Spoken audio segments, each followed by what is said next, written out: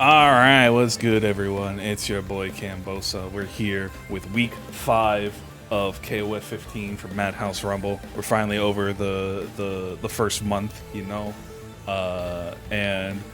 to man, I don't even know where I was going, but anyways, bracket's looking pretty good today. We got 18 people. I think this is the biggest bracket we've had for KOF yet.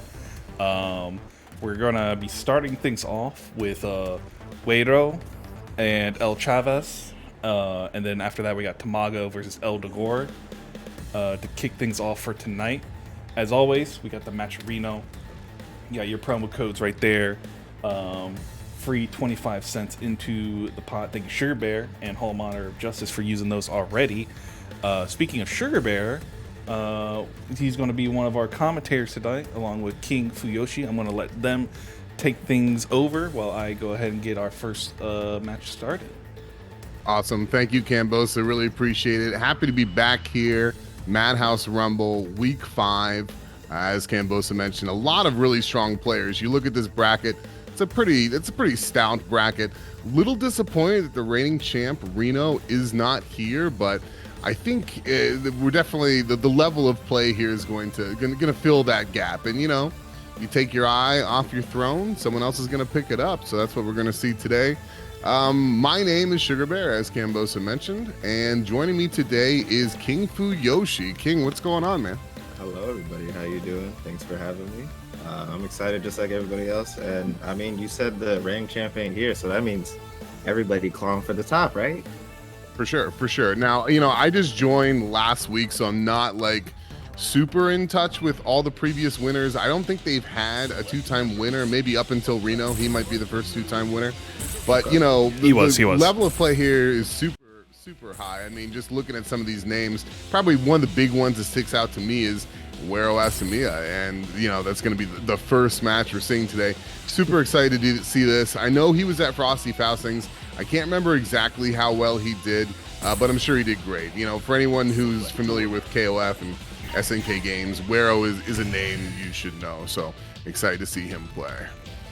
All right, I'll make sure I put that down in my notepad. Yeah, so what are we seeing here? Chavez going with Athena, Clark, Terry. Definitely an interesting squad. I feel like Terry's fallen off in a lot of people's eyes, but as far as I'm concerned, pretty much anyone can do work when in the right hands. Weiro, on the other hand, speaking of hands, Kyo, Cronin, Bijane. I don't know how familiar you are, King, but those are 3 very strong characters. So Weiro is not messing around. I have seen a few of the characters that are just do not let yourself get touched, and those all like the box. For sure, man. So here we go. Right away, oh my God, Chavez just going out at light speed there with the teleport in from Athena.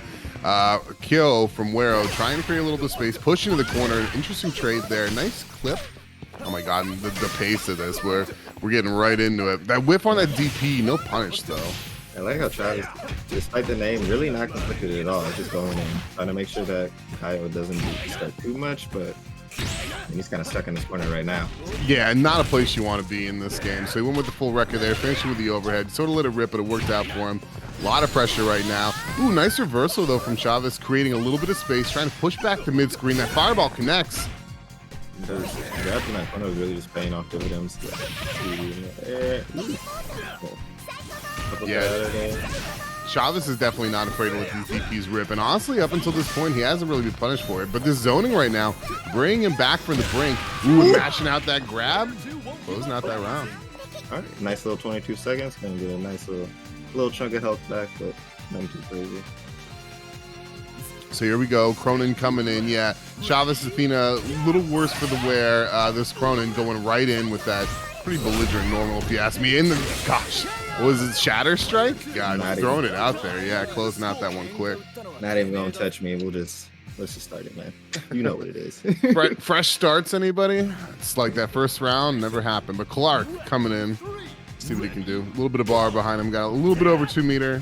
Probably deal some damage with that. I mean, Clark looking for a lot of those options to set up. And I mean, Is Chavez really gonna get that upper hand to set up in the way he wants? Yeah, it looked like he was trying to get a Shadow Strike or something out there. Big confirm from Wero, though, making him pay for it. Pressure in the corner. Now, nice roll, but he does get punished for it. Trying to get back to mid-screen. Goes for the command grab. Gets clipped, but Wero doesn't finish. However, that trade in the air going to close it out. Wero starting to pull ahead. I don't want to say that's what I thought was going to happen with Clark, but that looked a little rough. Yeah, a little rough. But Terry, you know, I don't know. People saying they're a little sour on this guy. I don't feel it. You put some bar behind him, he can still do a lot of damage. All that really happened was they put him in Smash, and then people just hate on him. He's fine, you know. He's still your poster boy. He'll do what he needs to. Wero, he got like a little bit of a confirm in the beginning there, but wasn't able to turn it into too much. Chavez right now, he's got a lot of work to do. Oh, but that whiff DP, he's going to try and make the most of it. Let's see what he can do as far as damage is concerned. Full quick max into, I think that was level 2. Nice chunk of damage, but he needs to kill this Cronin right now if he can. I mean, a lot of commitment. And they all paying dividends coming back. And, I mean, just like that, we're just going to even it out. Right? Yeah, that's the thing about KOF. Like, it seems like any lead is not insurmountable. You look at this, the life bars are pretty much even. Wero coming in with a meter advantage, which is very important, but as far as life bars are concerned, you know, this is as even as it can get. True, and we do still have the max mid on deck, so, I mean, resource-wise, he's looking things up. Wero now applying a lot of pressure in this corner. BJNA, something of a monster in this game right now. That jump C whiffs, gets the grab, rolling, punish, great punish on the roll. It's not easy to do, folks. And a dirty cross up, cancel into the quick mode. Oh, that's GG.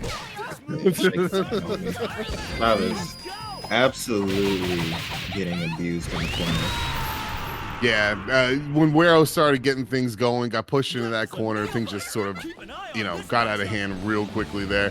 So Wero taking that first one, I wouldn't say handily. Chavez definitely holding his own, but he's going to have to make some adjustments in game 2. I'd say something that really stuck out to me about Chavez was not afraid to take big risks in neutral. And honestly, I don't feel like he paid for it too heavily, but it's definitely something that Wero will pick up on. This caliber of player is going to pick up on something like that. And I feel like it really could come into play the second round. So he's going to want to be careful. Yeah, I think the Athena carry picks were good. The Clark, I really honestly would have rather seen somebody else. He really did nothing for him. But you know what? Maybe that was just, you know, first match, the jitters, whatever it could be. So I guess we're going to see what he can do this game. Well, I mean, at the very least, he's pushing Clark to point. So, I mean, he identified as probably thinking around the same lines as you. We're going to push him to point now. Maybe he's thinking Athena could make a little bit more use of that meter than Clark did. Let's just send him in the front, see if he can do some damage to begin with. But this Kyo looked a little rocky at first, but ultimately did the job. So here we go. Yep. Chavez, I mean, still trying to get his bearings. But looking a little bit better when he started off. But again, back to this corner. This is not where you want to be, yeah. Oh gosh, yeah, big punish coming in from Wero now. He's slowly chipping away at his life, probably about 40% now. Ready to punish that roll, so good from Wero. Nice poke there from Chavez, but Wero ultimately comes at the advantage of that exchange. You're calling out the grab, and that's going to close that out. The Clark, again, you called it. It's not really been a factor. Not at all. And each time he's gone for that grab, he's gotten mixed up opposite side. So it's really just, the Clark is too slow for this matchup for him. That's what it's looking like. But Athena definitely did some work last time. Took out the kill in game 1. They're going to have a bit more on their plate now coming into the second spot. Full health kill. Oh my gosh, and that cross up. Very good from Wero. That second pick, Athena, I don't think it will pay off the same way. Started off really strong in that first match with Athena, you know, tilting around, filling the space, but like we're seeing, he's just getting juggled from side to side. Yeah, for sure. A lot of buttons pressed, and Wero's just calling him out every single time. Jump CDs, throwing all the rolls, just nothing was working. No right buttons were pressed, and just like that, we're down to Terry. All right, Terry, about as big of a plate you got to put down as you could possibly imagine. He's got 3 bars, almost 4. Let's see what he can do. I mean, completely different feeling from that first match. Yeah, I think Wero is just starting to get his feet under him, but Chavez ain't dead yet. Oh, great DP, though, from Wero. All right, getting that grab out of the corner. That's what I really wanted to see. For the first time, he actually backed himself out of the corner and stood his ground. Pushed him back into the corner. for sure. Yeah, and the jump CDs, great use of jump CDs so far, sort of gaining him some ground. However, gets thrown there. Now he's the one in the corner. I respect that guard cancel. A little bit of bar was worth getting out of that corner. However, on the air reset, Wero going to get big damage here. Can he close it out? Whiffs the DP. He's coming back in this game, but What in the world? All right, well, whatever it takes. That was a wild interaction there. It looked like Wero DP'd and Chavez Shatter strike through it. That was kind of crazy. luckily for him, just, I mean, inching out what he needed, right? Yeah, for sure. Terry's still alive. I mean, he's looking. Oh my God! Just threw out the Shatter Strike. Do it again. Frame one. Yeah. That we're feeling. I mean, respect it. He's got to put all the cards on the table. Terry putting in hella work. Oh, what a roll. Yeah, all of Chavez's rolls haven't worked so far, but Wero's seem to land no problem. Ooh, what a jump in, though. We going to cash out? Nice chunk of damage. Absolutely. Oh, he's starting off nice and nice awareness. He's going to get a lot of life back for that. And I feel like, personally, Wero was like, this is over. Just a little bit too soon. Yeah, you know, you got to this. finish your plate. Yeah, it's not done yet. Okay. I mean, Chavez putting in dividends with his hair. I mean, honestly, just give him a bunch of these, you know? Oh, Shatter Strike, though. I think, will that close it out? Not. Oh, my God, it did. Really well done there from both players. Chavez was showing signs of life, was trying to push back as best he could. He did a heck of a job at it, but Wero in the end sort of snapped out of it and said, all right, I got to close this one out. BJNA doing cleanup duty, sending Chavez down to the loser side of the bracket, whereas Wero going to be moving on. Honestly, after that Terry showing just put Chavez back on my list of people to watch. Like, those first two, as we saw, got a little rolled, but his Terry, he put up so much of a fight in both showings, game 1 and game 2. The Terry was really what kept him there. So I don't know, maybe point. I don't know. I feel like it was definitely holding down the anchor quite well. I think it came back to that Clark, to be completely honest, like you had mentioned. Like, Athena first game definitely carried their weight, but in neither game, Clark just wasn't seeming to work out. Yeah. I don't know if that's just, I don't think it's the character. I've seen Clark do work, but maybe Chavez needs to sort of reconsider that character, or at least their strategy. Yeah. But, you know, to be fair, Wero, as I mentioned, is a very strong player. It's not an easy draw for anybody. So I think they definitely held themselves well, all things considered. For sure. I mean, it just really looked like the times that he would have had to get Clark started just were the times that he was getting baited, and unfortunately he paid with that for combos and 1-2 and clicking on to that next character. Yeah, man, that's how it goes. But up next we got Tamago and El Dagor. I apologize if I'm not pronouncing those right. I am not familiar with either of these players, so I am seeing AR on El Dagor. Once again, my apologies if I'm mispronouncing. That's Arcade Rumble, so I am somewhat familiar with that team, but I'm not familiar with that player. So looking forward to this. Understood. Do you dabble in the KOF yourself, I guess, man?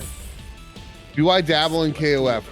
I originally got into fighting games with Samsho 7. I've definitely been interested in KOF. I've been picking it up over, I'd say, the past 2 months.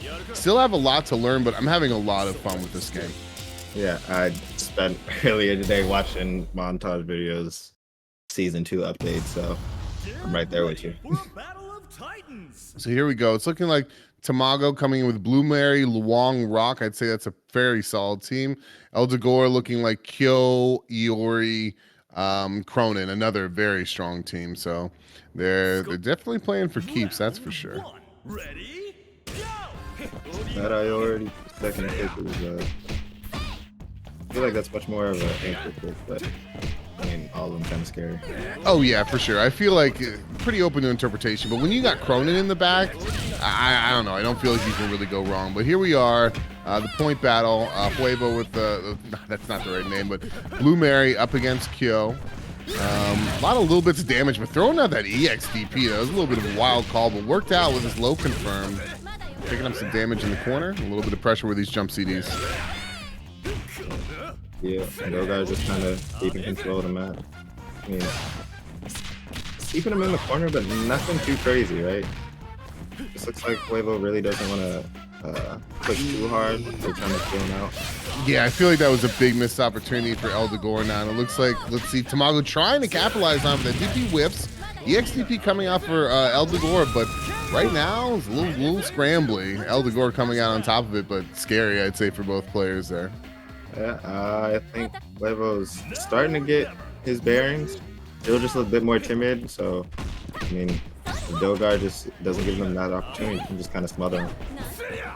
His scale coming in with a little bit over 200 health. Wong, a very strong character. Ooh, can we get the confirm? Nice from Eldegor, getting a little bit of damage here. Oh, what the mash on the grab, though. That was solid coming from Tamago. Mix up.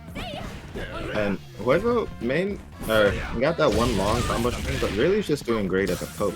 Like he's really just making sure each poke is just maximized damage. For sure, and I feel like Luong has got a lot of great buttons. No punish though on that block shatter strike. Tamago getting pressured in the corner right now. Goes for the full record, but no punish. Oh my gosh, these EXDPs. Degor has not been afraid to use these, man. Yeah, and I mean it's really been working out for him. I think it's almost what's gotten Huevo so scared to jump. Yeah, but that last one did not pay off. Whiffs completely, and Tamago ready to punish. Finally gets that jump out and gonna take that character. Here comes that Iori. Only with 2 bars though, it's nothing crazy, but I mean, still more than enough. Okay, a little bit of pressure here. Oh, okay. No, very good. Oh, I don't know what the confirm was there, but he definitely feels like he could have gotten more off of that. Mid-screen now, Degor applying a little bit of pressure. That's not good. Yeah, going to get that Luong off the board very quickly. Eldegor probably going to get back most of his health here for this Iori. Yeah, 47. He's probably full health. Yep, sure is. All right, here comes the rock from Tamago. Let's see what he can do.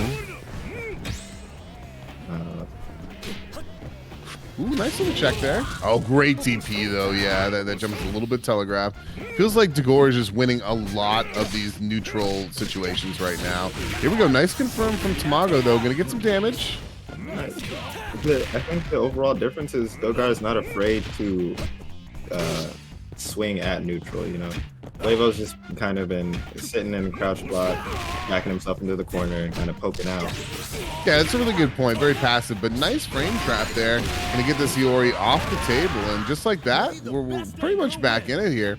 Definitely a meter difference. I think Eldegor is gonna be just shy of 5 bars, but Tamago almost full health, almost 2 bars. Let's see what they can do. But this Cronin though, any stray DP is gonna turn into a very damaging confirm. They're both sitting on max mode, so plenty of options from both of them. There we go. Tamago getting some damage on the board, slowly trying to get this job done. Very close. It's probably the second character Huevo's actually been able to get combos with. I don't think Wong has really been there during this game. Oh gosh, a DP, but doesn't confirm in anything. With the roll through, oh my gosh, can he kill? Probably not quite, but it's gonna be close. What a throw tech. No choice there. Right when he needed it. I mean, that was life or death. That's very scary for Eldegor all of a sudden. Yeah. Ooh, no, it's not gonna work. And Throw still tech not- again.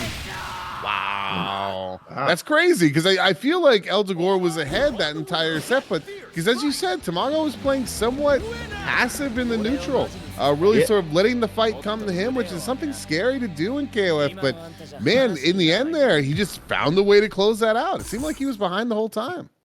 Honestly, yeah, with Rock, he really found his play style, I would say. Like the other 2 characters, he was still trying to poke with, but he wasn't able to get as many confirms. Blue Mary, he did get that one combo where he was able to juggle across the screen, but other than that, he's been doing pokes. He was confirming those combos every single time. Unless he's able to do that with his other 2 characters. Might just have to bank it on Rock again. It definitely feels like Tamago being a bit more aggressive here in the neutral, but those up kicks, you get some nice damage for Degor, a little bit of pressure, nice tech. These techs have been on point. Absolutely. If I were Degor, I'd probably be a little bit more probably a bit more in his head after that one. You know, especially with him playing so passive, he's probably gonna want to be more aggressive, but not looking like that's paying out for him in this round. Yeah, and this kill now in the corner. I feel like that was the first time we saw like solid pressure sequence from Tamago, really pushing Eldegor's kill into the corner with that Blue Mary, closing it out now. About 900 health coming in with the Meteori here from Eldegor, and all of a sudden Tamago looking very strong. Yeah. Ooh, nice jump out of the command grab. Yeah, and Levo's been picking up these nice confirms as well this time around. And poking at just the most opportune times. Degore with that nice punish there. Let's see if he can turn this into some offense. With the DP, see, Degore was just waiting so long to get his opportunity to pressure. And the second he does, Tamago throws out that DP. Super frustrating. But we're at mid-screen, though. No one's at a clear advantage right now. However, Degore, I feel like he had it there, but just backed off. They're looking for something with Meteori, but Mary making him feel scared. Definitely respecting him right now. Ooh, gosh. And back to the corner, and Hey. yeah, just hold that, homie. Not gonna kill though. That's a lot. Ooh, I really like that from Eldegor, throwing out the EXDP there. You know, I'd say that was worth the half a bar at that point. Just get this Blue Mary off the board. They've done so much damage. Iori's on life support now. It at least gives Iori a chance to do some work, but that chance very short-lived. Longest comes in and closes that one out quickly. Absolutely. Levo just playing an entirely different game. He is able to connect all these strings. I mean, honestly, just kind of cleaned up his game from that first match and added the offensive aspect to it. Honestly, he's been smothering in comparison to that first match. Yeah, it just feels like the confidence Gore had in that first game is just not there right now.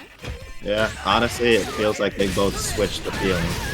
Ooh, but very good confirm. And Degore is just going to spend it. That's a lot of damage. He'd like to close this out quickly, but the Shatter Strike, going to pick it up with some EXs. Is this going to kill? Oh, very good from Tamago. What an interesting game. It was interesting because Eldegor was so strong in game one, but Tamago was able to close it out, and they just seemed like Eldegor was sort of couldn't find his foot in game two. And in the end, Tamago just sort of ran away with it. Good stuff from both players. Eldegor going to be heading down to the loser side of the bracket. Tamago moving on where they're going to be fighting Pero. Yeah, that was... Honestly, it looked like we had them switch sides after that second match, because the amount of offensive pressure and the way that Dogar just kind of switched into defense, like he really felt shook after that first one.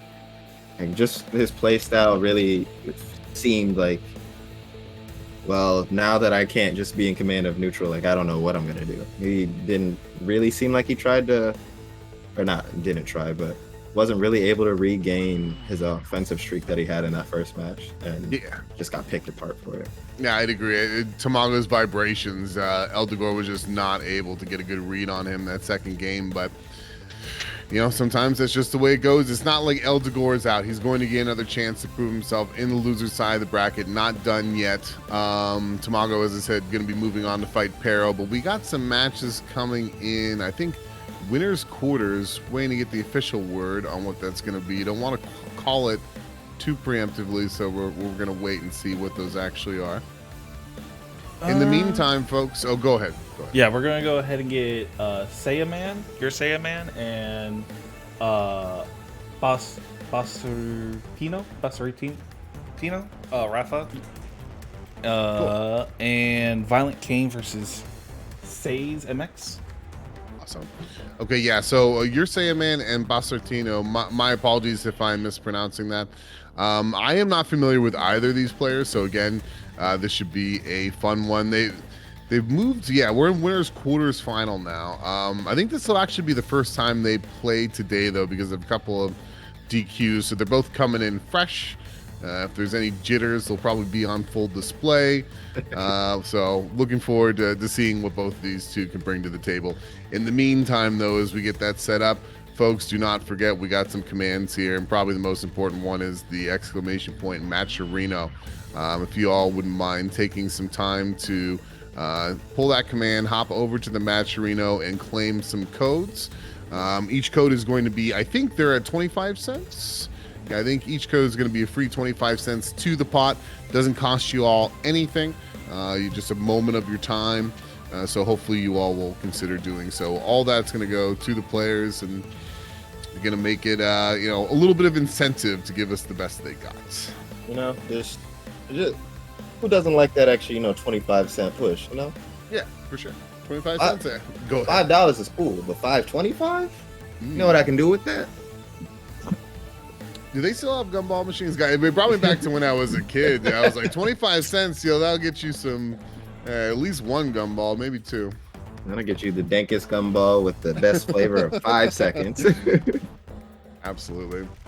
So yeah, this has been a good one so far. The bracket is definitely moving along. It's going to be an interesting one.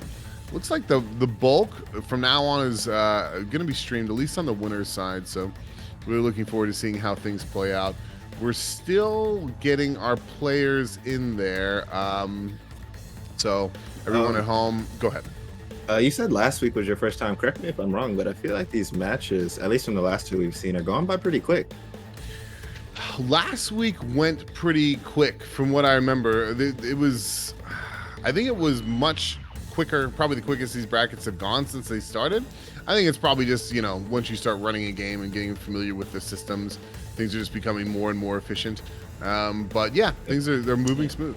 Yeah, I'd say some of the biggest challenges since starting KOF is first off the lobbies, which thankfully last week we didn't have much issue with them. A little scuffed. Considering we're still waiting on Basartino to get in. Oh, never mind. We don't have a problem. The other challenge is usually Madhouse, we really only have experience with learning East Coast to Midwest of North America. So pretty much everyone's an English speaker. A lot of competitors for KOF are Spanish speakers. So that's been a little bit of a challenge, especially in the early phases when everyone's popping off and me and Midnight have to put every single thing put into Discord through Google Translate. There's that, and then there's real for that. And then also I'm starting to see the way we run tournaments is a bit different from other ones. So when you have players who don't speak the same language as you and have different experiences with online tournaments, it's a bit of a mess, but I think the players are kind of seeing how we like to run tournaments, getting used to that, and me and Midnight have just been getting into the flow of the other issues we weren't expecting. Yeah, understandable. Getting into this stuff is, always thinking about it is easier said than done, right? Once you start it, like you said, you just find so many different issues that may come up or arise, but it's awesome what you're doing. Yeah, for sure. Yeah, definitely a lot of top quality KOF play coming out of the Madhouse Rumble streams. But here we go. Speaking of which, Your Saiyaman going up against Basartino. Nice little confirm there from Your Saiyaman. I am super excited to see Point Mai in particular. Curious to see their approach to this character, especially in this position. Right now they have a little bit of a life lead as Omega Rugal in the corner trying to get out. Nice use of these quick pokes from Your Saiyaman saying, hey, not quite yet. Oh, but gives away the corner there. And but that cross up with the jump B. Close it out? Yep, very good from Your Saiyaman. So, not much health difference at that end there, but it really kind of felt like May had neutral in her bag, but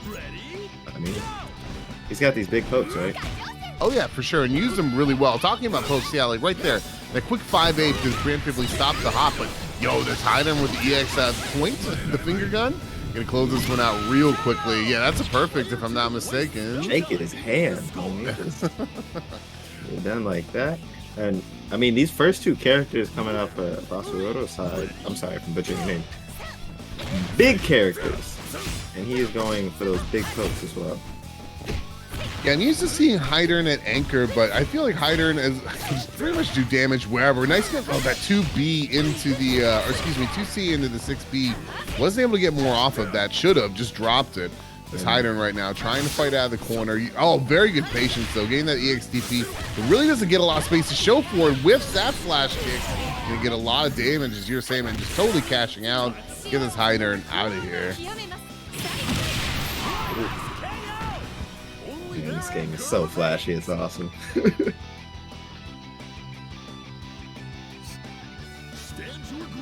Like I was saying earlier, with that last match, we got Iori on anchor. I mean, either way, wherever you put him, he's going to do the damage.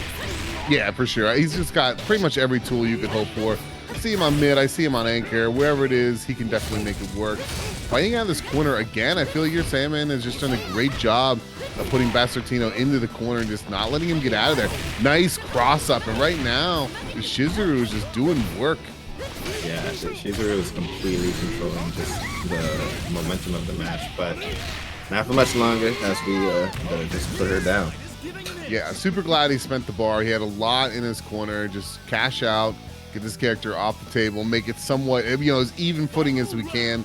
But here comes this Isla coming in with just shy of 2 bar, but Bastartino with almost 4 bars. Not what we're talking about. You gotta spend it sooner than that. Yeah. All right, fighting out of this corner again. Nice record, though. Bring it back to mid-screen. Can we get a chance to spend some of this bar? Because he's got a lot, and I can really level the playing field. Oh, okay, he had to confirm. Goes ahead and does the command grab anyways. We going to cash out? All right, absolutely. We can do all that damage. Still almost has 2 bar. Oh, very good. Just stop blocking low there. Was your Salmon. Is this going to do it? I think so. Take his hand. Iori on anchor. Let's go. What a turnaround for Bastartino. It seemed like he was on the defensive, just like our previous game. It seemed like he was on the defensive the entire time, but was just able to find a couple openings, made the most out of all those openings, definitely using that bar efficiently. 2 touches in that last game was enough for Iori to get that Isla off the table. Closing that out, Bastartino taking game 1. Absolutely. One thing that I do love about these like tag games, although in KOF it's not as much of a tag, you just get to change up your play style. Iori as anchor, when he has these 2 big characters that he's using to poke, is just such a change of pace and so uncomfortable. And I can't imagine that your Sandman's having a great time with that change. Oh yeah, for sure. You can definitely give a lot of different looks on your 3-character team here. This Mai right now, something of a whiff there, but doesn't pay for it too much. Fighting back with that jump CD. I like that reflect when I was able to cancel it out there. Okay, mid screen. These jump Bs are kind of ambiguous. Yeah, and just like before, your Sandman starting off stronger with May, but again, losing a few pokes here and there, and then that health bar just evens out. Yeah, I always find the point fights in KOF very interesting. There's not a lot of meter on the table. You're seeing stray pokes matter a lot here. Not a lot of big usage of meter most times. It's good pokes and good zoning, I feel like, rules the day here. But right now, both players do have about a bar and a half. If they get a nice confirm, they can use some bar to close it out. Great pressure from your Salmon, though. Bastartino just cannot find... Oh, he gets it opening there. A little bit of pressure. Nice jump CD. Pushing your Salmon to the corner. Like stealing one good connection from May, but I'm not giving it up that easily. Yeah, this might come down to time. It's looking real close, but yeah, that was a big commitment from your Salmon. Bastartino picking that one up. Bastartino not afraid to run down the clock, and he's really just playing like it looks like a statue. Just come to me, bro.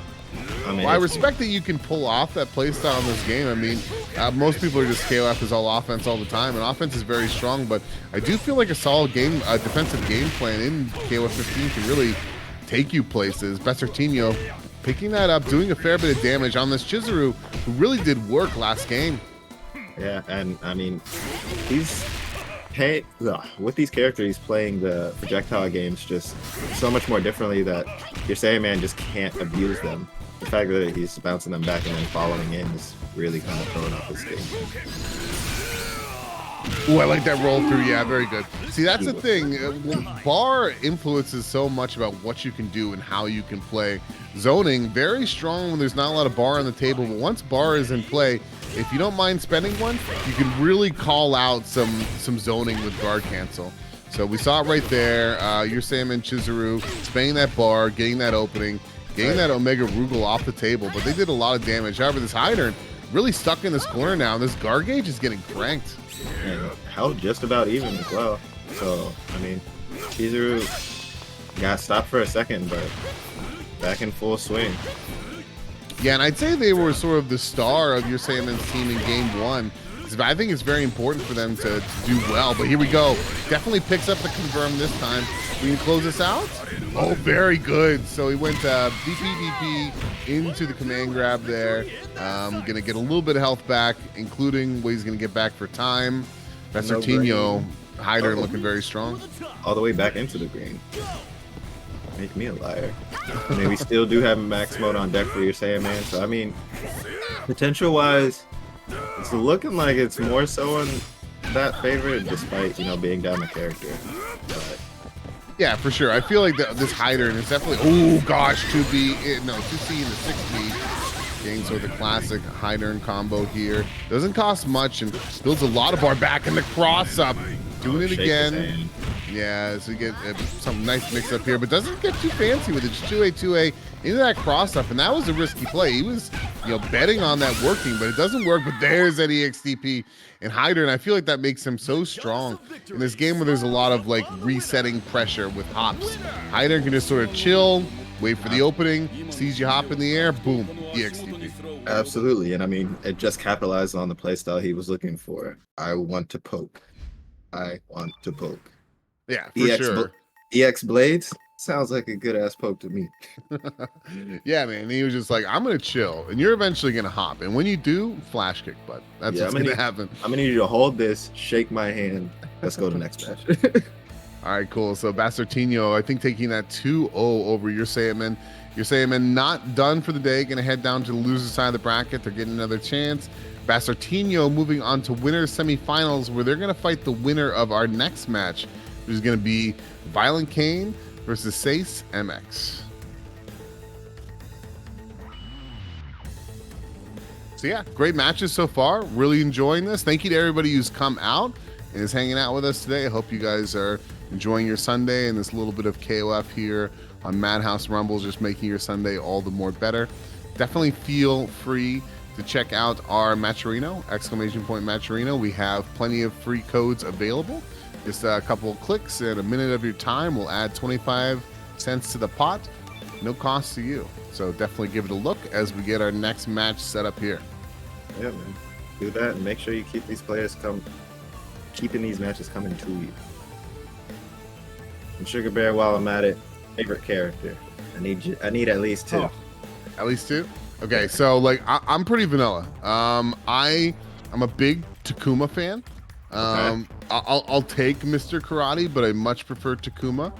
And I think there's a lot of characters that I like, but I think right behind him would probably be Andy. You know, just about as vanilla as you can get, but that's my reaction right now. Let me get this straight. Water's just too spicy for you? Is that it? Yeah, just a little bit. Just a little bit. Yeah, I just want my you know, stereotypical karate and ninja man, and I'm good. I can't judge that much. I like Rock. Yeah. No, I think Rock's a little bit spicy. He's popular with the kids for sure. See, coming from so many different fighting games, Rock to me looks like Leo, and I played Leo in Tekken 7. So I'm like, you know, that's a cool transition. But I mean, Iori, just those combos, all that damage, it's too nice. See, I can't get into Iori's like vibe at all, but like a ton of people can. So who's really wrong here? You know what I mean? Yeah. Iori's a very popular character. Yeah, I mean, he's definitely your edgy king. He's got the comb over and everything. All right, so wait, I think was that your 2, Rock and Iori?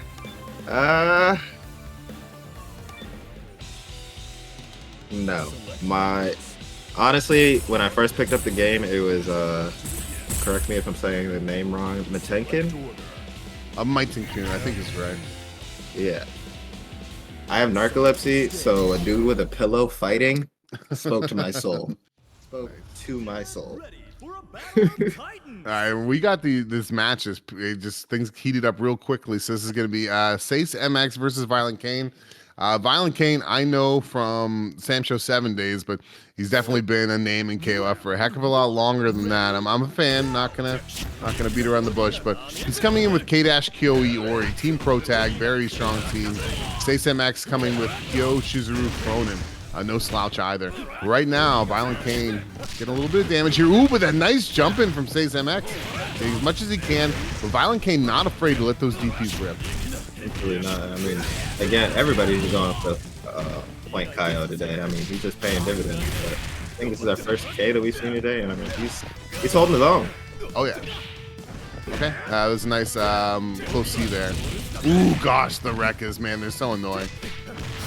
Ooh, a nice little low tick there. Gonna get some good damage to Sace MX and close it out as well. Violent Kane's K-Dash going off the board. We'll give another round to a Kaio. Why not? Here we go, Kyo, the classic, KO 15 classic. Okay, what a trade there, CDs.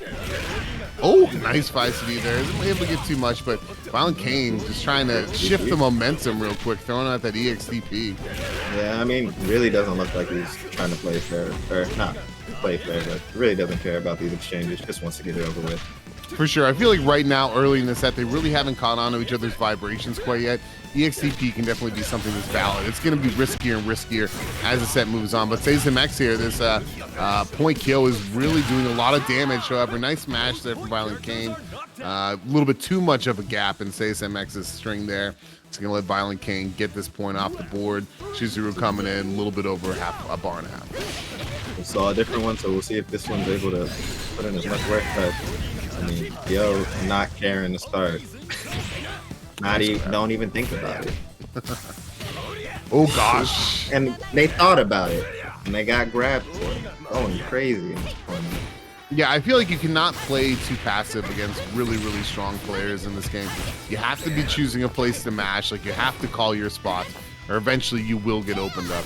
Sace MX Shizuru took a lot of damage in those early exchanges. Right now in mid-screen, though, trying to stay alive, but Violent Kane, this pressure. Ooh, great DP from Sace MX, staying alive. Oh, the chip! Oh. Yeah, guard cancels can kill in this game. I don't remember how much damage it does, but yeah, they can kill. Noted. All right, so Violent Kane. I mean, Kaio staying on the board. I may have jinxed that. Oh no, they can't hear it. At least they should be able to. All right, I mean, it's still the commentator curse, you know. Oh yeah. Sace MX though, trying desperately to get this kill off the table. Yeah. The longer he lives, the more opportunities there are for Sace MX to get dinged for a lot of damage here. Every little bit counts, and here we go. Violent Kane going in. It's not like he's ever going to be able to get back to full health. You know, that damage was totally worth it. Yes, he's going to get life back, but it's a big difference between coming in with like 50% and 90%. Absolutely, and then against Nayori, you don't want to get touched at all, especially with that amount of health. Speaking of getting touched, Violent Kane. Oh, what a DP though from Sace MX EX. But yeah, Violent Kane not afraid to press buttons on Wake Up. Shake his hand, tell them on the doll where they. Moving on to the next match. Yeah, Violent Kane taking that first one. Very well played by them. Sace MX definitely had some really strong moments there. Like, they're definitely not out of the running. I'd say that was a very close game, but we're gonna have to see what sort of adjustments they can bring to the table in game 2. Yeah, I'm gonna need him to see Violent Kane's Kaio before he moves on to that last one. That Kaio was just held on for way too much of that fight. Oh yeah, for sure. I feel like ultimately K-Dash wasn't able to do much for Violent Kane here. Kyo just from Sace MX was able to sort of, I don't know, snowball, but right now a little bit of pressure coming from Violent Kane's K-Dash. Ooh, gosh, that was the cross up. Pretty ambiguous. Okay. A little too soon, don't want to say anyone's doing better quite yet. Yeah, I really love the point battles in this game because meters just, it's not a factor yet. So pokes really matter here in the first round. Yeah, I mean, just like you're saying, he's getting those full combos, but if he gets poked twice, they're back deep. Okay, a little bit of meter back and forth here. I'd say they're pretty even as far as life's concerned. Violent Kane would like to get this kill out of here just to sort of get a better start than he did last game. He sort of almost had it there for a second, but a little bit of an awkward exchange, giving SaceMX another chance. Guard cancel, getting some room to breathe here. Violent Kane trying to preemptively pick where SaceMX is going to be. A little bit of pressure, but the CD into the DP to close that one out for SaceMX. That's definitely what SaceMX is gonna look for this match. I mean, like I said, the Kaio's an issue, so I mean, if he can keep in his Kaio, because any more damage is wonderful. Yo, that CD trade there was super funny. All right. Oh, wow. Violent Kane was like, I'm going to run up and I'm going to throw you. He tried to do it again. SaceMX throwing out these CDs. Respect my space. Yo, the EXTP catches, though. Just raw. Just do it. Yep. Don't come close to me. All right, here we go. So Violent Kane evening the score. They're about similar in health and in bar here. Yes, but in that last match we saw the Kaio just kind of start off strong, get off me with a DP, but I mean, SaceMX looking a little bit better, not too afraid to hit his buttons, not stuck in the corner just yet. Yeah, still fishing. I definitely feel like they want a bigger return from their Shizuru. It's not like they did nothing in game one, but it feels like out of all their characters, Shizuru got the least bit done. We're getting opened up low in SaceMX. Violent Kane applying pressure now. Great poke there from SaceMX to get some space. Trying to push back to mid-screen. Violent Kane going to give it to him. Back off a little bit. Sort of reset the neutral here. SaceMX just not able to find that poke. Like, he's throwing out the clones, he's connecting, but Violent Kane's blocking everything.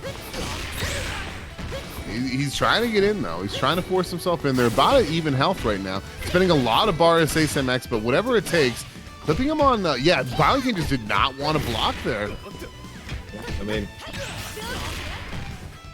don't be a cheap date, spend it.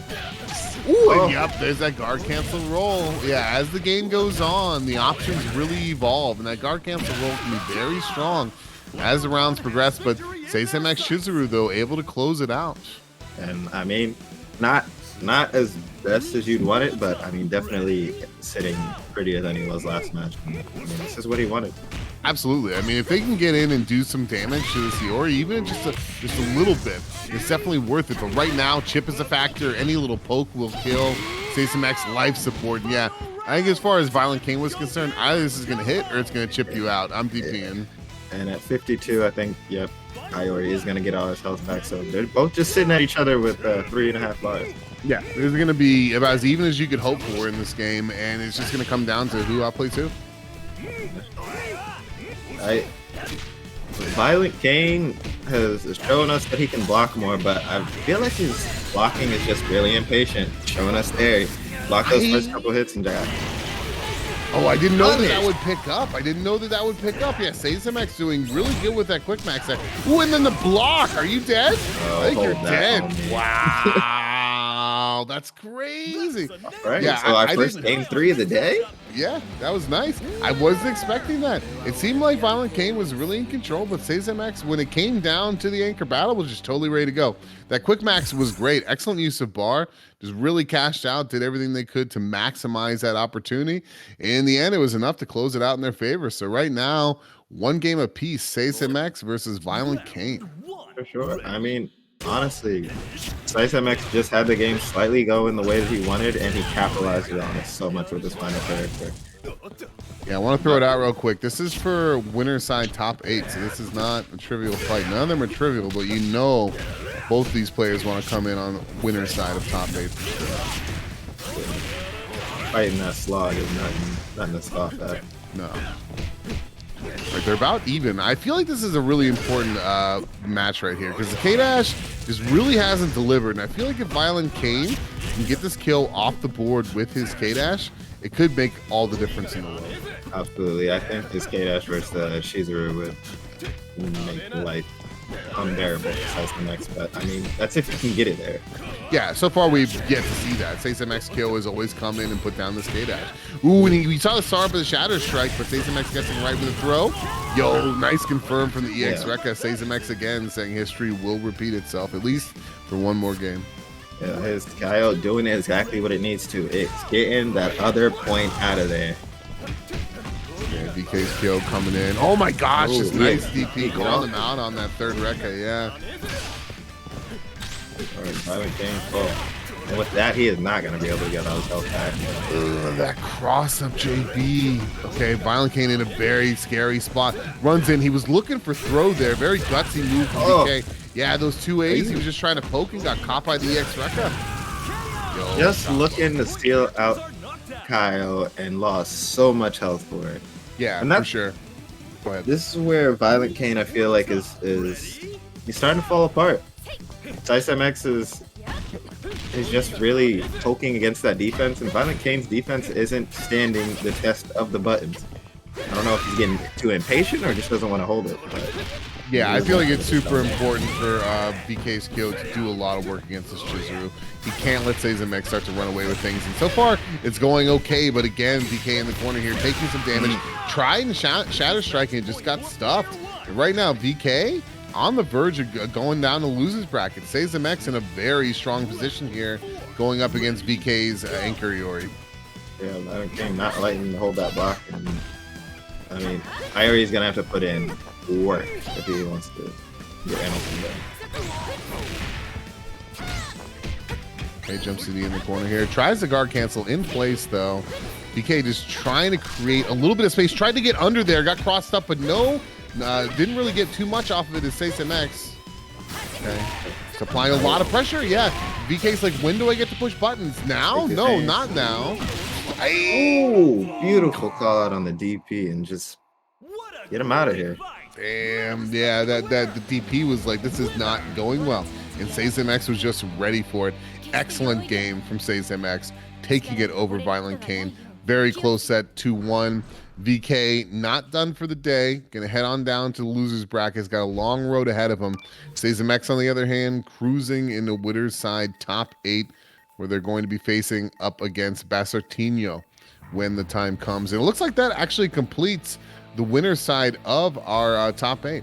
I think losers is slowly getting its way there. What I see right now for winner's side top 8 is going to be Basartino versus SaceMX and Lokov versus Tamago. Yep, and we're actually going to start since Says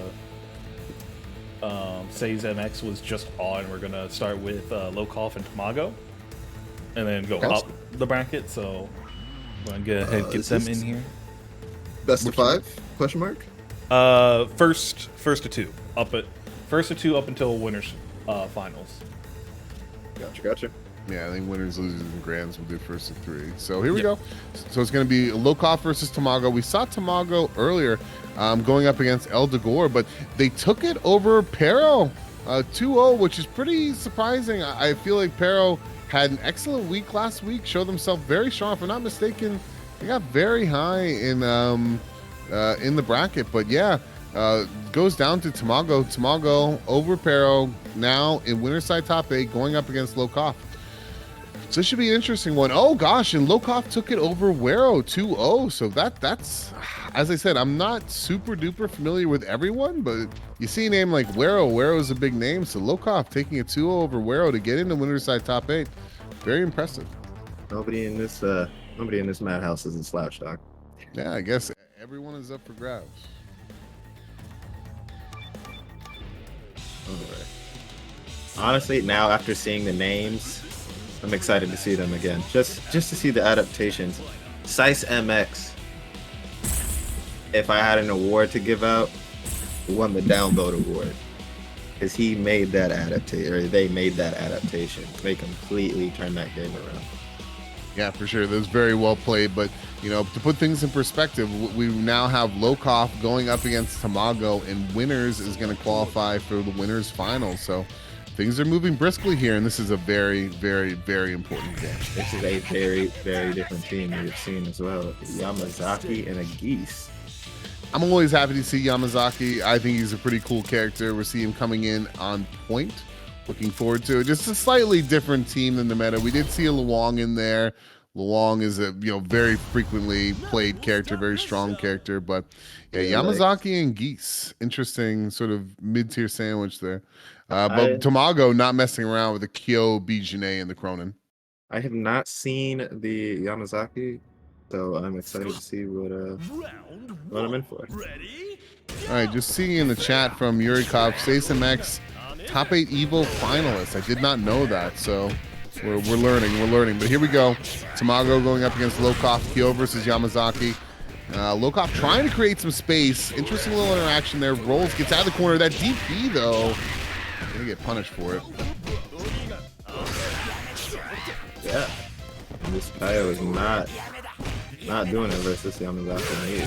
Keeping him in that corner. That DP is gonna be a nice little get me off. Yeah, and I'm being reminded of Tamago's first game. Definitely not afraid to DP. We'll have to see if Lokov starts to call him out on it later, but right now both these players throwing haymakers. Lokov, a little bit of a life advantage here, but Tamago, oh no, not gonna matter. The stomps? Oh, it doesn't, yeah, poison, we're done here. Yeah.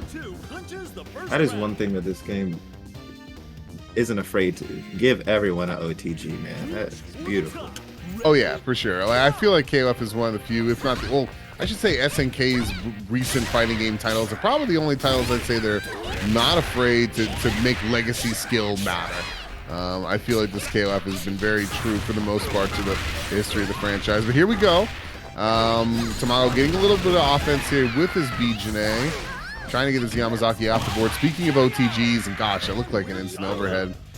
Dirty. Unfortunately, Yamazaki did great against that point, but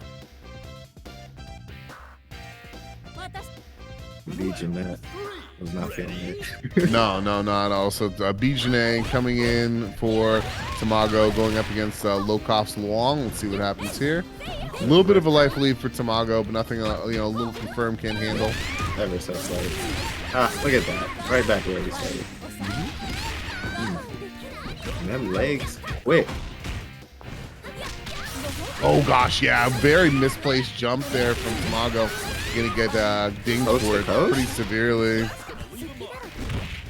Throw, not quite dead yet. That must have been some sort of TK because that was not what they intended, but they were able to pick it up. And Lokov Luong looking very clean right now. Yeah, right back with that full health. So, and this Luong definitely getting the job done. And this Luong playing a better poke game than I think we've seen so far today, but I mean, we know what Cronin can do, right? Oh yeah, for sure. Any stray DP can lead to a lot of damage, but Tamago got a lot of work to do. They two characters, oh my gosh. And that, I think that was a run under there. That was a very dirty left-right situation. And yeah, Lokov right now is playing incredibly well. Tamago losing a lot of health. Looks like they're sort of throwing themselves at Lokov, and it's working. The XDP is sort of create a little bit of breathing room, get down to Lokov's anchor. Tamago's Cronin gonna get a little bit of health back. His E's coming in, full bar green, yep. Yeah, full max mode, 2 bars. That's looking like a one-touchy. Okay. Oh, I like that. Just wait for about a second. Nothing happened. Throw. Okay, these 2 buttons. Can we see a bit more? All right, there we go. It's unfortunate, yeah. Looked like Tamago, he got the EXDP. He was trying to follow it up with a regular DP. It did not work. That is a definite drop. Lokov was like, thank you very much. I will be picking that up. Game 1 going to Lokov. Thank you, come again. And, I mean, Cronin looked real good. Bijane looked real good. Kaio, not even looking bad. So, I mean, neither of them playing poorly, but the Kaio does need to, if Weibo's going to is going to win this, that Kaio's going to need to be cleaned up just a bit. Yeah, I feel like as the match went on, Lokov just sort of, I don't know, pulled ahead steadily but surely. Right now, though, Tamago in the corner, a lot of pressure from Lokov Yamazaki, but nice pushback from Tamago, moving it back to full screen, applying a little bit of pressure themselves. A jump CD, creating a little bit of space. They both go back in. Talk about CDs, though. Tamago, now corner, picking up that roll attempt from Lokov, getting a nice chunk of damage in the process. Pulled out of the corner just to get juggle to the other one, but I mean, Yamazaki chasing him back down to the corner. About a mid-screen here. Yeah, Lokov Yamazaki playing nice little bit of neutral here. Trying to find the opening. These trades, they're calling each other out on where they're going to be. They're both right. Ooh, the misplaced jump, though. Will that kill? with the OTG. That looks like just enough. I mean, run it back. And if Bijane, I mean, again, Yamazaki died damn near before Bijane lost any health. So if Bijane can do something against this Luong in this matchup, we might have an entirely different game. Right now, the Lokov saying, "Hey, I'm on borrowed time here. I'm I'm sorry. I'm sorry, Yamazaki. He's like, I'm gonna take as much health as I can here in the process." Nice tech. Yeah, no, Yamazaki put in way more work than he did in that last match. And yeah, if you're a Tamago fan right now, you want this Bijane to get this Yamazaki off the table, but it's not working out that way. Now cornered, walk up throw. I love the confidence there. yeah. So, I mean, we know Cronin can do it, but he's got a lot of work to do. A lot of work to do. And I feel like at this point, any hit that Lokov gets, yeah, they're spending all their bar. Especially with Yamazaki, this is going to do a poison effect, slowly drain the health over time. At this point, he's going to make the most of every touch, because why not? I mean, he's sure doing that. I mean, at this point, I don't even think Cronin will get his full health back. 48 seconds. Okay, Close. cool. Yeah, not full health. I mean, it's still got two healthy characters. Do have max mode on deck. Do have 4 bars, so that is going to be scary. Yeah, this is such a big deal. That jump in spends all the bar, no question. If they can find a way to get this Luong off the board now, that's a huge deal. Ooh, but that CD gonna pick it up for a nice chunk of damage. All right. Long, not ready to leave just yet. My first string, about half health. Oh, great pressure from Tamago. Yeah, Lokov pressing a lot of buttons there with Luong. And Luong was, first game they did great, and they did a little bit here, but emphasis on little. Luong getting on the screen and off the screen very quickly. Geese coming in though. Let's see what he can do. We really didn't get to see him last game. Yeah, honestly, he did clutch out the game, but he really didn't do too much in comparison. Cronin put way more damage on the board, so he's really gonna have to show up with Geese this time around. I feel like that was a drop there. The Shadow Strike in the double Rampukin, but there was not much behind it. Yeah, right now, Tamago just so little life. Every poke matters. All this chip is going to matter. He has to play perfectly. Absolutely. Both of them 2 bars, just not safe. Yeah, once you get down to that little health, I feel like it gets so hard. Very difficult to come back from that. But Lokov playing a very, very steady, very sure game there. Going to ultimately take it 2-0 over Tamago. So that means Lokov is heading into winners finals, where they are going to be facing the winner of our next match, which is going to be Bastartino versus SaceMX. All right. I know you shouldn't play favorites, but play favorites. Who you thinking? I mean, watching SaceMX play against Violent Kane, anyone who knows anything knows that Violent Kane is no slouch. I feel like SaceMX, you sort of have to give the nod to them. And though we saw Bastartino play earlier against your Saiyaman, I just feel like, I'm not saying they can't do it, but I just need to see more. I don't really feel like we got the full story about what Bastartino is all about in that game, but this is going to be a great opportunity for them to show us. You're going up against SaceMX here in the winner's side top 8. This is your opportunity to move on to winners finals against a very strong player. So the cards are in their hands. It's all about how they're going to play it. I can't call it. All I'm hoping for is a good match. Man, you could sell water to fish. I was definitely going with Bastartino, but I mean, with that explanation, that sounds pretty solid. I'll agree with you. We didn't really get to see his full skill set or I guess full range of capabilities. SaceMX, we saw he can adjust, he can adapt, he can do the damn thing. I don't know. I really just feel like SaceMX has, Bastartino has that poke play style with the Iori anchor. That's just going to be a big problem for Sice. Yeah. That's how I was thinking prior, but you brought up some valid points. I mean, if I was gun to the head, had the bet, I'd give it to SaceMX, but I don't really, I'm not comfortable making that call. We're just gonna have to see. But yeah, should be a good one. Thank you to everybody at home who is joining us. This is winner side top 8 batch. Winner is going to be moving on to winners finals.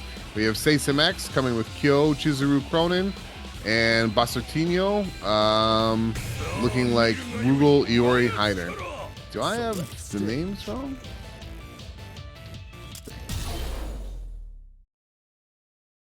I mean, I don't know these, or not that I don't know the names. I just felt like I was saying them wrong the whole time. So No. I'm definitely not the one to help.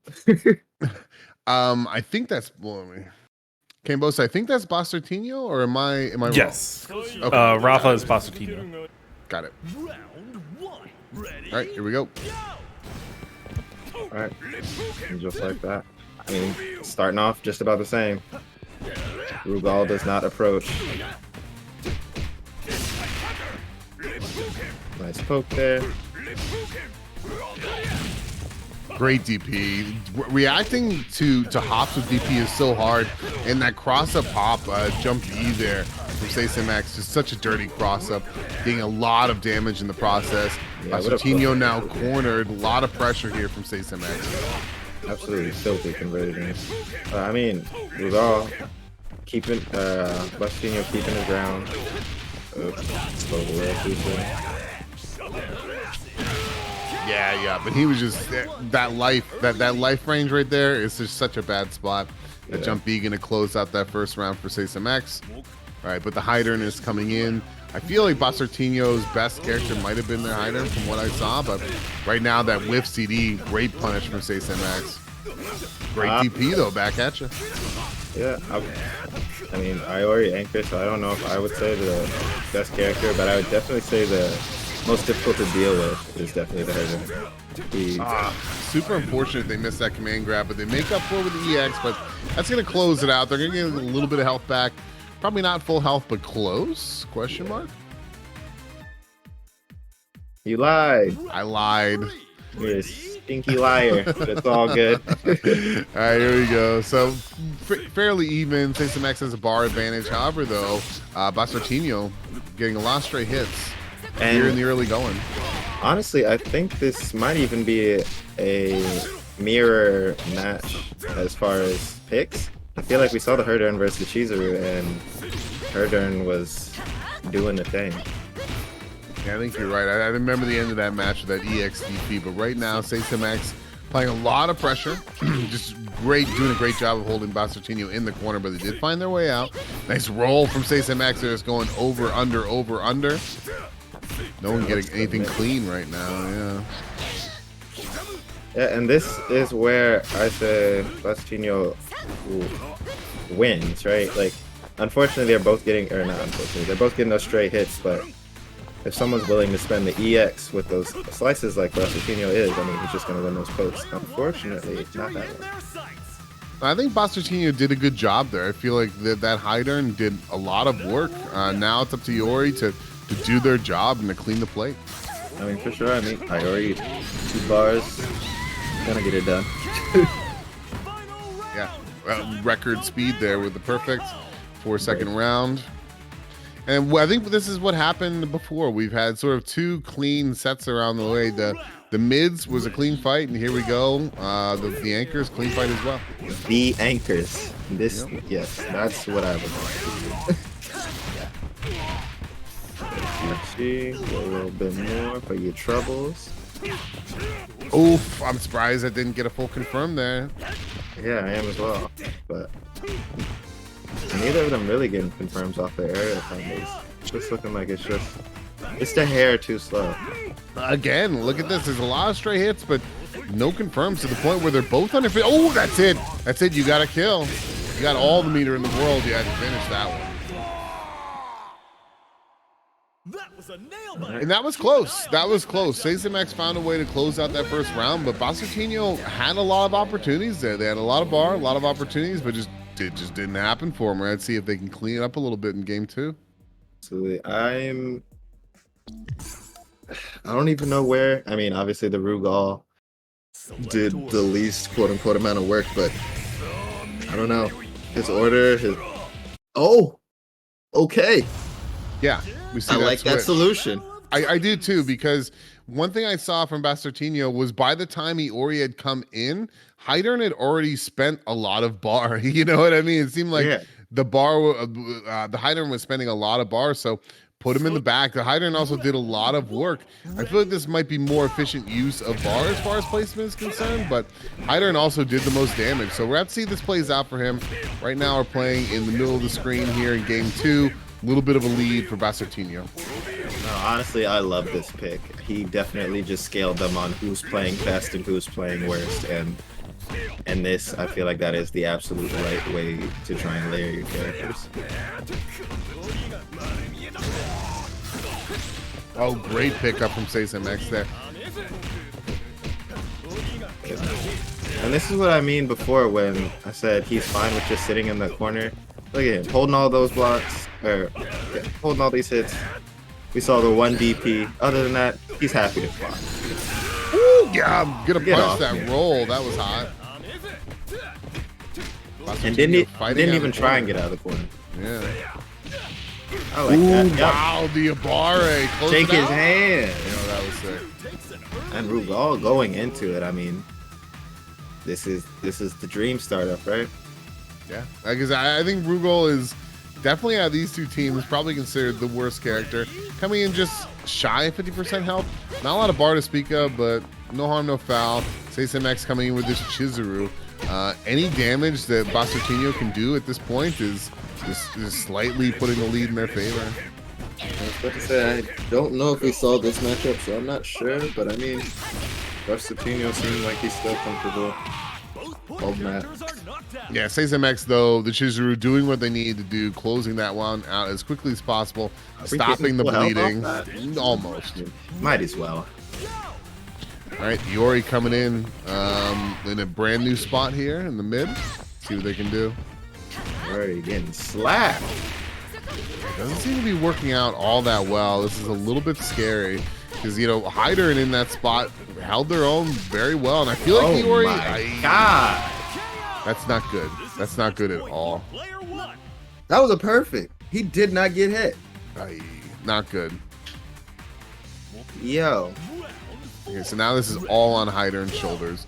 He has plenty of bar. He's got plenty of time, but 2 full characters to get through. Let's see if he can do it.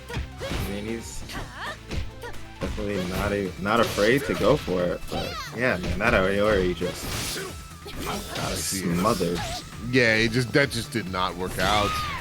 Okay, jump CD trades there. Bastartino though just doing great with Heidern. Exactly, and that's what I mean. Like, he's fine with just sitting back, taking these post trades, and he's just gonna do those EX moves. That big button, give me that health. Yeah, I mean, when you got that EX flash kick of Heidern's behind you, you don't mind taking pressure because the second you see them go in the air, yo, flash kick. And right now, looking very good as Bastartino going up against SaceMX's Cronin.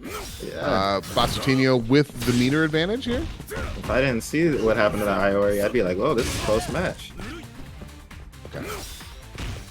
Still is. Very tense here. They got about the same amount of bar. No punish there on the whiff DP. Ooh, looks like he's whipping a bunch of his punishes. Nice. They're both looking for a confirm. They have a lot of bar behind them. Any good confirm here can really sway things in either player's favor. I'd actually say that SaceMX, one good confirm might kill him. Honestly, yeah. We've seen what Cronin can do. He's got max mode on deck as well, so potential is there. They're incredibly tense right now. No one's been able to. Oh, I like that. I like that. I got 3 bars. You want to throw fireballs? I'll spend one. I do like that answer. Wow, this is so tense. Nice Wow. grab. No one's able to cleanly open anyone up until now. That's death. Oh. Yeah. That's so crazy because Bastartino's Iori was non-existent. Non-existent. Bastartino said, "I don't even need it. I don't." That was beautiful. You should put Iori as stand opener. there. Heidern will take care of it. And he's not even questioning it. I don't know if he has a 4th character because Iori at that point, he didn't work at anchor. He didn't work at mid. So it's whatever. It was Heidern that did the work there. So we'll have to see if, you know, we can see some signs of life from Iori in this game. But that turnaround from Bastartino with that Heidern, excellent. You can't even let that showing phase you. You honestly have to just move on to the next one. That Iori game didn't even happen. Literally and figuratively. Bastartino, where he likes to be in the corner. I can respect it. Yeah, and again, That's bad. Yeah, you're gonna have to respect that. I was about to say, otherwise he's been doing so great with that DP in the corner. Yeah, for sure, because I feel like when he's thrown out the DP, he's been pretty mindful and conservative about it, but that time did not work out. Season X, not a dramatic lead here. Great DP, though, on the Hop CD. Run up, spends the bar, get the Rugal off the board. Season X starting with a very healthy lead here in Game 3. Yes, and this is exactly where he wants to be. He knows that Iori's a little shaky, so you know Kaya's still doing the thing. Yeah, Bastartino, he would love to see Iori do something this round. I feel like he really needs to, considering the deficit right now. Already looking better than he did last game. Don't talk too soon. He still needs to finish out this stuff. I mean, ideally he wants to finish it around here. He doesn't want to trade too much damage. That's gonna drop that, so I mean. Yeah, that was a fantastic mash from SaceMX, but he dropped the combo. However, the CD finally lands. Gonna pick it up. A little bit of damage, doesn't spend any bar. And now Bastartino cornered. He's able to get out with the guard cancel roll, though. 33 seconds. He would love, yeah, just to get this kill off the board would be so important.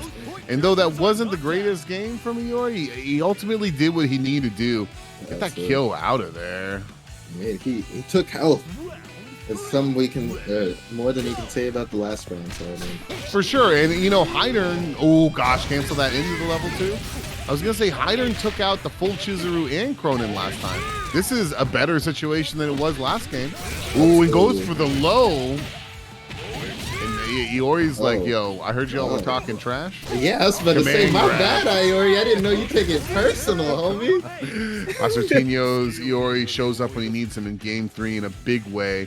Now, SaceMX back against the wall. All these guys is Cronin, and this Iori looking kind of hot right now. I think that was a perfect. I don't know if Iori actually got hit. He's gained almost all of his life back. He came in against Chizuru with like in the yellow. Now he's in the green. Now, the only downside I would say to this is that he spent just about all his bar. Okay, so we got a bar and a half bet. Are we still playing? Okay, a little bit of damage here. Oh, the DP, I respect it. Yeah. Very risky move. If it had gotten called out, he definitely would have been punished in a big way, but I feel like in that moment... It made sense. Yeah, made the right call. Yeah. But here we go. Bastartino with this Hydern just did an amazing job last game. SaceMX trying to fight back from this deficit now. They're about as even as you could hope to be. Yeah, I mean, Bastartino... I feel like the game started off worse than he wanted it. I mean, ultimately back right where he's comfortable with, right? He's running. He's fine. He's fine playing this herder and actor. I feel like this has gone, it's the cleanest game for Bastartino so far. But however, this nice little confirm for SaceMX is going to get some big damage. Doesn't spend it all. Coming in now. Nice guard cancel roll. Doesn't punish. Guard cancel roll right back. Now Bastartino in the corner. He doesn't mind it though. OTG slides out again. Where's the confirm? Ooh, not even worried about it. Just going to slide out and slide them back into the corner. But I mean, he doesn't really trying to commit too closely. I don't think that'll... No, that's it. That is it. Oh, wow. See, in that game too, it was Hydern against Chizuru and Cronin, okay? Game 3, though, Iori delivered on the promise. Got the Hydern down where he didn't have to worry about the Chizuru. All he had to worry about was the Cronin, and that's all Bastartino needed. Gave him everything he needed to get across the finish line here. And now he's heading on to winners finals, where he's going to be facing Lokov. Great play from Bastartino there. I did not see that coming, but you know, he definitely rose to the occasion. Let's go. Hey, I mean, the way you sold it, I definitely thought SaceMX was going to pull it off, but no, Bastartino just sticking to the tried and true, and it really, really paid off for him. Absolutely. I mean, that Rugal got worked. I mean, not even... didn't really get worked. Unfortunately, he just made that one DP error and got punished for it. But I mean, Iori. He showed up when he really needed him the most, you know? Absolutely. He was like, forget about that last game. I'm sorry, Iori. I'm sorry I even put that on your name, bro. I forgive you. Because when he needed him, Iori was there in a big way. So there we have it. We've worked through the winner's side of top 8. We now have our winner's finals. Just going to repeat that. It's going to be Basartinho going up against Lokov. And on the loser's side, we have Violent Kane versus Yursayaman and Pero versus Wero Asamiya. I don't know if both of these are going to be streamed. It looks like we're having... Yes. They are. So yeah, we like to stream all of top 8 here. You know. Awesome. So we're going to start with Pero and Wero. Then move up to Violent Kane, You're Saying Man. Awesome. And... Cool. Now, you know, I'll be completely honest. I am surprised that Wero is finding themselves down here. You know, for someone who's just getting into KOF, Wero Asami is a name that I know. You know what I mean? Like, he definitely stands out whether you know KOF super well or not. So here he is, though, loser side, going up against Pero, who is definitely no slouch. So I'm excited to see this. Yeah, honestly, I feel like with COVID, or since COVID, the online tournament skill level is unreal. Like the type of people that show up to online matches, you cannot count them out for anything. No, and I feel like it's done a lot for fighting games. As far as, I mean, COVID was an awful time, but if there was one silver lining, we have so much rollback now. You know what Absolutely. I mean? KOF 15 included. So it allows us the opportunity to play on a much grander scale with much better connections. So here we are. And I would say my experience with KOF 15 online, the lobbies are a little bit rough, but all my connections have been solid. But we're in now, character select time. I think, yeah, we have Wero on the left, Pero on the right. I don't know entirely who either character or who either player plays, but we'll see in a second here. And it's a lot of the regular, Orochi Shermie? Okay. I'm ready for this. I love Orochi Shermie. I play Orochi Shermie. I think she's super cool. I'm looking forward to that. But Wero already locked in Bijane, Kyo, Iori, putting Iori on point. Open. Bijane on anchor. Okay, so I think this is the first point I already have seen. Yeah, Orochi Shermie is a super cool character. I think most people would view her on the lower side of the tier list spectrum, but she has some really interesting zoning. Super looking forward to seeing what Pero can do with her. Yeah, gonna get right into it. We got the hot track. Let's go. Oh, they knew what you wanted. Shaping up to be a good one.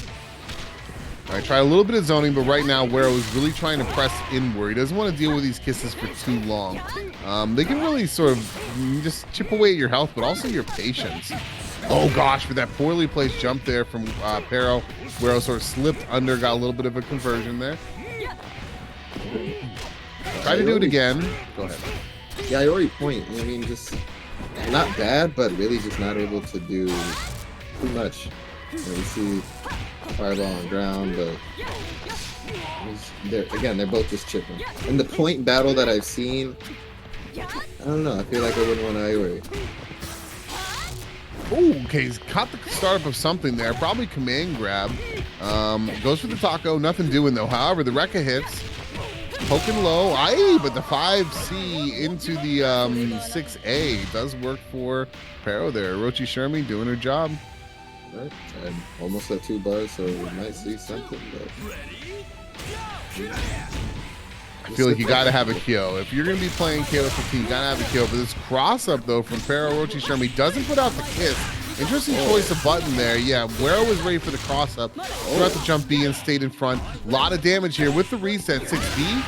Oh, great jump back CD. And, Pero. hold on, I blinked. What happened to his health bar? This Orochi Shermie looking kind of hot. I'm digging it. Yeah. Yeah, give him a second character back. What happened? Okay, here comes Wero with the Bijane, though. Great kiss, lands right on top of it. Okay, just sort of misplaced that other kiss, sent it way off screen, but didn't get punished for it. Jeremy is doing everything. Okay, no kiss. There it is. Nice guard cancel, but nothing doing. And Pero trying to get away. Ultimately does. Great placement on the kiss there. Throwing out the regular fireball. Yeah, right now, Wero's just like this. Oh, gosh. The overhead into the quick mode confirmed. Not going to be able to kill. Just a little bit of life. Yeah, with the hop into the D. Very good. Yeah, that was crazy. Pero just did work. That was OCV with the Orochi Shermie. The first Shermie we see and didn't go down. So that's a little scary. Yeah, because you don't really see Orochi Shermie all that often, or at least I feel like I don't. I mean, she's not unheard of, but I feel like you don't see her too often. It's great to see her doing work, but yeah, Wero, maybe some unfamiliarity. I'm not really sure. He goes back in confident. Let's see if he's got some answers here this time. A little bit of experience behind his back. Let's see if he can make things look a little bit different this time around. Getting a nice little starter, stealing the corner back. Ooh, nice jump CD. Great DP though from Wero. Oh God, they're just swinging. I don't know why Wero would put himself back in the corner. So, okay, I'm gonna go out. Cross up. Man grab. It feels so dirty, man. Like I wasn't done. Let's keep talking about it. Oh, the This is OTG. OTG.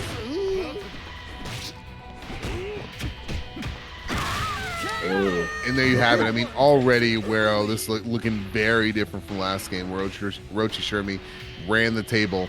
Not this time. Wero's Iori coming in with about 80% health. Seeing Pero's whip for the first time today. Ooh, gosh, for that jump C, that was hot. Isn't able to get the follow-up, though. Oh, great choice of button from Wero. Great defense. And so I was going to say this is scarier for Pero since I already has bar, but did spend all that bar.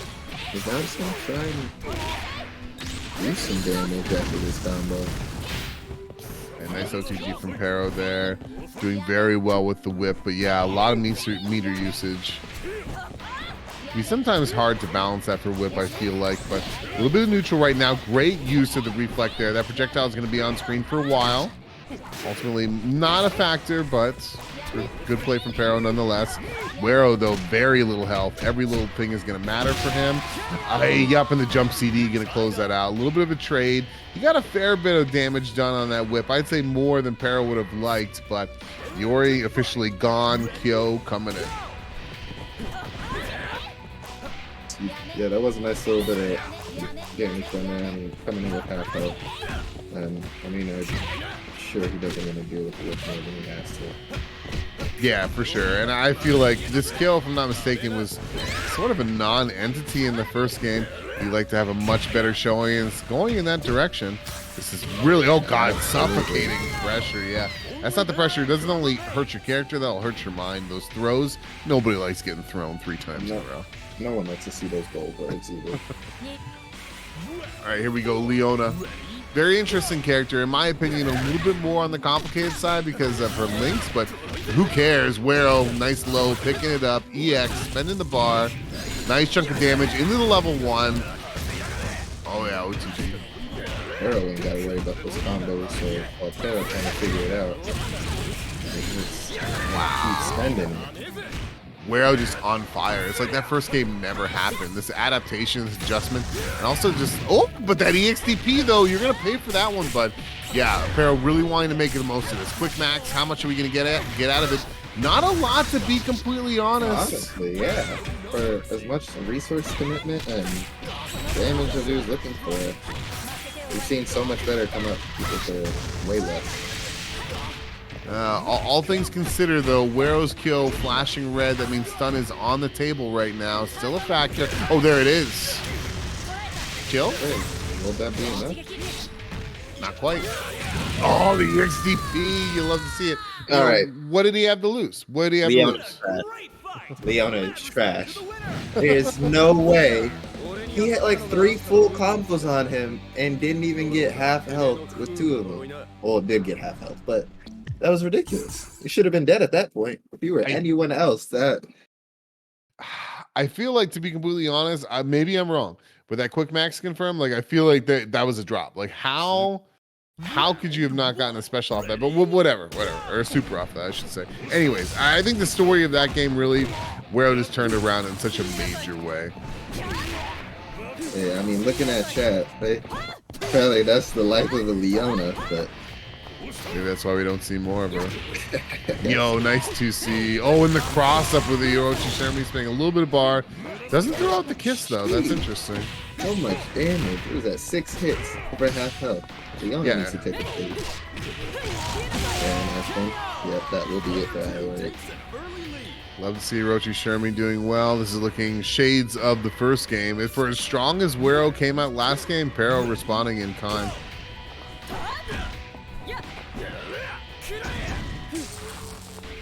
Okay, kisses her out. Nice to see. Run throw. Jeremy, I mean, definitely starting off better. I already off the thing, or off the board, but Kyle, I mean. We don't have the bar to do too much. Oh, wait, he's gonna spend it. Let's say he's got the bar to do plenty. Oh, jump CD. I don't know. I just sort of, do you make that 1 touch or 2 touch? All didn't really matter in the end. Ultimately, it was 2 touches, but Wero kill, spent a little bit of meter, but did what he had to do. Whip coming in now. And last game, Whip just got run over by Kyo. Nice reversal though from Pero. Yeah, honestly, I think that's why he was willing to spend the bar, just rush into this matchup, and I feel like he feels really comfortable with it. I mean, even in neutral, he's still running down on Whip. Yeah. So far, at least. Yeah, I'll say he backs up just to get his spacing initially, but even so, he really isn't running from Whip. That reversal though, every single time I see that reversal, it scares me because it's so punishable, but Pero definitely hasn't thrown them out in any silly spots so far. Right now though, Wero, nice life lead up until this point. You gonna spend some bar? Absolutely. OTG? That's not good. Yeah. You can't just throw that thing out, dude. So Whip gonna get some health back. BJNA coming in for Wero. But, you know, I feel like last game, the game that Wero did so well, and really the story was killed. So now it's all up to BJNA. And really, we're talking tournament life right now. Loser doesn't head on down to loser's bracket. Loser's bracket, or the winner, the loser, I should say, is heading home. So, gotta make this happen now. And BJNA definitely fighting. Be able to see it out there. These throw attacks are kind of wild. Oh no, you're done. Nice. We'll take a little bit of chip damage, so no 7 letters, but I mean, starting off with full health. And we know what Leona doesn't do, so we're gonna need her to went for the earring, but I feel like that's way too risky a play, especially from the opening gambit. It takes too long on startup, but doesn't pay for it too bad. However, they are in the corner. Wero's smelling blood, though. They're just applying a ton of pressure right now. Will spend bar to keep the offense going. Nice throw. Leona now under 50%. Okay, there's the reversal. At least pushing him back. yeah, this Leona though, even in the advantage state, still not able to make too much capitalization. Wero went for the shatter strike there, but there was nothing doing. No punish, though. Wero now cornered. Nice flash kick. We can get anything from this? Not quite. Ooh, shatter strike. But that should be heavily scaled, but I mean, I don't think they care. Yeah. Yeah, it's a bad spot. Very tense moment. I feel like either player, okay, just throws that jump button. Very smart play, filling that space. And really, he didn't need a lot of damage. He just needed a nick. He just needed anything. It's a very good call from Wero there. Gonna send Pero home for the day. Shouts to Pero. They played incredibly well. It was a lot of fun to watch their team. Very interesting team coming from them in a game where sometimes there's a lot of, same characters getting played. Cool team from Pero. However, Wero not done, heading on down to losers quarters where they're going to be fighting the Sace MX. Before that, we got Violent Kane versus Your Salmon coming up next. Duke got credit that first match where Point just ran through it. Orochi Shermie? Oh yeah, that was beautiful. They did that just for you. Honestly. I'm glad. I love that character. I wish she was a little bit better, but she's super cool. I don't know, man. All the damage I saw, that looked pretty good. I mean, in comparison to what Leona didn't do. The thing I think for her is mainly that her main quote gimmick, the kisses, pretty committal. I don't know, in my opinion, as far as you have to sort of be a mind reader, I feel like, to get the most out of her zoning. But when things work out for her zoning, it feels so good. But yeah, anyways, thank you to everybody who's come out to join us. We definitely appreciate you all. Hope you guys are having fun with us here on this Sunday afternoon. Definitely consider checking out our Matcherino, !Matcherino. We do have plenty of codes still available. We hope you all will take the time to stop on over to our Matcherino page, claim some of those codes. Puts 25 cents in the pot for each code claimed.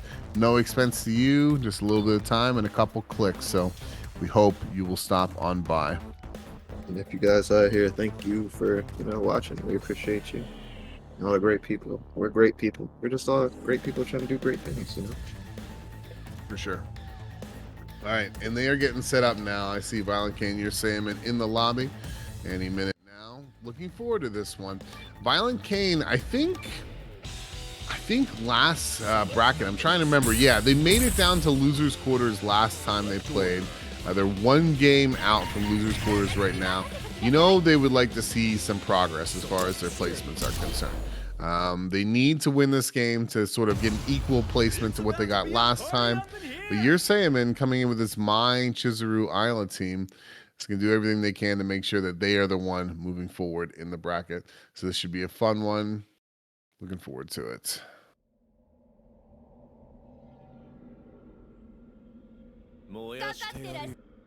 Round one. Ready? So here we go. Yeah, this is a pretty hype stage.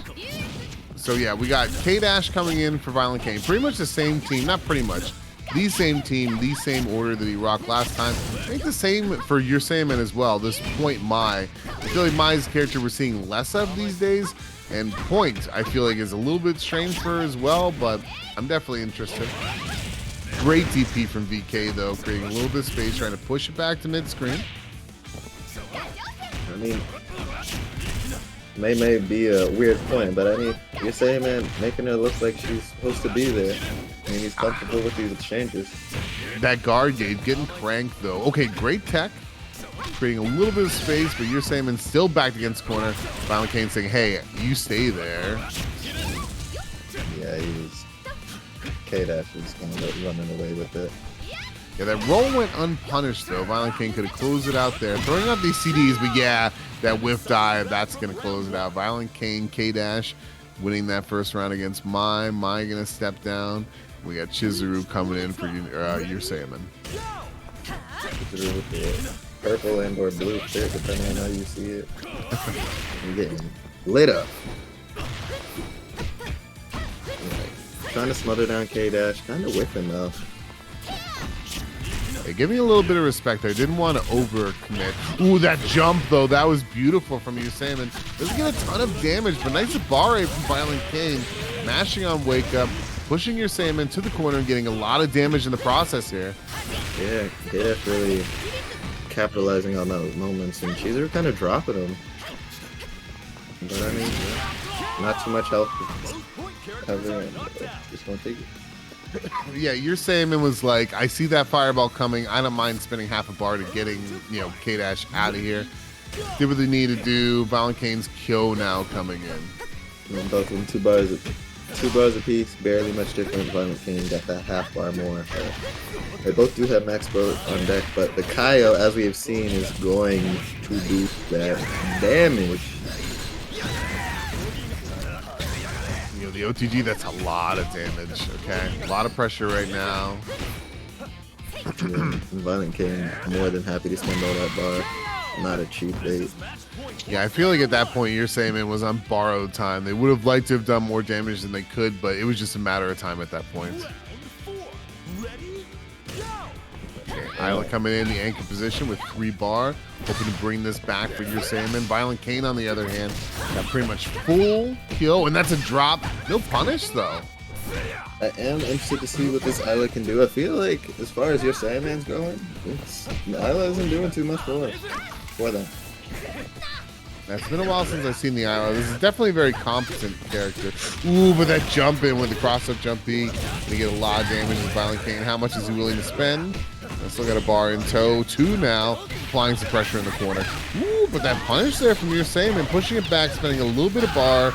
Would love to get this kill off the table in some sort of reasonable time fashion. Absolutely, but I mean, I got the one combo, but Kaio's really controlled the neutral. I feel like in every instance that we've seen him on the screen. That looks like it's safe. I could have sworn you could punish something like that, but no, it didn't work out. A lot of jump CDs from you, Sam, just applying a lot of pressure. But yeah, BK sort of found the opening there with the great 2B and then close it out for sure. Well played from Violent Kane here in game 1. They get themselves on the board first. That Kaio, man, that fire kind of do a lot of damage, huh? Yeah, it looked like it. Like, I feel like they're level 3. Maybe it's just me. I do feel like their level 3 is sort of a little bit underwhelming, but that combo there definitely did its job. I mean, if that's the only thing that feels underwhelming, I think the character all right. No, the character is very good. I feel a lot of people would consider Kyo to be one of the best. But we're back in it. We got K-Dash versus Mai. I think last time it went in K-Dash's favor. You're saying we would like to see that work out a little bit differently this time. Playing a pretty respectful neutral right now. They both go, oh, that's not good, but too far to get a punish. Ooh, grab him again? Yeah, VK is not afraid to throw out these grabs. Ooh, that's a poorly placed fireball. VK just behind you. Boom, the run up, but no full confirm there. You're saying, man, trying to press some big buttons, create a little bit of space, but VK pushes him back to the corner. Yeah, unfortunately, Violent Kane is starting to run away with it. I mean, they're both still looking for the strays, but feels like when Violent Kane's looking for his strays, he's looking for a full combo. As well, you're saying, man, just looking for that poke.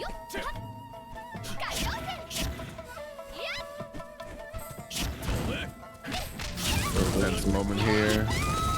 Okay, yep. BK able to find the stray hit, converted into some damage, and now mine quickly off the table. I say coming in, yeah, not quite 80%, but gosh darn close. You're saying in Chizuru, though, got a lot. Ooh, okay, 5D in the quick max. I don't know about you, but you're saying, man, I don't think that's a C. Kane on the screen no more. At least K-Dash. Well, they need to get him off the screen because really they've got a lot of work to do. If they can get this K-Dash down as quickly as possible, it'll pretty much level the playing field. No harm, no foul type situation. That's looking like that's going to be the case. Yeah, you're saying doing pretty much the best they could have hoped for losing the point battle. For all intents and purposes, fairly even at this point. Unfortunately, though, Kaio does have 2 bars on that, and you know what he can do with it. Step on, built another move back. Just do it again. Yeah, great CD there. Ooh, that's unfortunate, but finds a way to make that work somehow. It's one more hit than Yurseiman was expecting. Gets opened up low for their troubles as well. Drops that, unfortunately. Was about to, they're in stun range, but great Abare from Yurseiman, bringing it back to mid-screen, staying alive. Yeah, great capitalization. He absolutely needed that. And was able to get himself out of the corner and put Kaio into the corner. But, ooh, that DP. That DP was wild. I mean, it was the right call, but man, that was crazy. Not even EX DP, just do it. All right, Isla coming in, but they have a lot of work to do. Ooh, okay, whiff Shatter Strike. Yeah, as you said, a lot of work to do, but I mean, doable. Okay, Isla got 2 bar behind her right now. Oh, okay. Run up throw. Yeah, VK definitely sort of like a classic way of playing. A nice opening on the low there, but doesn't get too much out of it. They're both just looking for a good clean hit at this point. That is not what they were looking for at all. Yeah, VK gonna cash out, I'd say. Huh? In the corner now. Yeah, looking for that one touch. Yeah, the EX up kicks. Gonna close that one out. VK taking it over. Yurseiman done for the day. They definitely played well, but Violent Kane is going to be moving on to losers quarterfinals, where they're going to be facing Tamago. Man, Kaio Kyle was doing a thing. I mean, we didn't even get to see Iori out of that matchup. Yeah, for sure. Like, I feel like, if I remember correctly, Violent Kane was running a Kyo before people had sort of caught on how good that character was. I remember for a while, VK was one of the main Kyos you were seeing in bracket, but everyone's definitely caught up now, and VK's Kyo, a little bit of a head start, because he was definitely on to that Kyo, I'd say, before most other players were. I mean, from what I've seen, he definitely seems like the staple in the cast. Like those combos, they're too bread and butter for you to not pick him up. He's got great damage, great coverage, and I mean we've seen, and just the fact of how well he works with and without meter is. I think he's probably definitely one of the better characters that we've seen on the board without meter. Oh that yeah, can get things done. So up next, we're gonna have Sace MX versus Wero Asamiya. This should be a good one. We're definitely in that point in the bracket where every single match has the potential to be a barn burner. So Sace MX getting sent down here by Bastartino. Wero has been down in losers bracket for a little bit now, slowly but surely working their way through. Winner's going to be moving on to losers semi. So you have this long, grueling crawl through the losers bracket. Yeah, it's looking like Sace MX on the left, Wero on the right, currently picking their teams. Curious to see what they come up with. I'm intrigued to see how these two interact. I think they both play I mean, I feel like they've almost, as you said, they've been on separate sides of the bracket, so they've been playing almost a different play, or different matchups. So we'll see who's really able to capitalize or force the other to play their game. Yeah, Sace MX took it over Violent Kane earlier in the winner's side with that great adaptation, but we saw from Wero earlier against Pero that they're no stranger to adaptations as well. But right now, Sace MX coming in, oh gosh, that empty jump low, that was dirty. Really wanted to pile on the damage as much as possible early on here. Wero looking like he doesn't want to break quite yet with that EXDP. They're giving themselves an opportunity for pressure, but the tech, trading CDs, these two are in each other's heads right now. Kyle knows what his good buttons are. Yeah. Yo, neutral jump CD or neutral hop CD. That was hot. Again with the hop CD. Run up throw. I love the uses of throws we're seeing from a couple players here. This is the scrappiest Kyle match. Oh gosh, suspended. Very good from Sace MX. It was a very close fight, but ultimately closing that first round out over Wero, above 30 seconds. Going to come back with nice little chunk of life. Iori coming in for Wero here. 2 bars. I mean, that's more than enough to seal this matchup. Ooh, gosh, what a pickup there. That was beautiful. Off of the EXCPs. As if I whiff you, not giving anything but the tightest of safe jumps, I'm DPing in there. Yeah, that DP comes out so quick too. And I mean, it's just been a great option. Everybody's really, with a game that has OTGs, I feel like nobody really is afraid of people on the ground, you know? So DP in this game is just that much more stronger. Okay, ooh. Speaking of DPs. I'm still taking my turn. Yeah. Wero really needed that, though. I feel like Sace MX got more damage on his Iori than he would have liked by a long shot. He's not coming in, I think, just around 50%. Sace MX Chizuru in now. Great defense from them. Pushing it back to mid-screen. Wero with nice 2D. Oh, gosh, that jump in, that could have been huge, but it was a jump CD. Nice guard cancel there, getting out of that corner.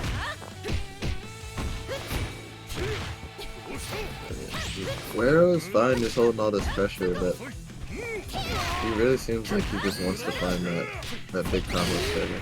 Yeah, it looked like he was really looking for some breathing room, but now he's got Sace MX in the corner.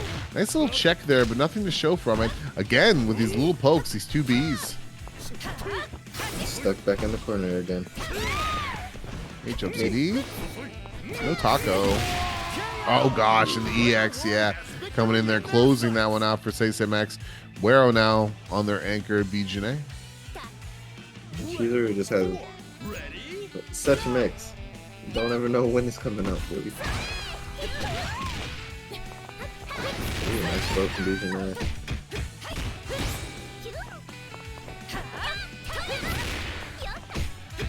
Okay, SaceMX slowly pushing Wero into the corner, but not if he has anything to say about it. Wero pushing back. Oh gosh, he picked that up. That's crazy. Oh, yeah, I thought that was going to be cross up as well. SaceMX mixed up for a long time there, but yeah, that 2B closing it out. Really good pressure from Wero. All right, and I mean, with 42 seconds on the board, we are going to go back to full health, so we're just going to run it down on these last characters. Yeah, two very strong characters here in Cronin and Bijane. I feel like because Cronin's known for his DP, and Bijane is sort of known for her interesting air movement, Bijane needs to be somewhat careful about how they're going to approach here. They're going to get dinged in a big way. Yeah, I absolutely agree with you, and saying that is not what Bijane is doing at all. She is floating through the air. Yeah, but those, well, right there for sure. But those hops are hard to react to. But right now, Wero, good corner pressure. Ooh, okay, yeah, into the quick max. We're getting, this should go into level 3. Yeah, I'm pretty sure that's going to kill. Oh, yeah, it's definitely going to kill. Very good from Wero there. Just great confirm, understanding how much meter they had, how much damage they needed to do, why complicate things. Quick max into big damage. Just GG's for game 1. And I mean,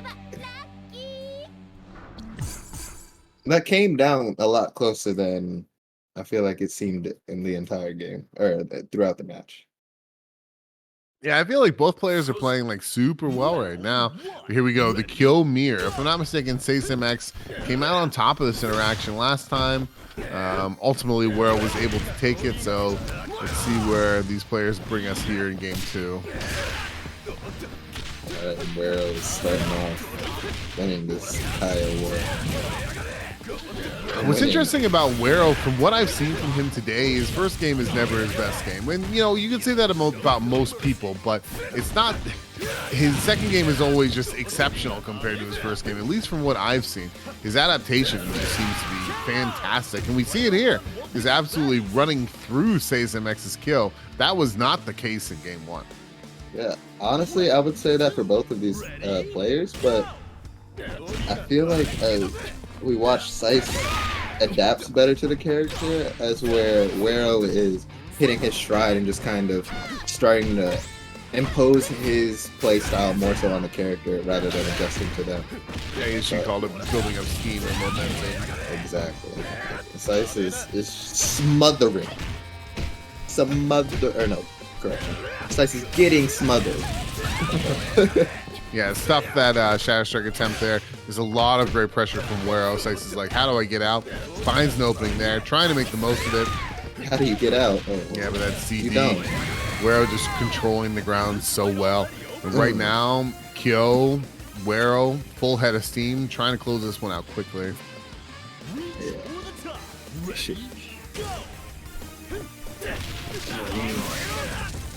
Max still on board. We're just about even on bar. Okay, guard cancel, so we're gonna go down a bar. DP, get him off me. My turn to play. Okay, he's gonna lose his turn to play. He's gonna lose his Kyle for that one. It must be a hop in, set you on fire. Keep it going. Iori with 2 bars on deck. All right, Wero, that kill was looking so strong, but Cronin pushing back.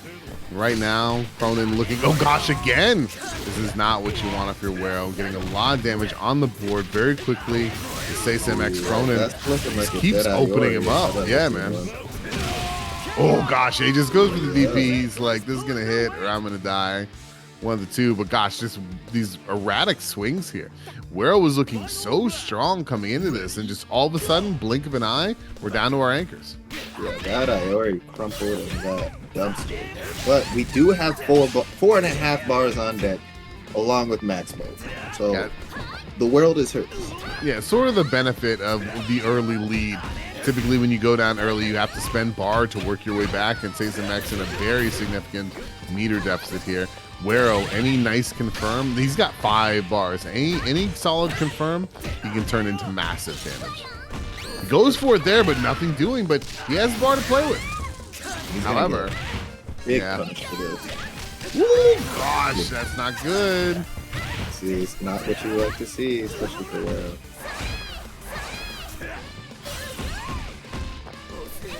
go into that. Will we be able to capitalize off this? Absolutely not. Because we don't like it. We like double combos. Hey, this is close. Okay, nice throw attack. Oh my god. Bro. Can he pick it up? He does! Is he able to kill? Wow, that's crazy. So it looked like there was a trade on the Shatter Strike there, and he was still able to pick that up and close out the round. That's nuts. Now, correct me if I'm wrong. Does the Shatter Strike bounce you off the wall? I thought it was supposed to knock you back. It depends on if they are airborne or grounded. If they're grounded, it crumples. If they're airborne, it's a wall bounce, if I'm not mistaken. Gotcha. Okay. Yeah. King, I'm going to have to take a step out just for like 1 second. I will be right back. Yeah. No, sure. All right, next up, we're going to have Violent Kane versus Tamago. Go ahead. Okay. These players in here. It sounds great. Violent Kane versus Tamago. Violent Kane, I mean, he was schmoving through that last match, so who's been sitting the longest? Is it Tamago? Tamago's been sitting a bit. Okay, so he might be a little cold, but I'm sure it's all good. I mean, the Violent Kane Kyle's kind of going in, so if that gets shut down, I'm really just kind of expecting Huevo to kind of walk all over him, but if he shuts down the Kyle, that's a different story. Alright, let's get into this. Tamago and Violent Kane, I believe. I forget, someone in chat said Tamago won a major or two, I think. I might be wrong on that. I wanted to say somebody said he was a top. No, it wasn't. Was At it least Tamago top or somebody 8 else? somewhere. Yeah, somebody was in top 8 for Evo last year. And yeah, I don't think we got any on-hell players tonight. Black Flame. We had a few last week, for sure. I don't think there's any out here tonight. It's about to be a party up Okay, in yeah, here. Fusion, Crow, and alright, so we got. I mean, those really just kind of looks like a mirror match. It's just a little bit of spice. To me, Iori and Combo. Cronin look like the same anchor, just different combos. Tamago won Sorry. Combo Breaker and CEO. Okay. He's on Combo Breaker and CEO. Oh, this dude's a monster. What's he doing down here in the trenches, fighting so hard? Okay. I mean, that just means I don't want to fight these people. Alright. I mean, K-Dash holding his own. He's up in the life lead just a bit, but I mean... Ooh, that Right cross here, up. there we go. Nice little combo there. Use. Pick him up. Hold that.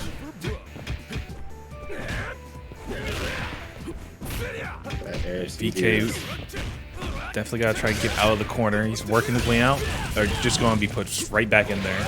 But nah, he DPs, gets out. slide in, hold that combo. I think we're going. Yeah. Going to the We're mirror. seeing some Kaio. Oh, Kaio mirror. Although, I think Violent Kane likes this. I mean, we did see it last night. Whiffs. Oops. You know what's coming. But alright, continues. I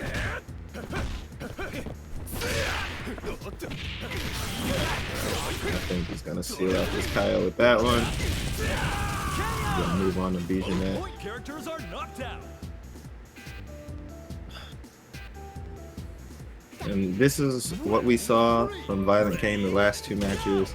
Now, we didn't see the Iori at all, so we'll see if this Kaio is just that goated on sticks. Of course, B. Janae gonna be a tough fight, Yeah, absolutely. I mean, especially against a Kyo who I believe Kyo is more of like a way better at like the grounded fight. You know, of course he's got a pretty good DP, which deals like a good amount of damage. So if he can catch the B. Janae and try and do some air shenanigans, that'd be nice. But so far, yeah, it would be nice, but a lot of the people in this, I mean, it's really hard to just catch aerial mistakes in this game. You guys play so low to the ground. Combos come out quick. characters have momentum. At least BGA. Ooh, try to roll out, but good Where catch. are you going, girl? Throwing, Oh. they're just throwing each other. There's that DP. Oops. You gonna pay for that with your life? Oh, And the yeah, kill for is sure. out. The Ori is coming in. We got some bars. Oh, we got bars. Reach for the top. Ready? Oh yeah, that no. Like We going crazy? What- here? What if we doing? if EK wants to commit the meter, he could definitely kill this the B Jenny in like one hit. Yeah, that's what I'm. Or this could be it. Is Yep, he gonna that's- spend it? Oh, no, doesn't spend it. Nah, Yeah, wants to save it. I mean, a Not- little greedy, but I respect it. makes sense. You know, he's going to go into this final round, and they're going to be pretty much even on health and meter. And Yeah, a slight advantage, but yeah. it's always like that little bit of risk, you know, when you choose not to spend the extra meter to kill like the mid character, right? Because yeah, you're gonna have him close to death, but if one mistake and suddenly you're gonna come into that last anchor fight with a huge disadvantage because you chose to Yeah. solo the meter. Obviously, not the case with VK here. Yeah, luckily paid off in dividends, but yeah, no, that beat is sweat looking real big at that moment. Ooh, Miss Crony. I mean, as far as anchors go, like these two just seem like the Yeah, ones I that do think the that's most it. damage. Oh, shake his hand. There it is. Yep. Yeah, for sure. Talk to him.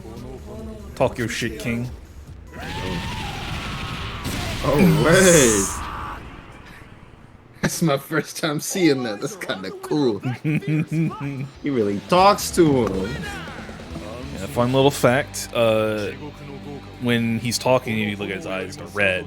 His eyes aren't red when he's doing the super on the like the Orochi characters. So like Shermie's team, they won't be red. It's just like tied to lore stuff or whatever. But I see Sugar Bear unmuted, so I'm assuming he's back. We're back. We're back. All right. Well, thank you for the. Thanks for keeping me company. Welcome back, homie. Yeah, I'm happy to be here. So VK closing that one out with that Iori just absolutely stomped with bar, making it work. But we're getting a little bit of pushback here from, gosh, the name's Tamago. Thank you. And I saw in chat, Tamago is no joke. Apparently took, what, Combo Breaker and CEO? I did not know that. Thank you for the info in the chat. All right, but VK, nice little life lead here. Nothing insurmountable, but I really love VK's use of throws. We've seen that all night from him. It's sort of a classic way of making your other pressure so much more viable. I find, especially in this one, like it throws off so much. Like, luckily, this game, I feel like the people are able to get back into the momentum of things way easier. But in a game where throws just kind of are so strong, especially like this one, it really just kind of chops your momentum to a halt. Absolutely. And yeah, speaking of throws, Tamago now applying a lot of pressure in this corner. Very close game. I mean, they're down to 14 seconds here. You rarely see this being this close. But the jump CDs, 1 jump CD, 2 jump CD. Tamago going to take this one. VK's K-Dash going back in the pockets. But kill coming in. And we saw VK's kill. No joke. Yeah, he's okay. Doesn't whiff this time. Is it just gonna be death off hop? Yes, sir. We're not gonna play with our food this time. It's going to be a perfect, yeah. So, and I love this about KOF, you know, like that first round at this point doesn't really matter. You know, obviously there's a meter difference and that's important, but it's like that first round never happened. You're never fully out of it. Absolutely, and just like that. I mean, they're gonna take him coast to coast. Where we going? Tamago, nice little chunk of damage here with a little built-in pressure. Feels the cornerback, but won't get too much off of it. Ooh, I like that roll. That was very good from Tamago there. But VK able to pick it up. EX up kicks, and up kicks Rekka. Nice little chunk of damage right back at you. Applying some pressure. Good guard cancel from Tamago. I feel like that was a mature call. Cost a bar, but just I don't feel like dealing with that. Yeah, just get off me. I'll reset my I'm fine with that. I'll lose to you fair and square before I lose to you in advantage. Tamago now won the neutral exchange right there. But VK pushing back with a jump CD. Run up throw again. I gotta love it. Again. Ooh, but the Ooh, get off. reversal super. What a decision. That was really smart, I feel like, from Tamago. VK corner now. Taking it cool. Yeah, VK really switching up his pressure. I love that. See, Unfortunately, nothing up there. and that's when the throws come in. You know what I mean? Like there was a low poke and just a little micro walk forward, low poke confirmed. So good from Tamago. They're very clean, but oh gosh, again, trying to open up VK. Now VK's like, all right, trying to back up a little bit. Misplaced jump there from Tamago. It's an easy confirm for VK. And here we are. Top Anchor max battle. mode for that too. I mean, hey, I respect What not you being a gotta cheap do. date. Yeah, I mean, they're about equal bar. Violent Kane just short of 2. Oh, okay, I lied. He has max mode still. Yeah, forgive me if I don't know how max mode entirely works. If I want headless. No, you're good, man. It's just tied to how much bar you need. There's like a minimum bar amount you need. Right now, Tamago applying a lot of pressure to Violent Kane in the corner here. The XDP into another DP into level 1, and just great meter awareness from Tamago as well. Built that 1 bar right when he needed it. Hey, using a bar for a guard cancel, but I mean, it's 1 less bar for a combo, and at this point, he needs all the bar he can. Yeah, I feel like BK's got him cornered right now, and he needs the most out of this exchange. He's going to spend 1 bar. That's going to stop it for right there as far as damage is concerned. But Tamago just rolls out, and that's bad news for VK. Trying to fight out of the corner. Alright, I already just trying to get him into that 1-touch range with this bar, but What a stellar let's get that game 3. He really just good choice of button there from Tamago. He knew that VK was right around 100, maybe slightly under 100 health. You don't need the biggest thing in the world to close it out there. Just throwing out a nice strong poke in the air, sus VK, keep it simple, going to game 3. Absolutely. And I mean, I think we saw a bit of a weaker showing from Violent Kane's Kyle. So, I mean, if he's able to, I think, just coast on that. The Bijane in that second one was just a little crispy, and that Cronin combo that he was able to capitalize on at the end really just sealed the deal. But, ooh, and Tamago starting off strong. Yeah, I feel like Tamago really showed themselves well last game. I mean, they came out on top. So it fairly evenly matches these two. Well, oh my gosh, spending that bar. Such a quick move from K-Dash there. Scary. That was a big poke from VK that just straight up whiffed, but Tamago was not able to pick it up in time.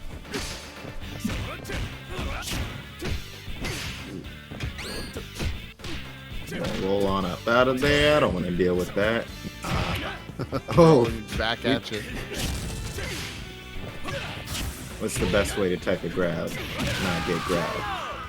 Okay. Yeah, sort of scrambly in the end there. They were trading grabs. They're both like sort of right in each other's faces and frame ambiguous sort of situations. You were seeing they were throwing each other back and forth. Just ultimately, VK was able to come out on top of that exchange. And I think out of the 2 matches we've seen so far, this is the first time we've seen K-Dash, the victor of the point match. So Nice. let's see if he's able to capitalize on that a bit more. We do know that he's fine going in that Kaya, but we're going to be able to see a bit more damage come out from it. Not at all. Nah, Tamago was able to close that one out quickly, and I feel like maybe a little bit hard for K-Dash there, because K-Dash, I feel like one of his strongest suits is those projectiles of his, but Bijane just has so many ways to just get over that. So here we go. Bijane versus Kyo, pretty equal, all things considered. Oh, these little pokes, I love that. Trying to just shut down preemptively any sort of pressure attempts. All right, here we go. Chilling. About mid-screen, just trying to predict where each other's going to be. A lot of respect here. There's no one trying to put themselves in a position where they can get killed.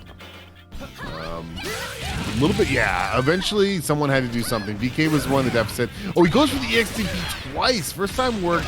Second time does it. Tamago picking it up. Gonna get a lot of damage off of this. 30 seconds on the clock, applying some pressure. Yo, the guard cancel roll from VK. He almost got killed for it. Okay. MCD.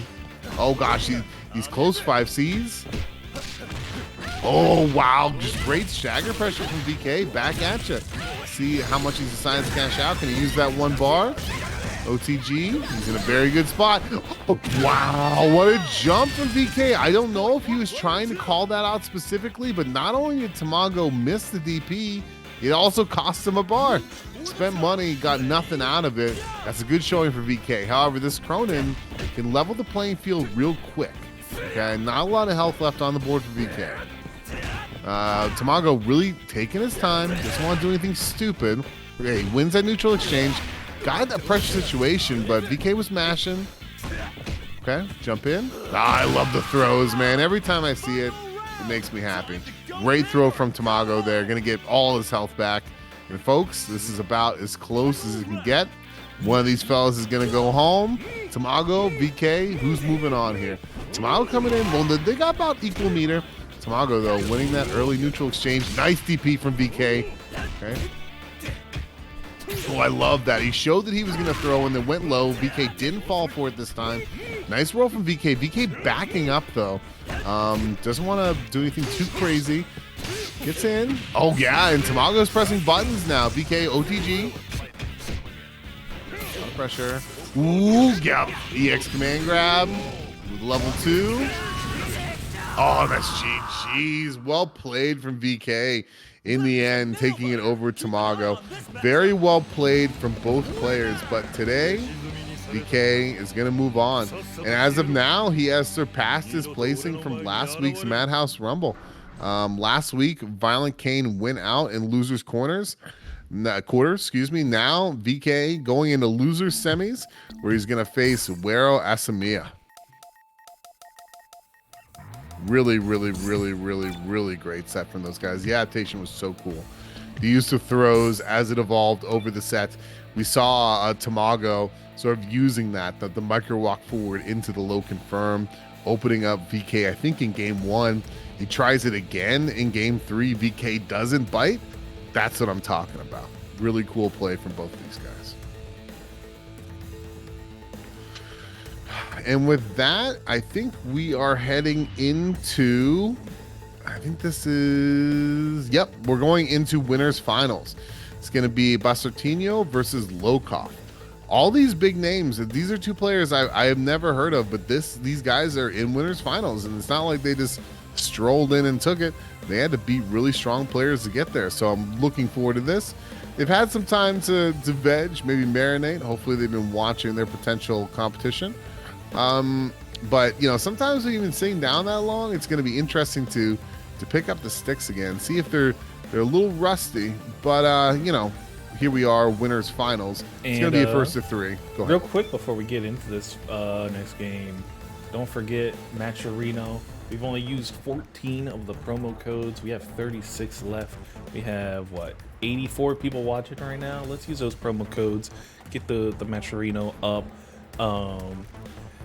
As a reminder, for those that don't know, if it's below $50, only top 2 gets paid out. If it's above $50, that's when top 3 gets paid out. So use those promo codes. Obviously, using up all the promo codes isn't going to give us $50, but gets us pretty close. And even if it doesn't get us to 50, this is just free money sitting right here. You might as well use it. All you got to do is go click the little blue bar, claim a code. It's that easy. It's free. It's money. For sure. Like, the amount of time it's taking me to rant about this, you could have redeemed the code. Yeah, absolutely. We hope that you all are enjoying your Sunday evening, enjoying this KOF 15 action. But if you could take some time to go and claim those codes, doesn't cost you nothing. Only a couple clicks, maybe a minute to log in, and that is it. So we'd appreciate if you all would come through, support Madhouse Rumble, support these players. Let's get this pot growing a little bit. That's just free money. If we don't take it, it's going back to somebody, but it's not us. They want us to take it. Look, I even typed up the chat code for y'all, so you don't even need to go in there. You just click that link. You click the blue bar. It's 2 clicks. It's free money. It's 10-0 matchup. Yeah, but yeah, just for some context, Lokov, being a player, I know I see a lot in top 8s for well, I think any tournament he showed up for Madhouse, like, he makes it pretty far. And then for I see him on TNS a lot.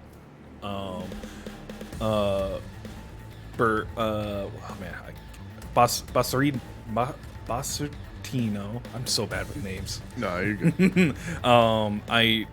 Someone has explained before, just like how D Hanokor is explaining in the chat, is a well-known name in like the older KOFs apparently. Yeah.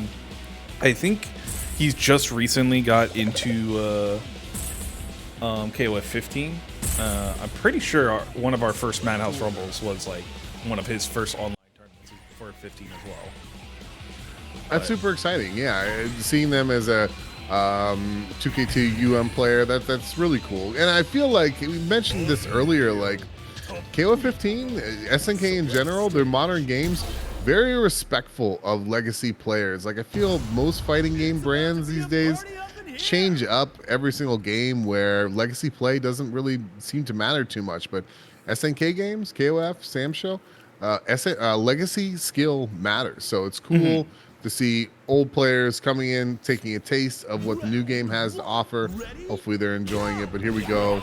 Lokov going up against Basartino. Yeah, and Basartino having a very interesting team with the Rugal, the Hydern, and you know the Ori, which occasionally the Ori gets swapped out with Kim. Unfortunately, it doesn't seem like we're seeing it tonight. But what we are seeing is that big damage combo from the Rugal. Huge damage. Yeah, I feel like Rugal, maybe not the best character in the world. The game is fairly balanced, but it best in a lot of people's hearts. Very popular character, so you'll see him come out. However, there's Yamazaki, low on health, big on screen control, really pushing Basartino back. However, Basartino with that jump CD pushing back in kind. Just really good, like, control of the fireball game there from Lokov as well, just catching a lot of those fireballs. Yeah, for sure. Playing from behind, but not afraid to do so. Sometimes you gotta do the best in a bad situation that you possibly can. Taking his time. Oh, he saw that. Genocide cutter. He was like, I could squeak in there. Nah, no, you cannot. It's like at that point, he's like, you know, he's either going to get the punish or he's going to try to press a button. And if he doesn't get the punish, he's getting hit with the DP. Yeah, Basartino was totally comfortable making a big read there, and it worked out for him. Now, this Geese, we saw this Geese from Lokov last time, but he was in the anchor position. Now we're seeing him in mid, so we'd see him a bit more than we did last game, and right now, doing a decent job keeping this Rugal in the corner. He just can't get out of there, man. Oh, and that air fireball was hot. I think we've pointed this out on pretty much any Madhouse that Lokov has showed up. Like, Geese always the star of the show of Lokov's team, I think. Just puts in the work, gets things done, comes in with the dry cleaning business, or you know, super fancy there. The cleaning service. That's right. Geese sweeps. Geese sweeps. Yo, that guard cancel roll though, very good. But Basartino did not get as much as he could out of there. Lokov saying, "Hey man, if you get your hits, you better kill me because I'll kill you. I'm not gonna hesitate." Oh gosh, big confirm and you're just done. That's unfortunate because I feel like Basartino's best character has been Hydern. I was just about to say. Just to come in and dip that easily, not good. Yeah, definitely just like I was saying, Geese is the star of Lokov's team. Hydern has, from what we've seen in Madhouse, has been the star of his team, and yeah. So right now this is huge. Not a good sign. Yeah, Raging Storm gonna do a lot of damage. Ooh. Yeah. I feel like at that point, he sort of, I don't even know if he felt the pressure. He was just like, this is going to work or it's not going to work. Things are not going my way. Turns out it didn't work. Lokov was like, I will pick that up. Thank you very much. Game one going Lokov in a pretty big way here in winners finals. And just going straight into it. Not going to try to change the order. Not going to try to think about it. Just go straight in. Yeah, it makes sense to me because I feel like, sure, things didn't go your way, but it didn't feel like it went down in a way that says, like, hey, your team order, your characters are the problem. Hydern just got murdered, you know what I mean? Sometimes that happens. Okay. Now, Omega Rugal from Basartino did a great job against this Yamazaki last time, but I think Lokov showed some really strong signs at the end of their last meeting.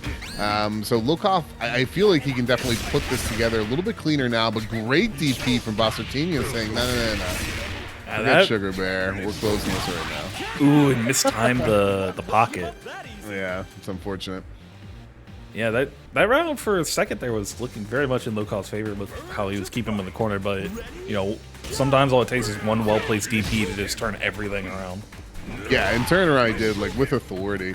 Now here comes in this Geese, and it's great to hear from you the strength is Geese to Lokov, because we can really feel the importance. Right now he's coming in, a lot of strong pressure, doing some good damage. Nice jump CD, though.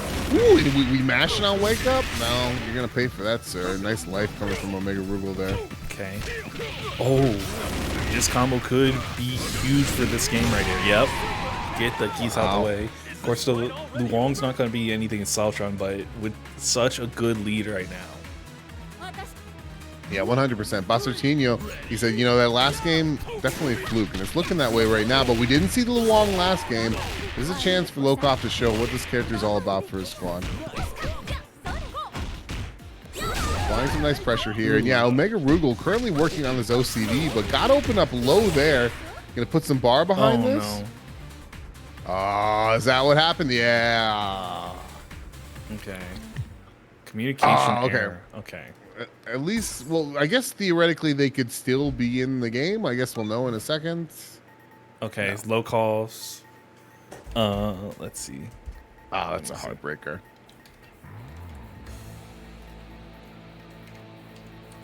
All right, and just in time to miss it.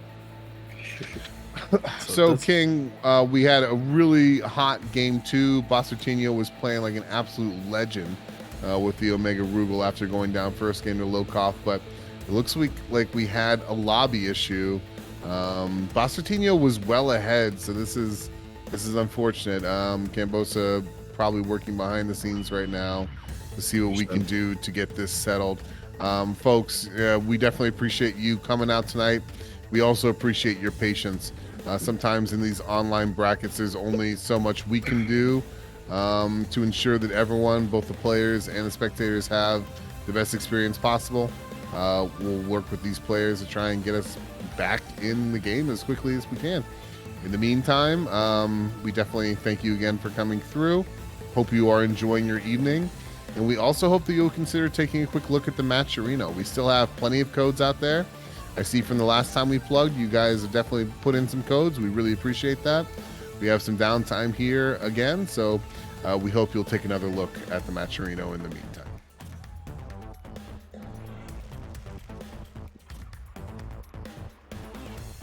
Yeah, that's unfortunate, but like we mentioned, these things happen. It's just sort of the nature of the beast. This actually happened last week between, gosh, I think it was AR Robert and Paco. It turned out to be a power situation on AR Robert's part. I think the fact that he's not back yet, I don't know if it's do you think it's another like personal issue?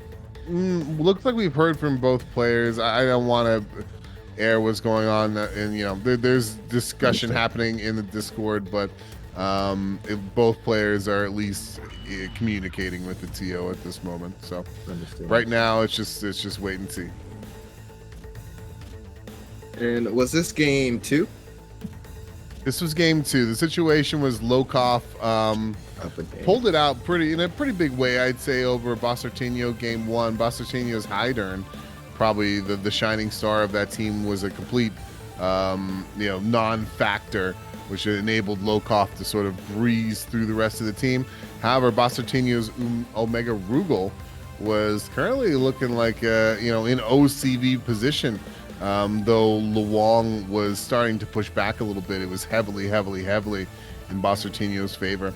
What's unfortunate about situations like this is, if it happens early in the match, it's whatever. It happens later in the match, then it's a bit more complicated, but I'm sure everyone is going to be a good team sport about it, and this will be figured out shortly. I mean, unfortunately, it's just one of those things that happens. I mean, just because we're online, even if it were in person, doesn't mean that we're immune to these things. Just fortunately, it happens a bit less frequently. Yeah, nature of the beast.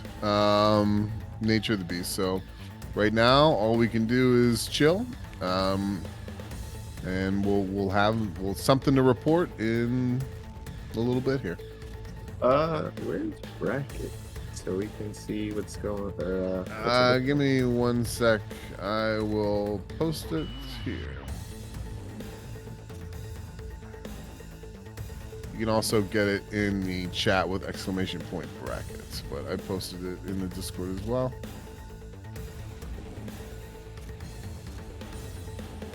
So yeah, we're currently in winners finals. Bastartino versus Lokoff.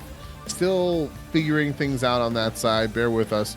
Right now, beyond that, it's a top 4 situation. Winners finals right now. Losers semis is VK versus Wero, but that is on deck until Bastartino and Lokoff is settled.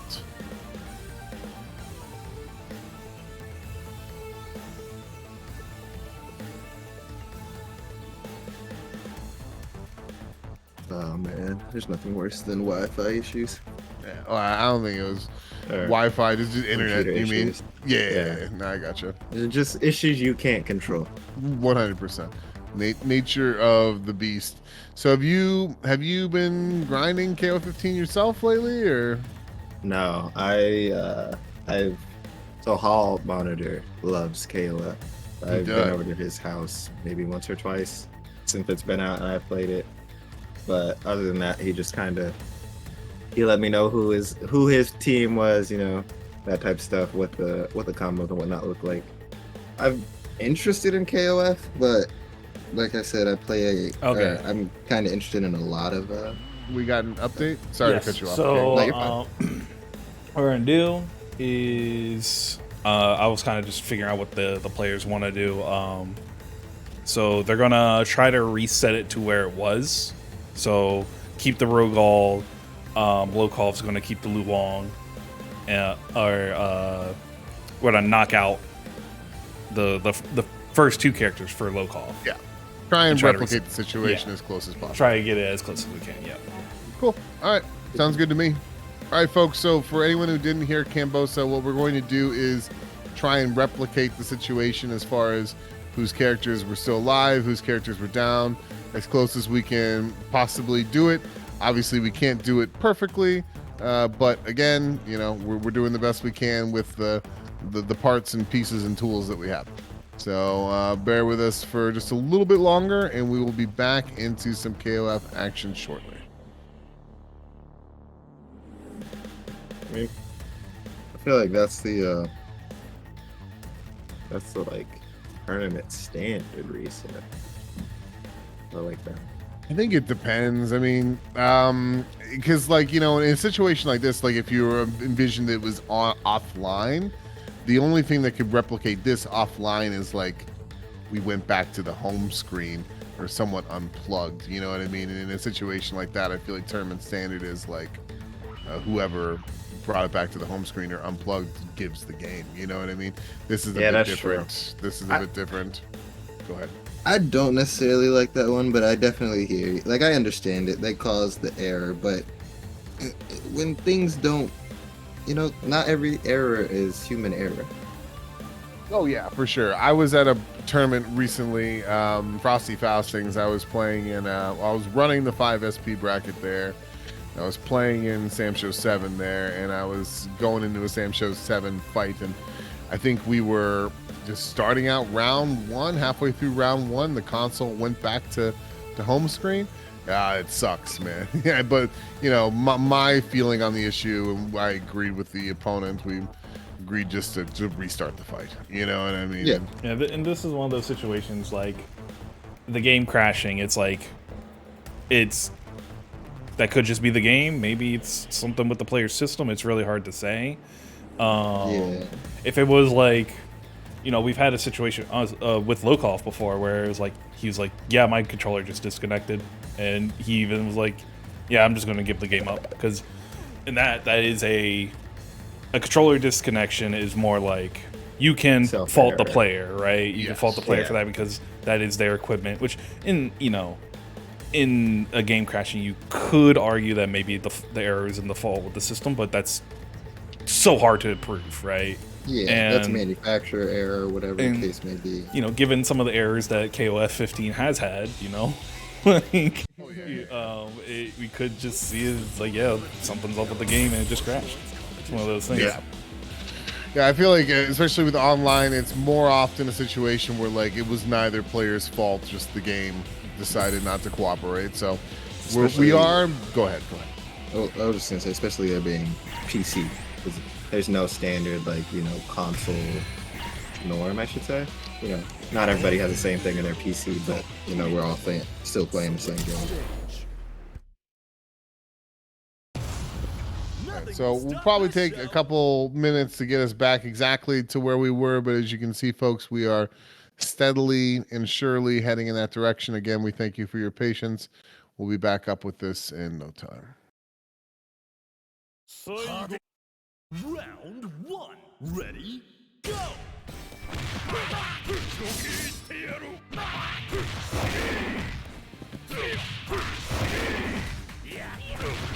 That's an interesting combo.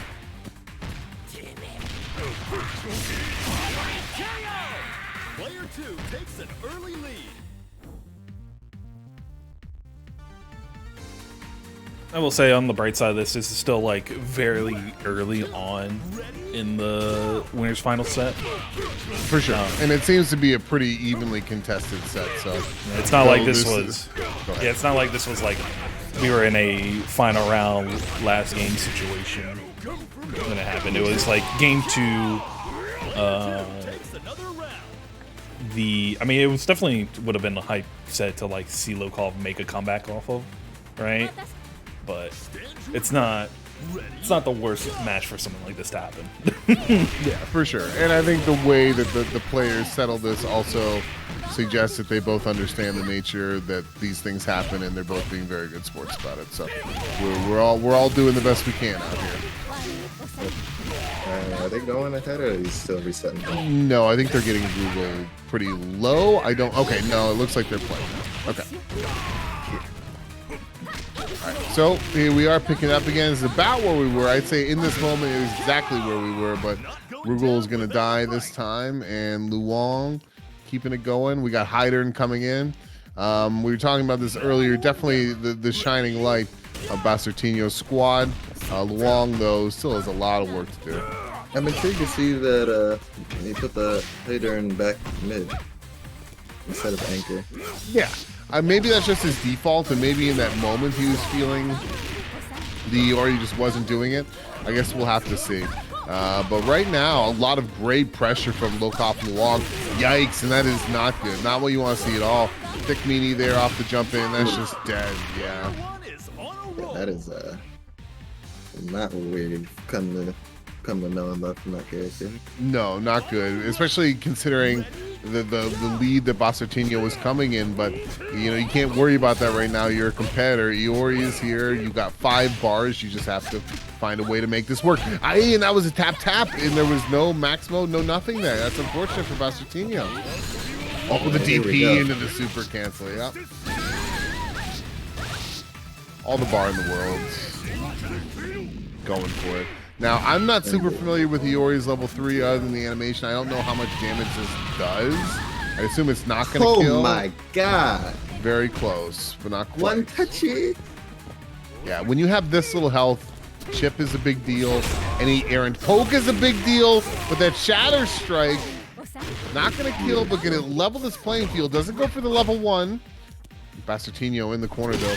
Oh, very good. Okay. Very good. I really like that moment of chill. You know what I mean? We talked about this earlier. KOF is viewed as this game that's like all-out offense. And offense is very complex and strong in KOF, but I feel like there's much more defensive and mindful neutral than people think. Bastartino was really chilling there in that corner, anchored down, waiting for the right moment. Waiting for the right moment. Yeah, I'm just happy Bastartino was able to seal that out, but let's get back into it the way that we all want to see. Yep, so we got 1-1, very close set between these two. Very poor jump for Bastartino there, but because it's round 1 here, there's not a lot of meter on the board, so Lokov was sort of limited in how much damage he could cash in off of that. Yeah, both of them just feeling things out pretty even on that. Good grab there from Lokov. Bastartino's Oki was looking a little sus there, so he mashed out that grab. I think that was the right call. I feel like this is probably, correct me if I'm wrong, this is the first time we're seeing him do that that approach with Rugal? It's a more offensive approach than we've seen so far. I think a lot of that has to do with Yamazaki. Yamazaki has a lot of really great ways to deal with projectiles. Oh, and that jump back A was hot. And that roll through doesn't get punished. In fact, Lokov gets a grab off of it. Lokov, though, very little health. Just with the hot kick.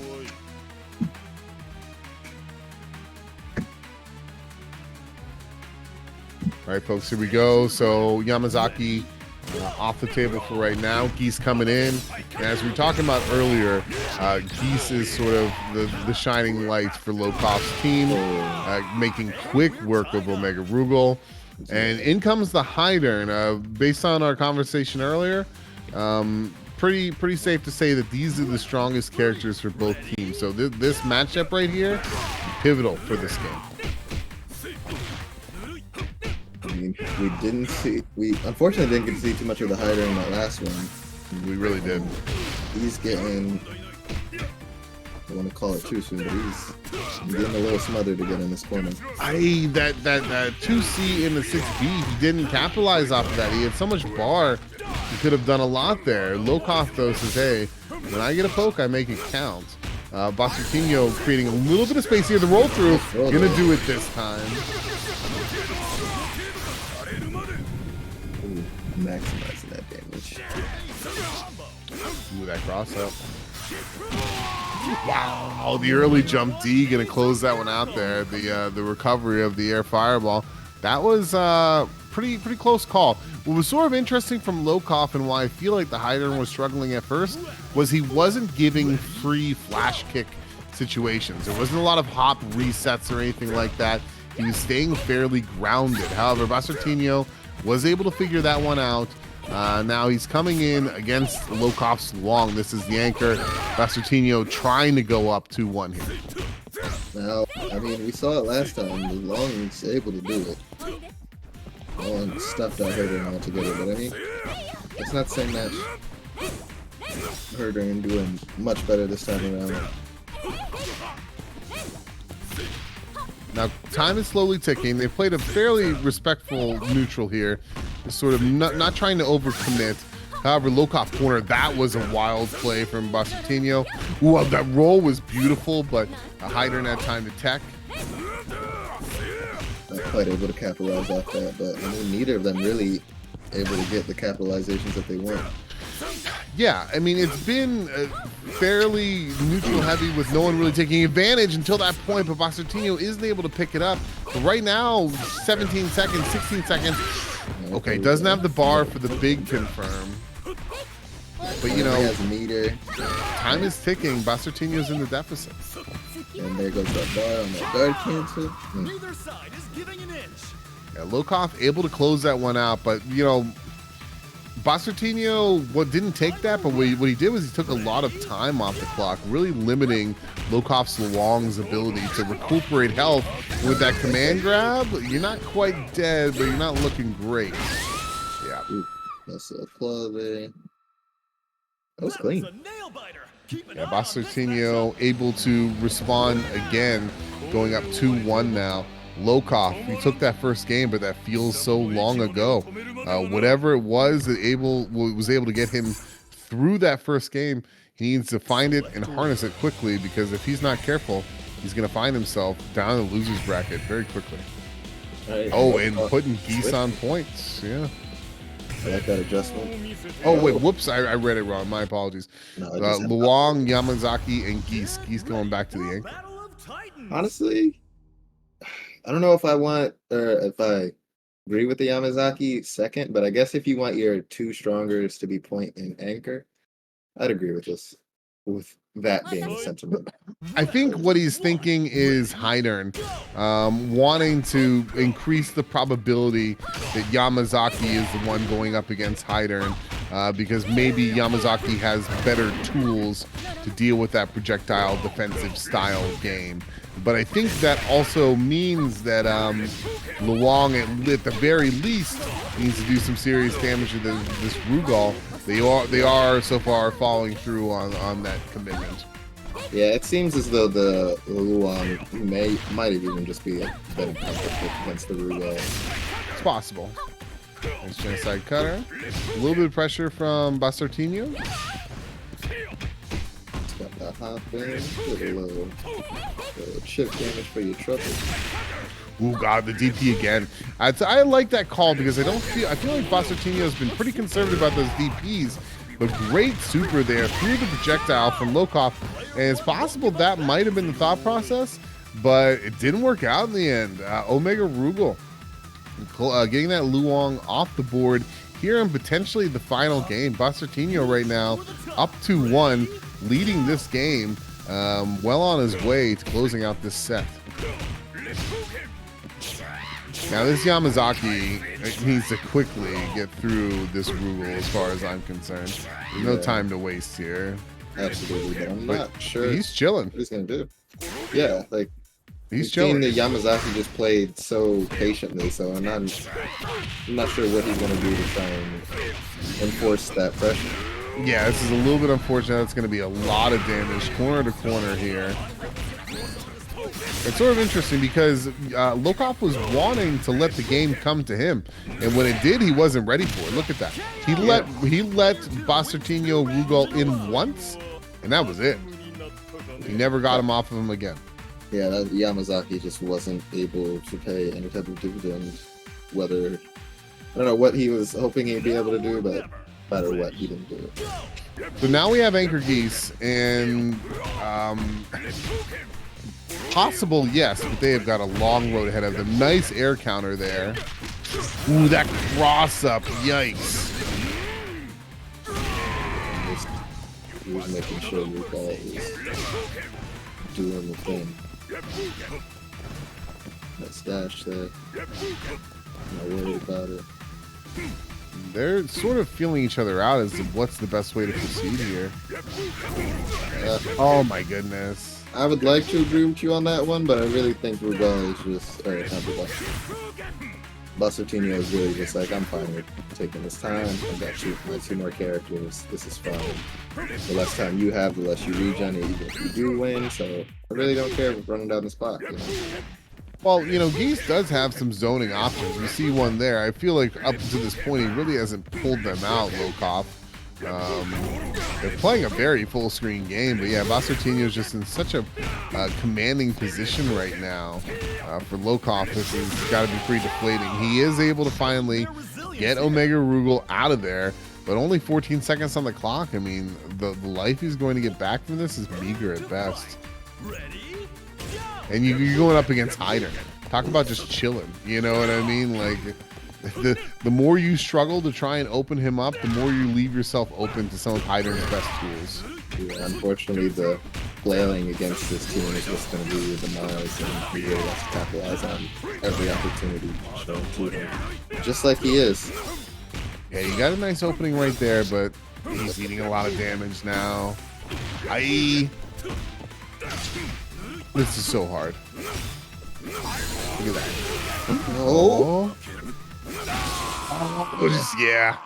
Yeah. Chip was such a big deal. Everything was such a big deal at that point. Lokov definitely did everything he could to turn it around, but in the end, Bastartino just had such a commanding position that it was just incredibly difficult at that point. So with that, Bastartino heading on to grand finals. Lokov going to be going down to losers finals, where they await the winner of our next match, which is going to be Violent Kane versus Wero Astamia. And I feel like, as far as for me, from my knowledge, as far as like name recognition goes, this is a match. Violent Kane versus Wero Astamia, two very well-known players, but they're in the losers bracket right now. So one of these guys is going to go home. It'll be interesting to see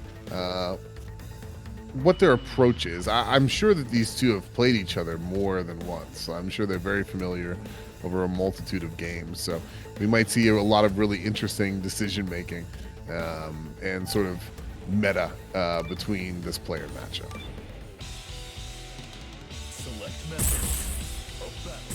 Sorry for the quietness. You know, you just mentioned Violent Kane, so I just took the moment to just look him up.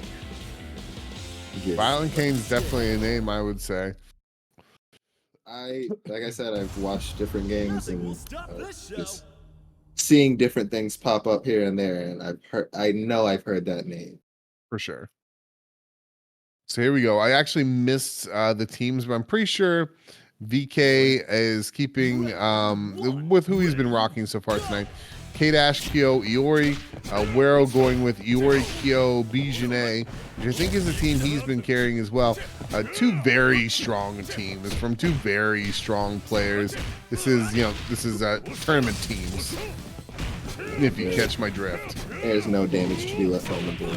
Oh, but that DP from Wero. Good on VK to make the most of that punish. Yeah, fantastic coming out, especially from the front characters. We've only seen just a few streamers here and there. Yeah, VK really made the most of that situation. That DP, he got a lot of damage out of that and was able to sort of steamroll into a little bit more. Ooh, the guard cancel. Wow, the recovery on that's faster than I anticipated. Yeah, honestly saying. I was really expecting a big punish, but I'm gonna have to look for some prospects with this Kaya.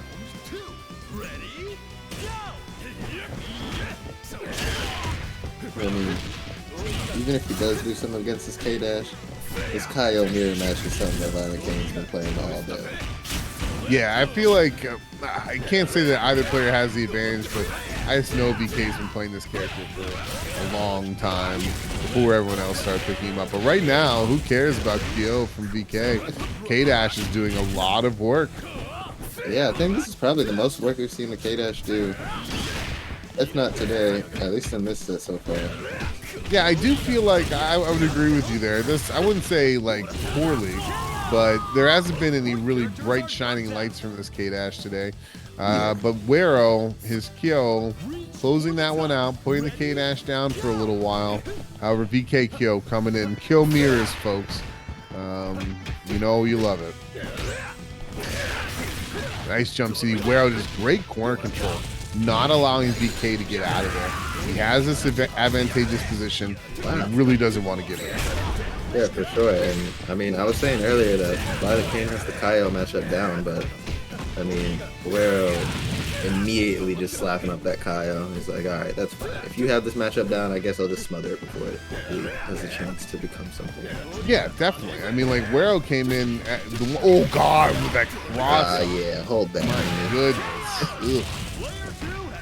Very well played from Violent Kane. Though, you know, he took that. Oh, yeah, for sure. VK took that game, but, like, man, he bled for it. You know what I mean? He came in full bar, full health. Like, it took a lot for him to get through that. But, you know, we do what we can. But here's Bijane. Oof, that was sort of scary there. Hop might have opened that Bijane up. He doesn't have 3 bars, so I mean, the world is an option. Oh, trying to dash out of there and get grabbed for it. Oh, bro, you didn't believe. Run up throw again. I love these throws. It just makes your stagger pressure all the more scary. I really feel like it's throwing off Wero's movement as well. Speaking of which, he'll just slide into that, get that nice conversion. Keep up his corner damage. Corner pressure. Yeah, that was a very good attempt from VK to try and get out of that corner there, but Wero just held his position so well. VK was trying to be very mindful about how he got out of that corner, but in the end, Wero's screen control was just too strong. And here we have the Anchor Iori. Anchor Iori versus Anchor Bijane. The difference is VK's coming in with 5 bars. Bro, you wish it. Not like that, VK. Come on now. That's unfortunate. Okay, well, the thing about having 5 bars is he still has 2, which is it's not 5, but it's still a lot. Here we go. Nice Rekka OTG. I mean, for Iori, it's more than enough, especially with 1 more touch. Now he's gonna make up. Yeah, he's to set the record straight. I can't quick max. Very good. All right, so VK gonna take that one. Something of a close call there, but really, I feel like the close call in that that anchor fight was the fact that BK didn't clean up his plate the first time. You know what I mean? So Yeah, for sure. Wero definitely kept it close, but if I've seen one thing from Wero tonight, it's that his second game in a set is always his strongest. We'll have to see if that trend continues, but that's been the case so far. I think Guero's definitely playing his right game, but he's gonna need to take out this Kai. Not Kai, this K-Dash. Playing a little projectile war here. Oh, well, you could see that Wero was getting tired of it, and VK saw it too. Wero rolls, nice roll, but not able to capitalize beyond that. Great pressure from VK right now. Yeah, and like you said, we can see that he's getting tired of it, but K-Dash is, Violent Kane's smart. He's gonna just play to that strength. So far, VK playing this very well. Looked like Wero almost needed to slow himself down for a second there. He's just getting picked apart. I like that DP, frustration or not. I mean, it worked out, but VK, that was clean. Yeah, K-Dash is not playing around. And is that a full health K-Dash? No. Close. I mean, he was 29 seconds, but he did not lose a lot of life. Wero coming in with Kyo, and he really needs this Kyo to do work. However, VK feeling himself. Immediate DP there through the pressure. Yeah, it's a nice little change there. With the record, get him to the corner. K-Dash doesn't believe in blocking. Oh no. That's gonna be a big punish. That's tragic. Let's see how much K-Dash, or not K-Dash, VK is willing to invest in this. Quite a bit. I'd say it was worth it. The more he can extend his lead here is worth any amount of bar, considering he's still on his point character. Absolutely, and that's a dash off there, and he's gonna slide back into those DMs and take that Kaio. Yeah, very good play from Violent Kane there. So what he did, back roll, hop. And the hop overshot, but still he came on top of that situation. Wero down to their Bijane. Bijane about 3.5 bars. Very strong character, can do it. But the first thing they got to deal with is this momentum from VK. It just seems like as this game has gone on, he's just been getting better and better and better. But yo, that empty air dash into the low. Bijane's not trying to hear that. She don't want to hear nothing about a K-Dash. Oh no! Tough whiff. That's going to be a lot of damage for that poor exchange. Nice throw tech. Oh god, the whiff punish. Oh my goodness. Yeah. Yeah. And in the end there, that momentum that Violent Kane had just built up was just way too much for Wero to sort of put the brakes on. Yeah, this K-Dash on a tear when he gets just flow through the whole team. You've only seen that, what, twice tonight? OCV? Or K-Dash? What it's called? Yeah, no. OCV is one character victory. Okay. Yeah, that's but yeah, VK, I feel like that by far is the best we've seen from his K-Dash, but really I just felt like it was like just a massive snowball effect. Like the longer that game went on, it was just starting to really get out of hand to the point where I don't know if Wero could stop him, you know. But anyways, for today, Violent Kane is going to keep moving on. He's heading to losers finals. Wero is done for the night, but definitely not the last you will hear from Wero Asamiya. But yeah, losers finals is now set. It's going to be Lokoff versus Violent Kane. And from what I've seen in recent history, excuse me, this is definitely the best VK's done, at least since I think in the past week or so. Lokoff, I'm not super familiar with their record here, but Lokoff wanting to get back to Bastartino, wants another shot at that grand finals, and you know VK, main thing he would just love to be able to say, hey, I took this one, this very strong bracket, all these very strong players in here. At this point, you got 3 players left. They all want to take it. We're going to have to see how this shapes up. In the meantime, thank you to everybody who's come here today to hang out with us this glorious Sunday. I hope you all are having a good time hanging out with me and the King here. We definitely appreciate you, and I hope that you will consider donating to the Matcherino. I know we still have codes left, if you claim these codes, it will go directly to the prize pot, which goes directly to the players. So we hope you will take time, consider do that to support these players in this game. And thank you guys for having me. It's been awesome to be able to commentate this. Awesome. Yeah, it's good to commentate with you, man. We're moving right along. We're trucking. Yeah, man. I mean, I've watched some tough games, but these are not by any means hard to watch. No. Excuse me. The level of play is very strong. The only disappointment I would say, and it's not major, is that our champ from last week isn't here. Would have loved to see Reno hold down his spot, but hey, you're not going to be here. We got a bunch of killers just chomping at the bit to be the Madhouse Rumble champion. Yeah, fair enough. And I mean, honestly, by just personal preference, I like to see that, you know? I like when whoever won doesn't show up for a little bit and then they come back.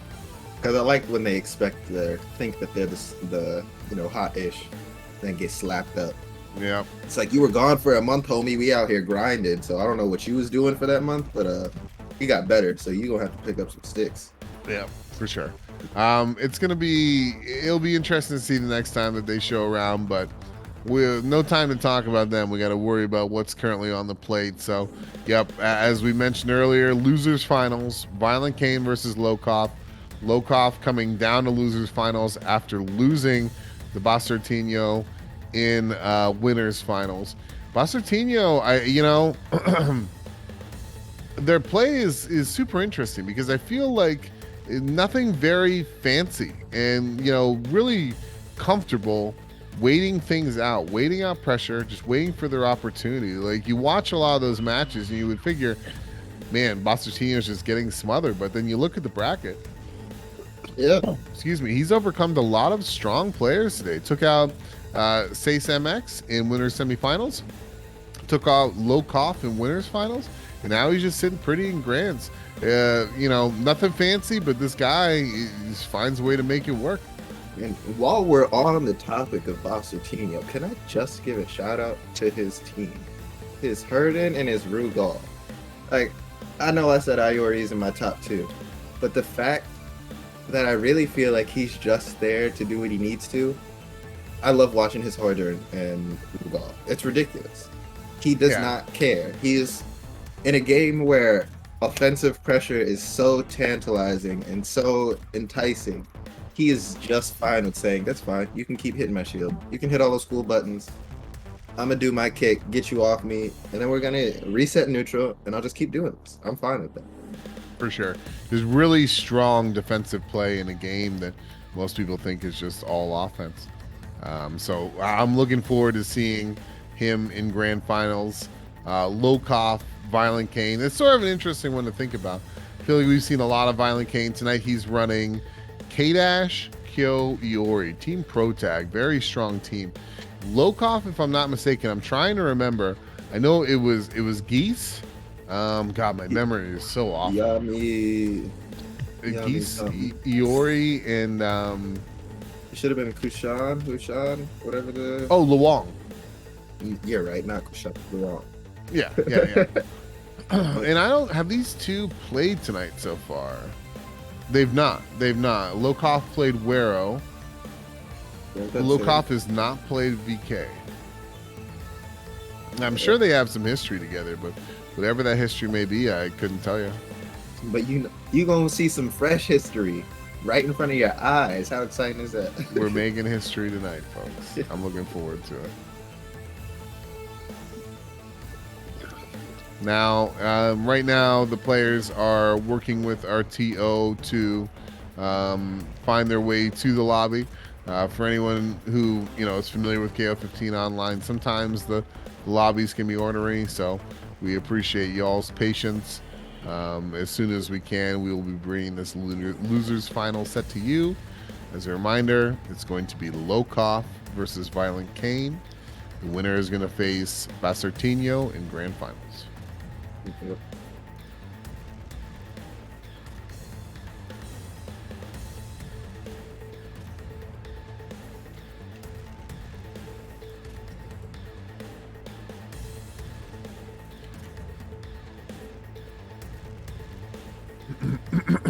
Excuse me. Ugh.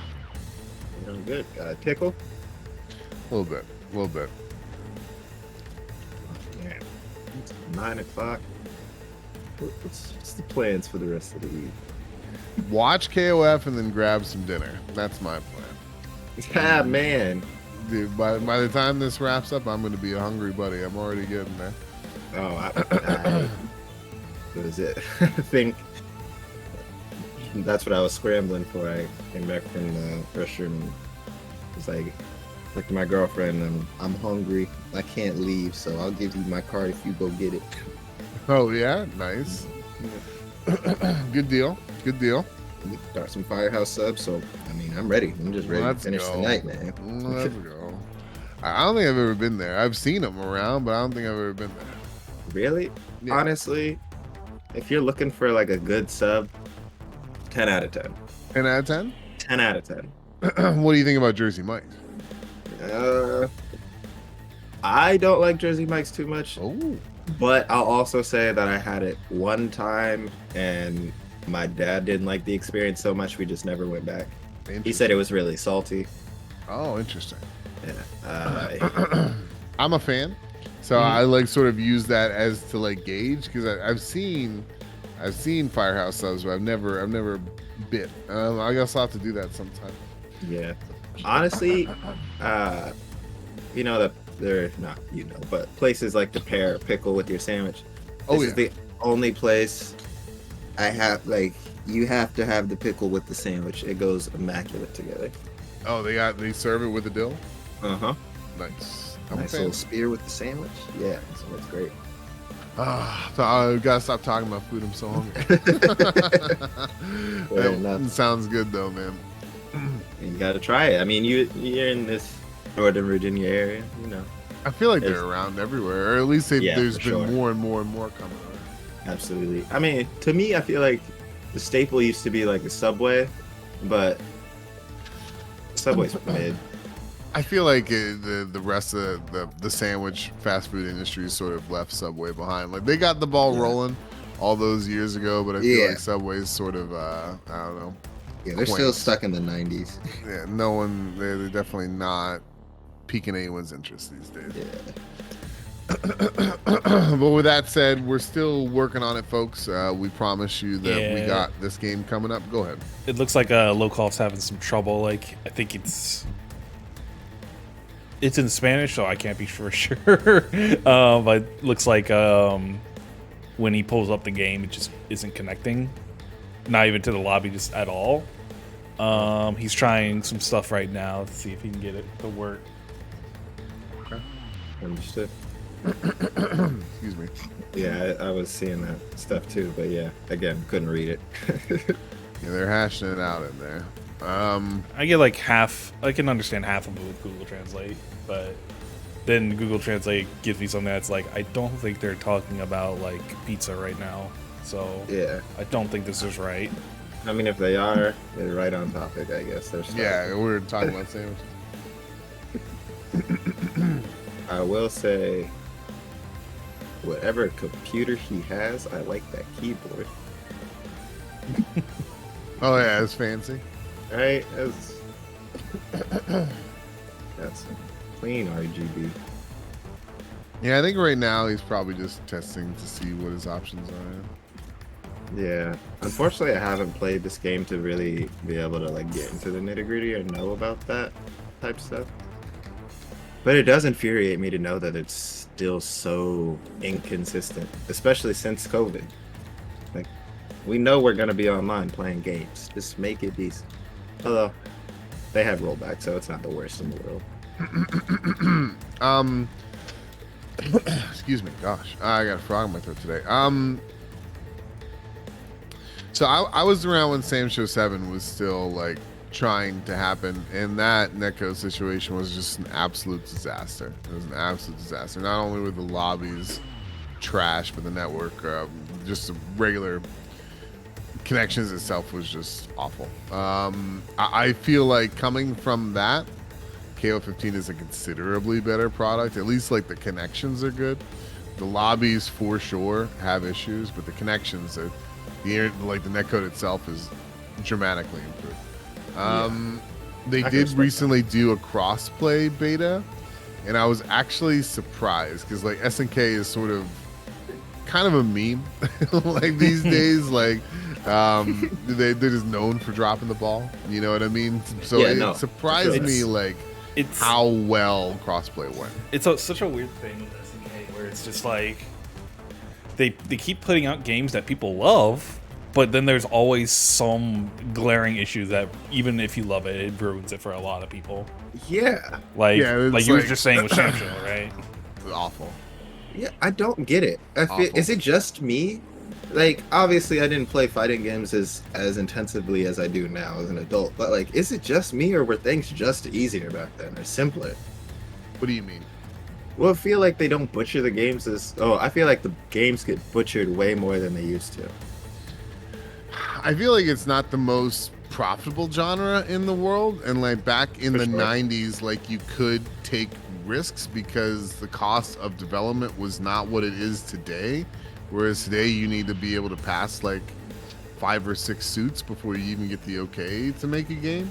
So I think that because it's not viewed as super profitable or super popular, like there are definitely some corners cut in fighting game development, but I feel like We got him in. Oh, we got it? All right, Let's go. Let's go. All right, so it's going to be Violent Kane versus Lokoff, as we mentioned. This is losers finals. Winner is going to go up to face Bastartino.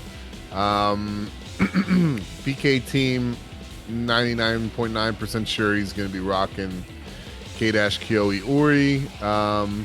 Lokoff, my brain is leaking. Oh, no, it was Geese. Yes. Geese Yamazaki Luong. That's right. There we go. Yeah, your brain's doing great, dude. It's working overtime for both of us. You're doing amazing. We're doing the best we can. All right. So, okay, so we've sort of gone back to his vanilla order. This is what we saw at the start of last set. This wasn't what he was using at the end of the set, but this is there in the beginning. Yamazaki, Luong, Geese. Actually, you know what? I lied. It was Yamazaki, Geese, Luong. He's moved Geese to Anchor. Which is how he ended the set. Yes, which is how he ended the set, correct. Not how he started, how he ended it. Mm-hmm. So here we go. VK, K-Dash coming off of the hottest streak we've seen from his K-Dash all night. With his Yamazaki, I feel like this is sort of an interesting matchup because K-Dash, I feel like he's relatively well-rounded, but his strongest tool might be his zoning tools, but Yamazaki just plays well against those types of tools, in my opinion. Right now, though, they're sort of scrapping. They're at a very close range. I mean, they're scrapping, but no, never mind. I was about to say, I feel like Kane's losing these exchange, but there goes the one combo. DK trying to back up there, but they're ultimately trying to approach each other. Very good there from Lokoff. Yamazaki, that super, not only does it do damage, it also has a poison-like effect. There he goes with the EX command grab there. Decent damage. Lokoff right now. Very strong position with his Yamazaki. And you know what? To briefly touch on it, this is not the same lineup as he ended. He ended with Luong, Yamazaki. You're right. Geese. You're right. It's all coming back to me. Yeah, so I do like this lineup a bit better. I mean, I do think the Luong's he's better with the Luong, but yeah, the Yamazaki opener, way better. It's definitely working out right now. Up until that point, EX up kicks. DK going to confirm this into some decent damage, a little bit of pressure. Nice roll from Lokoff. Getting out of that, no harm, no foul. It's the Violent Kane show right now. You know Kyle's on the screen. Yeah, kills no joke. All right, interesting CD trade there. Okay, jump CD, yo, great. Oh, he dropped the conversion. Yeah. And that's going to be some poison damage for your troubles. Yeah, it's going to cost him a fair bit of health here. I like the check from VK. Oh, chip is a thingy. Yeah. This man said, I'll just roll.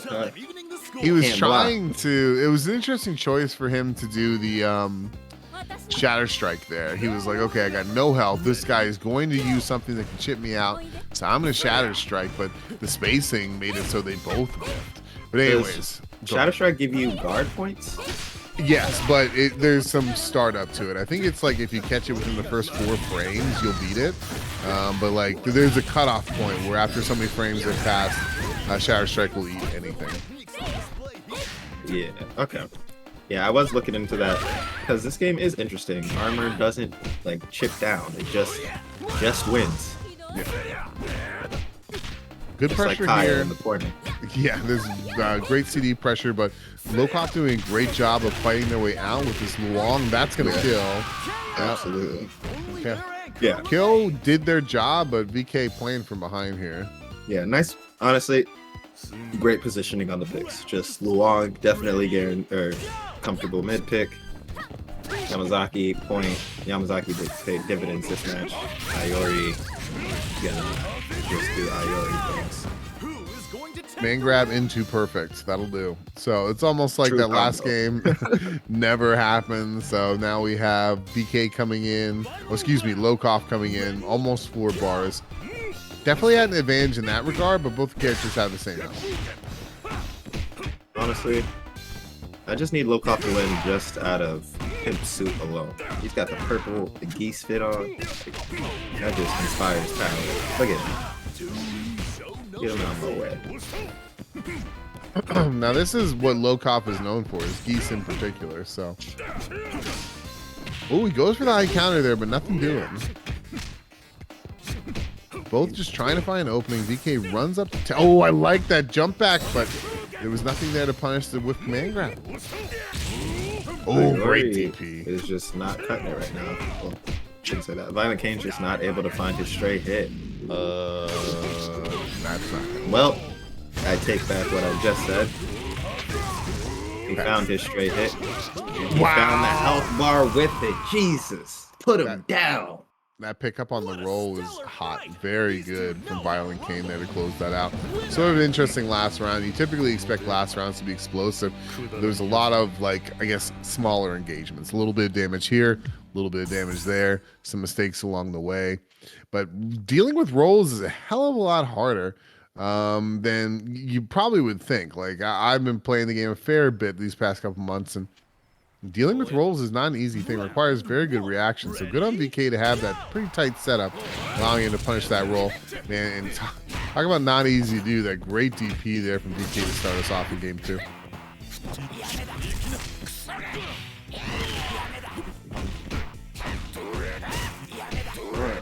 So both starting off pretty strong. Oh my god, just keep him in the corner.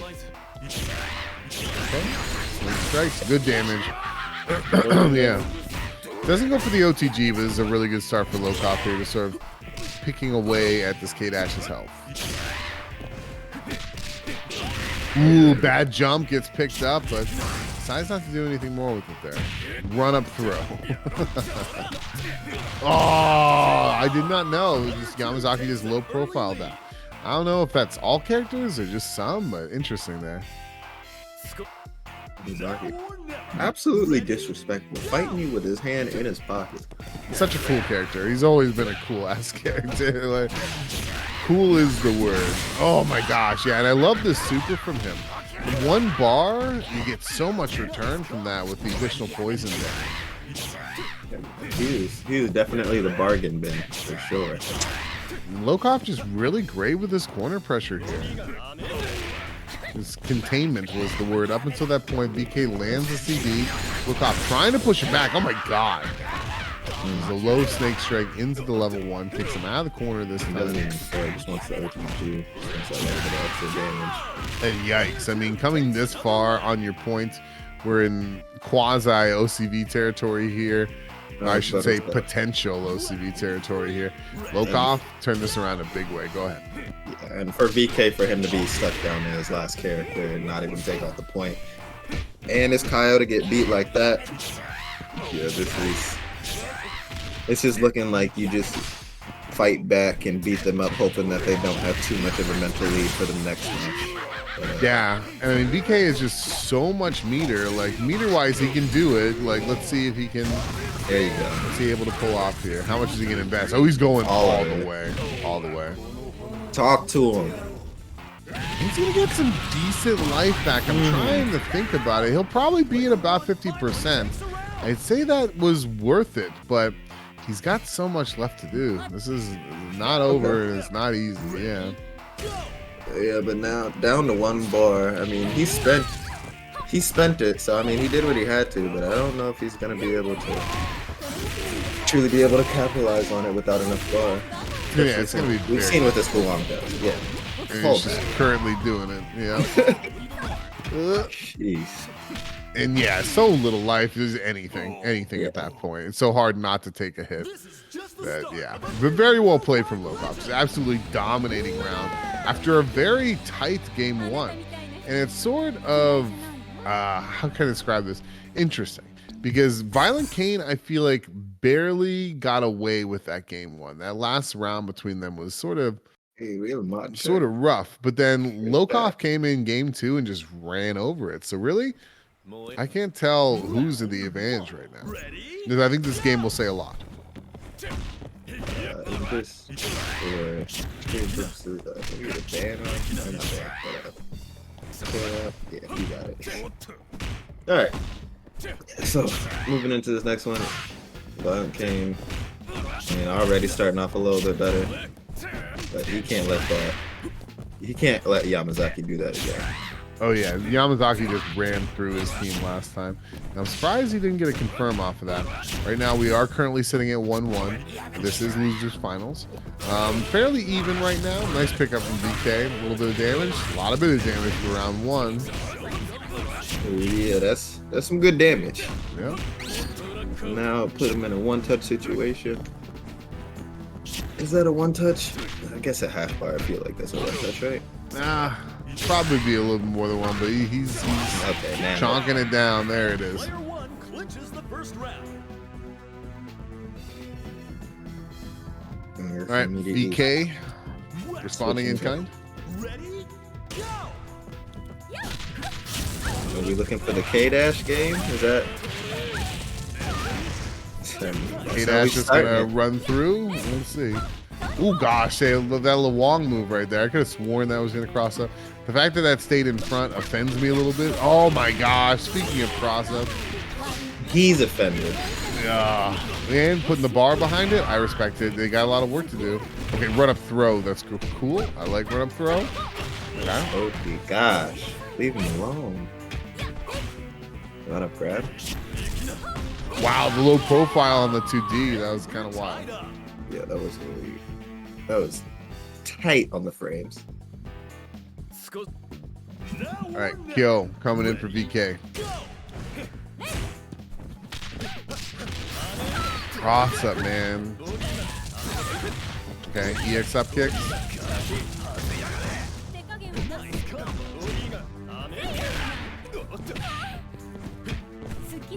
Okay. Goes for the cross up again, but Lokop said not this time. Yeah, the DP, yeah, that's fine. Oh, wow. Damn. VK went for the overhead in the quick max, but didn't work out. Well, he definitely got a lot out of that in the end, yeah.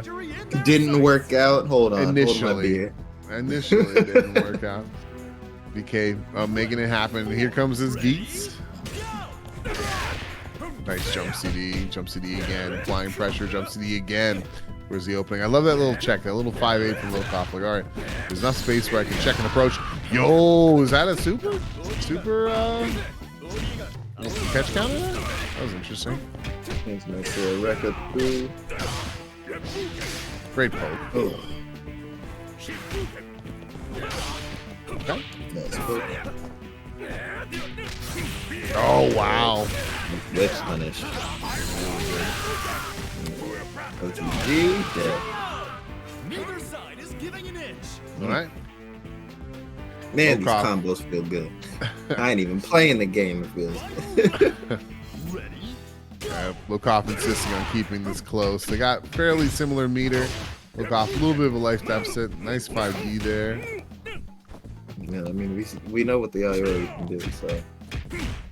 I'm just waiting for the command grab. The question is what's the defense of this Geese looking like?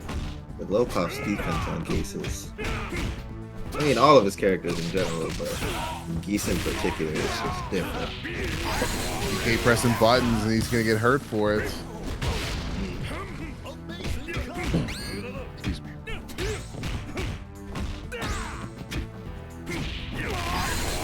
Oh, wow.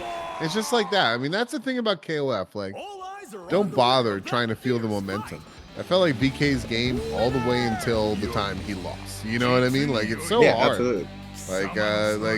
You're never out. You're never out. Yeah, no, his geese is that's what I'm saying. Like Iori is great, but I don't know if Iori has the mix that he needs because he is not opening this dude up to save his life. Yeah, I figured he would have pressed harder. It didn't happen, but no time. We're just getting back into it. Right now, though, Lokov up 2-1 over VK. And back to the Yamazaki train.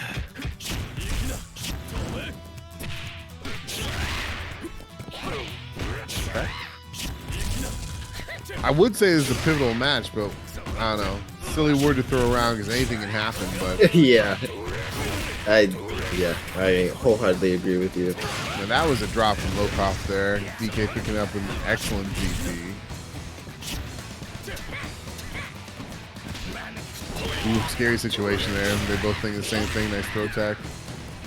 Lokov though getting these DPs though. Yamazaki freezing up. Oh, Yamazaki picked off. Yeah. Yeah, that roll was just ill-advised. Yeah, certainly was not the play. Nice call out from K-Dash, just covering all the options. He said that nice hitbox in front of him, just waiting for him to roll into it. But here we got Luong again. I mean, that was just a beautiful option selector. Even if he did dash back, he could have just shot it at him.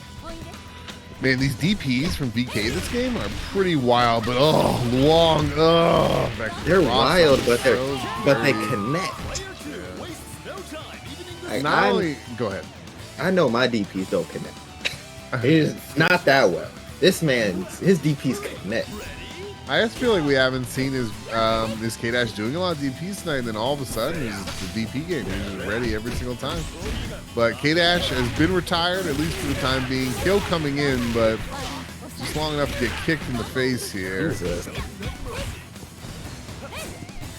Ooh, just timing the cross up. That's so unfortunate. He threw out the 5B to try and cover the ground, and Luong just hopped right over it. Fortunately drops the combo, but getting thrown for your troubles. Back to the corner we go. Wow. Get off me. I'm trying to play it. So that is going to be heavily scaled, but he's still just going to go for it anyway? Wanted that damage. Man, Lokov was mashing on Wake Up. I feel like that's kind of wild. BK just put the media on him and it hit. Dead for this? No shot. Good pressure. Nice guard cancel roll. Oh my goodness. Go, he's dead. Wow. That hurts your soul. It was just such a tense moment. There's so many ways that either player could have approached, and they just picked the right call. But this Luong coming in with very little health. If you're VK or you know the drill, get her out of there as quickly as possible. I feel a grab coming. Yep. Oh my goodness. But Lokov is just playing this super well right now. This is not going in VK's way. He's losing a lot of health right now. That 2D gets hopped right over, bro. You want the good news or the bad news? Oh my god, what a tech. He wants it too bad. You can't go for the... Wow. Oh, just jumps right over the fireball. What a crazy interaction at the end there. But Lokov came in with a Luong, and Luong just went off. Man. VK was running it, and Lokov just took all of his momentum and just said, you know what? I like that. I like what you're doing there. I'm gonna do that. Yeah, it's sort of wild. The more I watch this game, the more I begin to realize it's just, I don't know, it's really hard to get a feel for how a game is going because it can just turn on a dime. VK was looking, to run the script, put down the Luong, and then a stakes anchor fight. That's just not what happened. Got opened up a few times, and it was just enough to get him through there. And some interesting neutral decisions from both players as well. But folks, yeah, that's it for Losers Finals. Lokov taking it over Violent Kane 3-1. Shouts to Violent Kane for coming through. VK definitely outperformed themselves, I think, for the past two events. Yeah, last time they went out in losers quarters, whereas tonight they made it all the way to losers finals. But with that, Lokov heading back up to Basartino for the run back in grand finals. He said, I need it. You want it? You got it. Let's see if he can do any better. And you know, I feel like Basartino definitely handled that game well, but Lokov definitely not out of it. But with that said, Matcherino. Have you folks checked out the Matcherino lately? We're right about to head into grand finals. I know there are plenty of codes available. We definitely hope that you are having a good time with us this Sunday evening, but we also hope you'll consider contributing to the Matcherino. We have several codes still available. Each code is going to be 25 cents donated to the pot. It's something that goes directly to the players, top two. But if it goes beyond 50, all top three gets paid out. So yeah, taking the time to do this is something we'd really appreciate. So please take a second to check out the Matcherino. Yeah, make sure that your favorite players, getting that opportunity to feel the love and getting that dub, Absolutely. They get $1, it feels good. But if you get $2, it feels twice as good.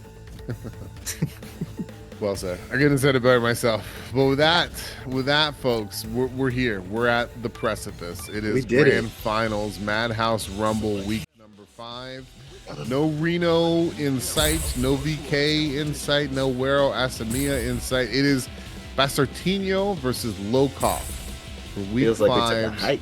Yeah, grand finals. All right, we're doing it. We're doing it. Characters are getting picked. We're here.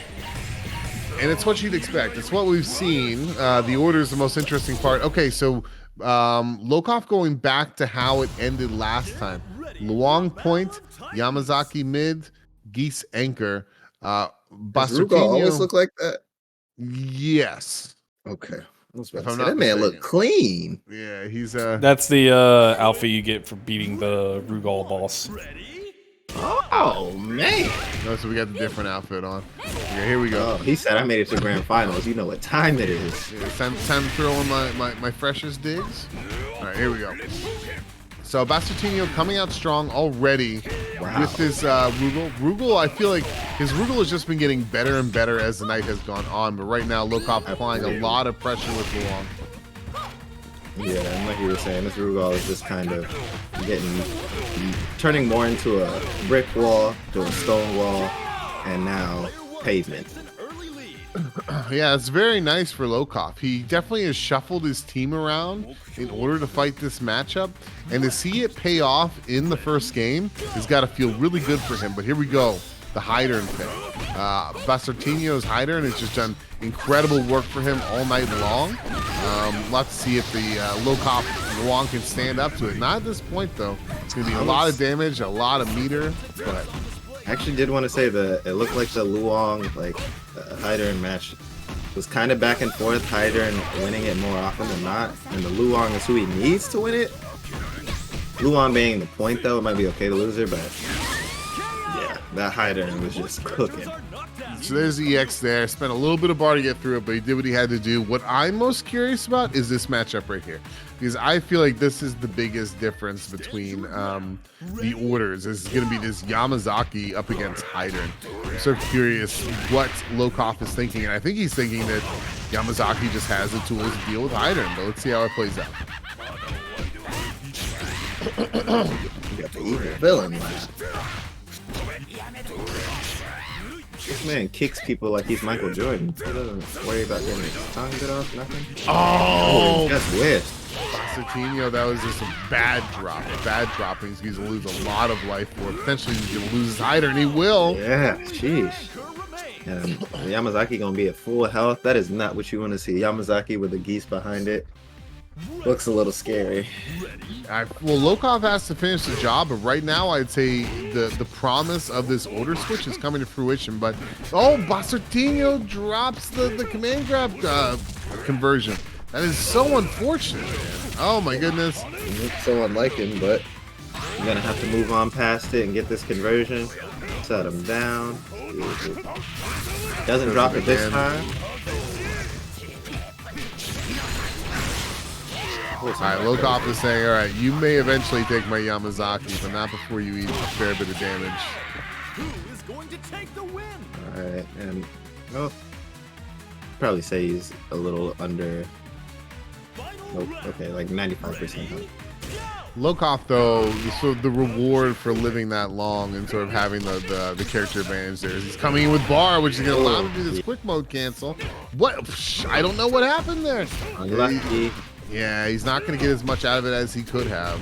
Yeah, so not able to actually get any real damage conversions there. Did do a nice chunk of damage initially, but is it going to be anything in comparison? What? Oh, wow. Great check there from Lokop. Not afraid to hit buttons. OTG. Button check. No. Oh, you're already stuck in the corner. Bro. This is so close. Oh my goodness. Wow. No. What? Whoa, my goodness. What an end to that round. That was an absolute nail biter. Lokop finding a way to get through just game one with that air EX fireball. Yeah. Lokop does that so well. Most of his characters don't really have a fireball, right? So when he really switches over to Geese, it is an entirely different match. Like he is Go ahead.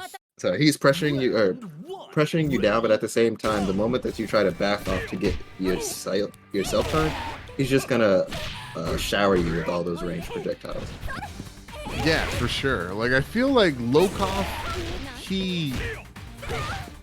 that whole game worked out as good as he could have hoped a game to work out until he got to Eeyore. So the fact that he only barely got through that one is kind of scary. But right now, he's doing well. Again, this matchup, Wong against Omega Rugal. Getting Omega Rugal now into the yellow. Yeah, this is definitely the start that he needs. Get that grab.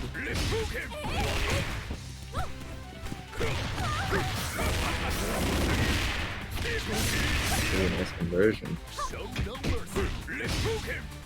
And slowly but surely, Bastartino is chipping away this long. He does that. No, is that going to hit? Wow. What a call out. That was... Just cover it with a super? Yeah, that's hot.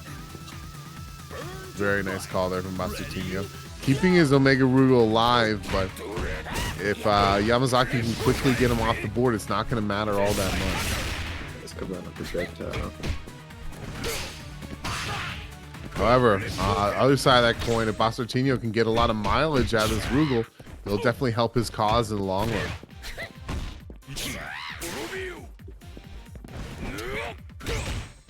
Nice roll there. Ooh, ducks underneath the over and cleans it up. That was kind of clean. Yeah, it was just not the best jump for Bastartino, and then Lokop just picked it up. Here we go. Hydrant's coming in. Let's see. I mean, we saw against the Yamazaki the first time, didn't go so hot. See a lot of jump CDs this time. A bit more aggressive play from the Hydrant. Ooh, should be big damage. Well, there's no DP that he should be afraid of, so I would hope that the Hydrant would capitalize on that. But here he will get body first troubles. Yeah, that's super unfortunate. Bastartino just did not time his Oki well at all. He just did the stand D way too early, and like, look at how much he's going to pay for that. You could argue that was an oopsie as well. That oopsie's cost you about 50% health. Oh my god. Forgive me, I haven't seen many level 3, so I'm still just awestruck when I see him, but that was clean. Yeah. Bastartino able to take it over that Yamazaki, but gave up a lot of life that he probably didn't need to. Yeah, still in the orange, not even able to make it up to the green. I mean, we know that Iori needs all the help he can get. Yeah, Lokop right now, there's Giso looking very confident in this play. Yeah, and this is what I mean. Like, he's fine with running up. He's fine with making space. He gives space. Look at that. Give space. Key Blast, not Key Blast, man. Playing too much Dragon Ball, but Fireball. Same thing. I'll allow it. Semantics, anyone who tells you different. Here we go. Same matchup from last time. Lokov was able to barely come away with it last time, but Bastartino coming in with a lot of bar. And Iori with Bob. Ooh, the high counter. Nice roll. And I mean, Iori is starting off better than he did last time, but I mean, both of them still deficient or whatever. Scary. I mean, you see a lot of respect here. Oh gosh, that was gonna be an empty jump command grab. Jump CD. Picks up the counter. Oh, the taco. You're probably dead, bro. Yeah. Yeah. All right, Bastartino evening it up 1-1. Keep an eye on this matchup. Is it going to be a long night for Lokov?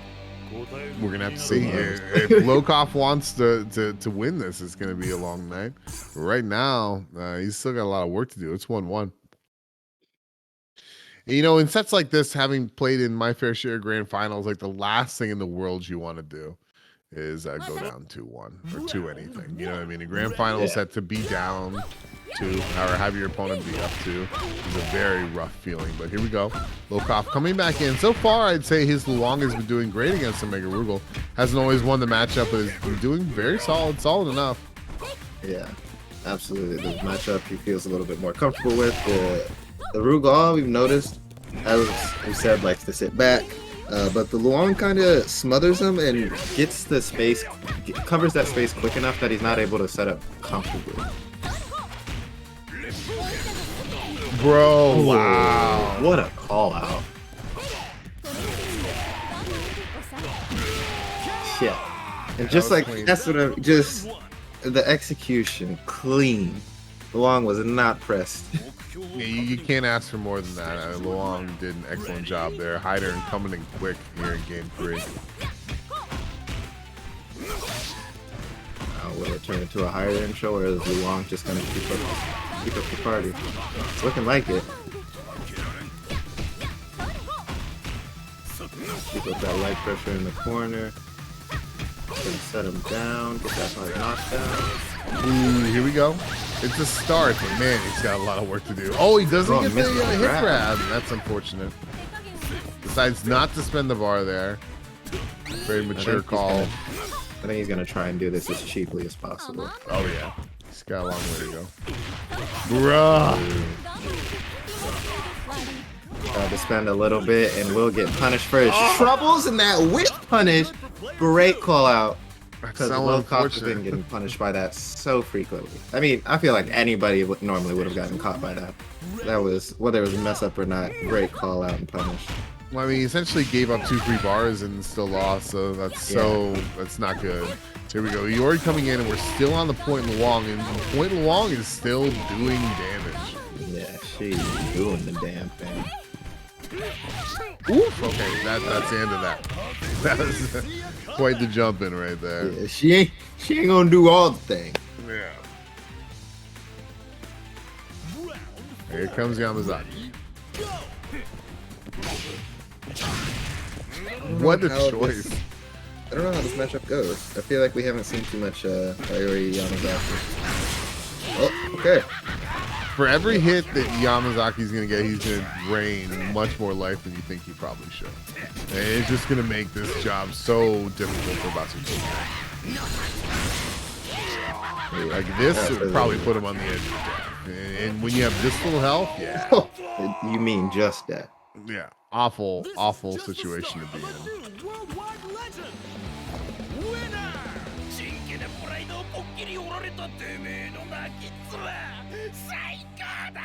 Okay, And low you cost. call this dude Go cool? ahead. He's a villain. Oh, I think he's dope. He can be dope, but he's definitely a villain. Yeah, that's fine. I don't mind. Yeah, that's cool. That's what's up. I mean, my favorite anime character of all time is a villain as well, so I hear you. Nice. Whoa, Bastartino. Joe? No more Mega Rugal. We're bringing in Joe. I feel like Joe is. How can I describe this? One of the most. I don't even want to say fundamental, but this is about basic Real quick, Hadouken, go ahead. thank you to Dumb Squid 5 for the $10 to the match freedom, along with the 25 cents for using the promo code. Leave us at 1830. Thank you. Thanks, Doc. Making So- this thing up. Joe wants to Hadouken Shoryuken pretty much. Like in the most, it's a very Street Fighter kind of game plan. Honestly, I feel like with this character. Obviously, there's more sauce to it than that, but Yeah, I think but he's most known for having great fireballs and a good Shoryuken. Yeah, I was so about to we're sort say, of bringing I it see back the- to basics. Yeah, that tornado looks like it's just a great conditioning tool. Yeah. Looks like fundamentals you have to respect, I understand. No, Luong ain't trying to hear it. Wow, okay. Yeah, There you yeah, Buster Tino was just blocking there, and Lokoff went in for the grab. That'll do it. Joe did a little bit of damage, but not enough. We're back to Hyder, and with, the quickness, I would say. Okay, jump D. Bro, no, that can't have been intentional. That's so unfortunate, man. So he got raw max mode, and nothing to really, well, it's not gone yet. He would love to convert something off of it, because otherwise it's just 2 bars down the drain. I mean, luckily he was still able to build a little bit more bar for himself, but yeah, it's kind of a waste. Jump CD. Right, throw.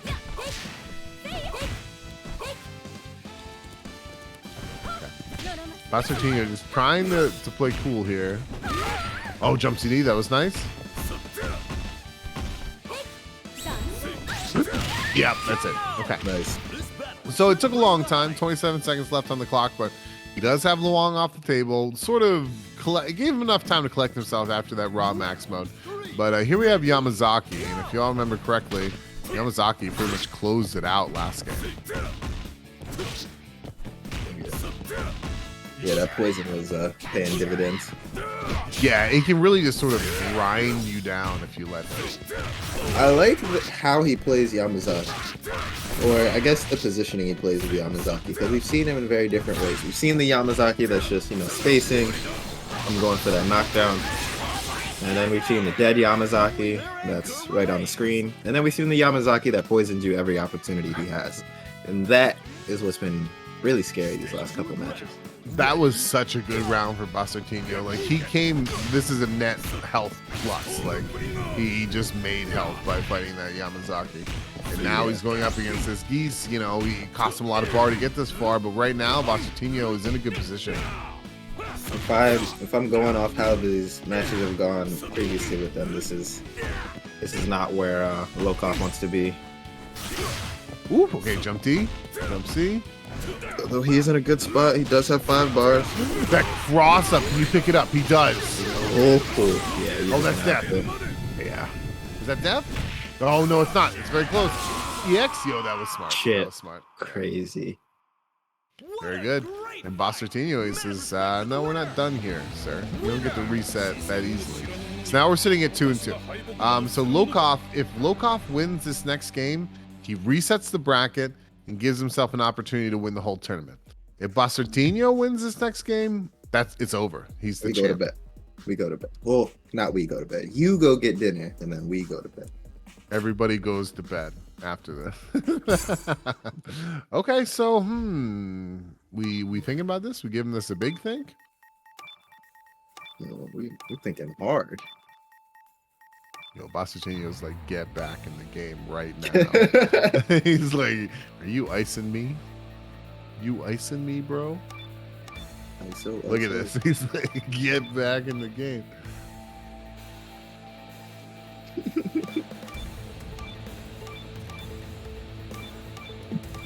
Something's going on. Let's see. I was about to check myself. I don't speak Spanish. Lokoff. Okay. left. So his stick disconnected. So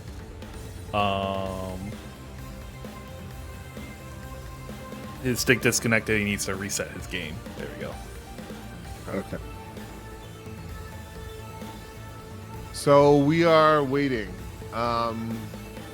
Bastartino, I'm sure, is feeling like he wants to get back into that game ASAP. So we're gonna have to just wait, see what happens here. While we're in this downtime lull, just talking about fighting games. We've got all these great games. Why is there a free-to-play VTuber fighting game that has rollback, but I can't get it on Dragon Ball FighterZ? Like, I'm just confused. It's coming. It's coming. Well, Dragon Ball FighterZ, yes, it is coming. But like in general, Nintendo, like anybody. Well, Nintendo doesn't care about it. When's the last time? I don't think Nintendo's ever had good online. I don't think you can even put rollback on Nintendo consoles. Yeah, like 'Cause, they just started putting Ethernet ports in their shit. Because Yeah, bro. Like, because DNF Duel, they put DNF Duel on Switch, which had rollback on everything else. They have delay base on Switch.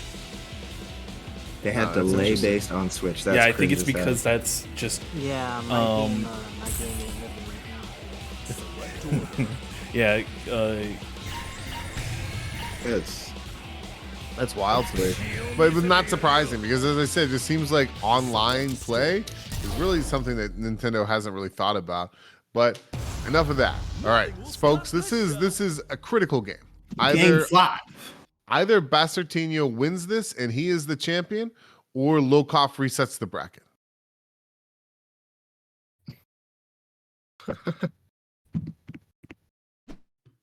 Round 1. Me and 4 other DNF players crying in the club. All right, getting on to this game 5. So the Joe is still in. And I'm surprised but to see the Yamazaki point. Well, I think that he did this to deal with Joe, but I don't really know if it's entirely necessary, but I'm just commentating.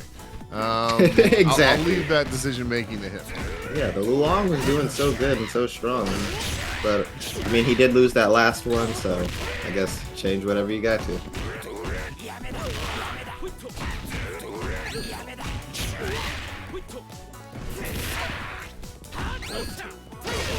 Nice guard cancel out of there, but we'll get DC for his troubles.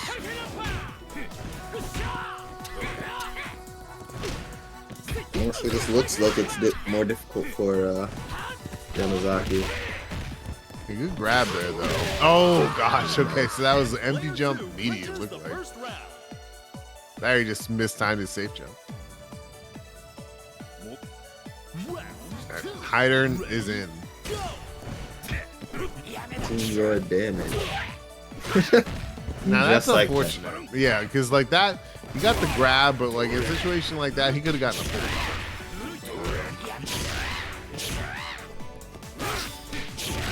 So this is a little bit scary now. Yeah.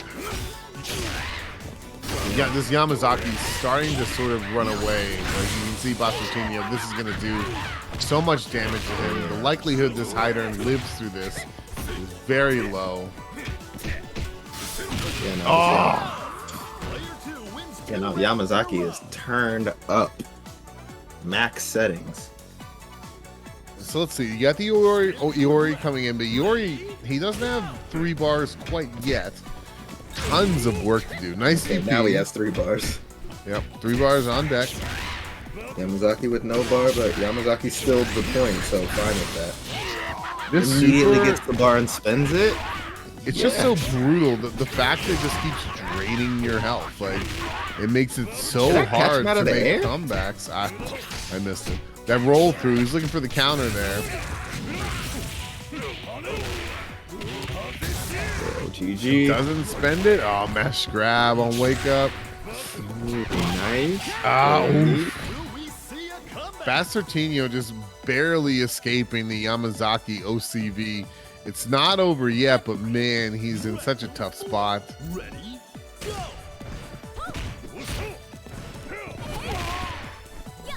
And, I mean, honestly, this is... If I'm Lokov, I'm excited! Let's go! I can finally bust the image out. I haven't had to bust it out yet. You've never been a bracket reset? All right. Okay. Yeah, there we go. Yeah. Paul's in chat. Nice. Although this image is- doesn't speak as true with KOF because KOF we start earlier, so I'm not as tired. But when with SoulCalibur, there's a reset, which is almost a reset every single SoulCalibur bracket. It's like, I want to go to sleep right now, and then there's a reset, and then that reset goes to last game, last round. Of course it does. No, I got you. I would cry real tears. All right, so they are back into it, folks. We have a bracket reset. Bastartino has been put in the loser's bracket by Low Cough. This one is for all the money, folks. First to three, someone's winning this. It's going to be Bastartino, going to be Low Cough. You have to wait and see. But Low Cough Yamazaki coming in with a full head of steam. Now, jeez, put that guy down.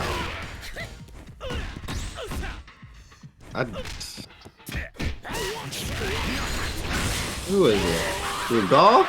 Put my man Rugal back on the screen, bro. Get Joe out of here. Joe, he has not quite fulfilled his promise yet, I don't feel like. Yeah, no. Even when Rugal got dumpstered, I still would have rather seen him than Joe. Oh my goodness, this pressure right now. Joe Okay. Bomber. Sorry. Jump CD, EX, flash kick. And Lokov is just playing with confidence right now. Yeah, he's going in for those low checks, making sure.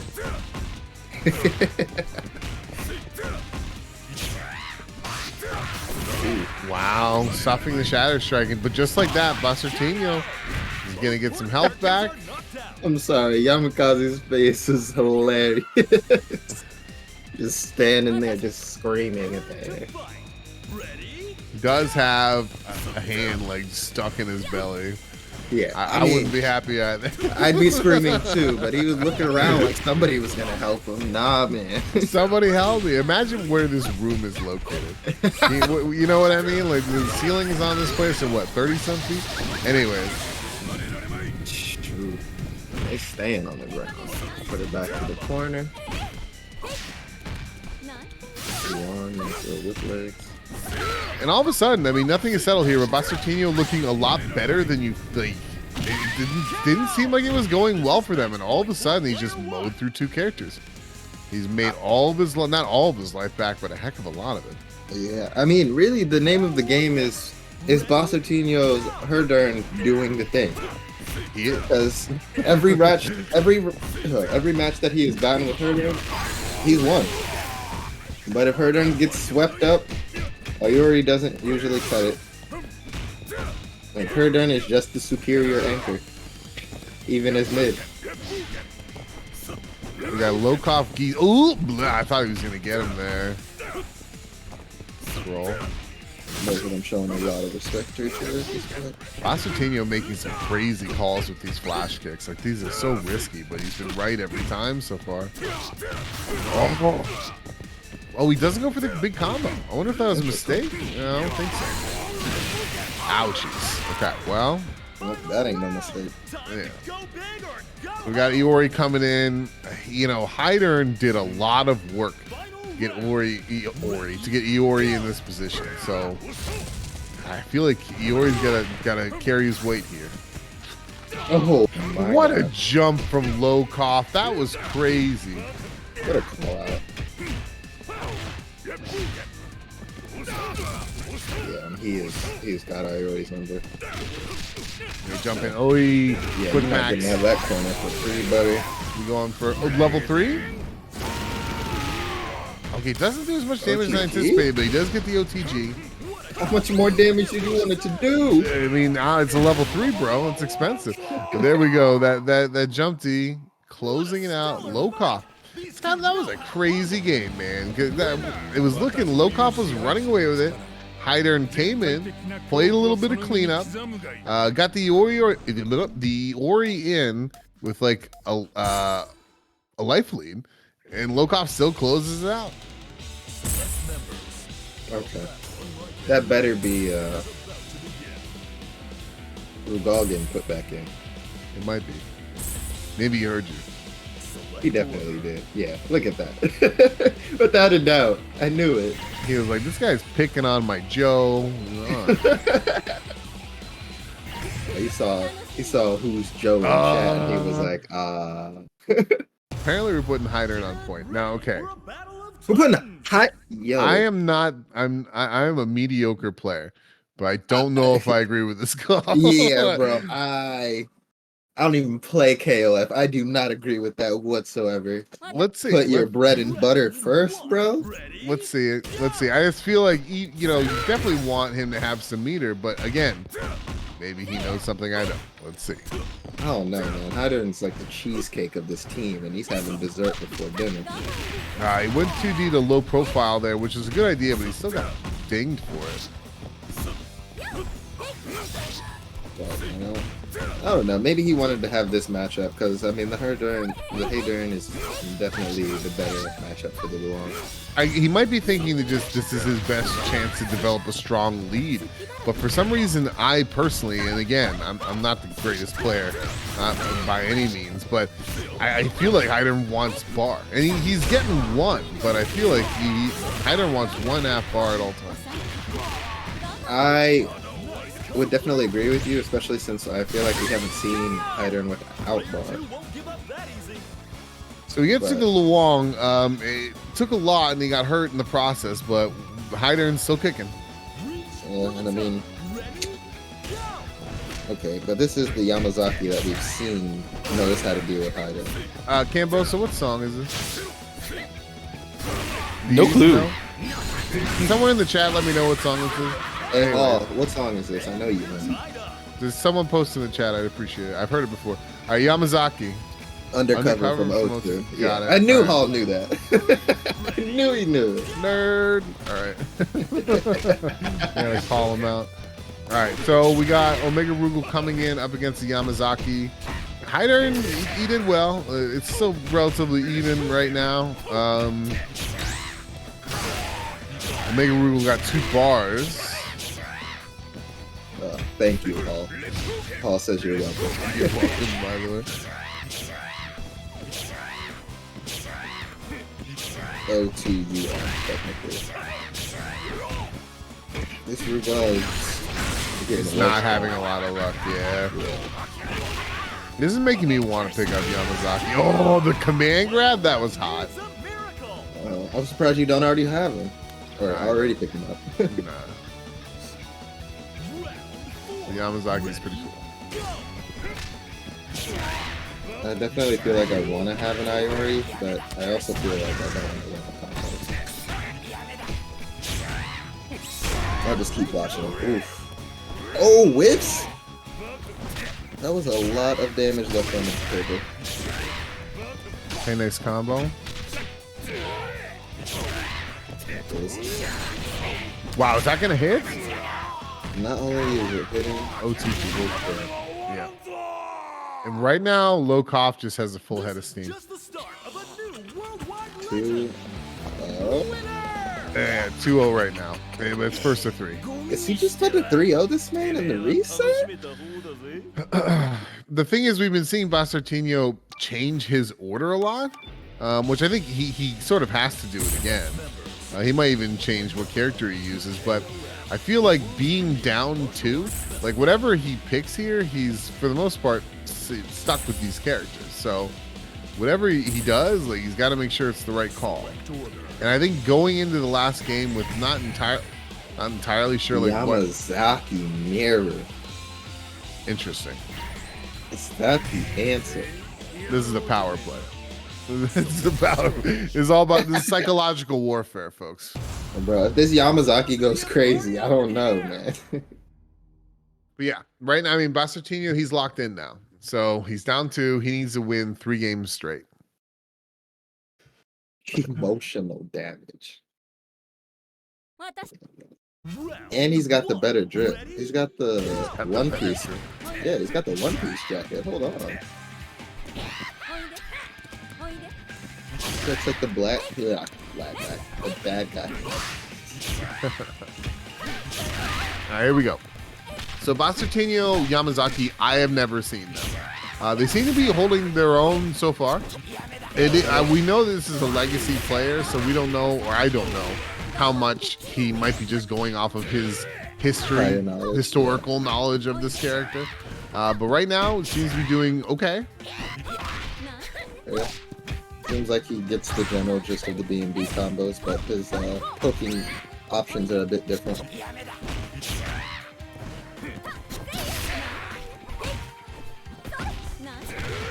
Okay, 2D. Nice guard cancel. Still hit there. It's a really well placed poke there from Lokop. Like, had a good feeling of where he wanted to be and just filled that space. Very well played. Yamazaki came in, did some work, but ultimately not enough. Hider him back in this middle position where they have done so much work in the past. I gotta feel like, yeah, like it's so important that this Hider has a good round here.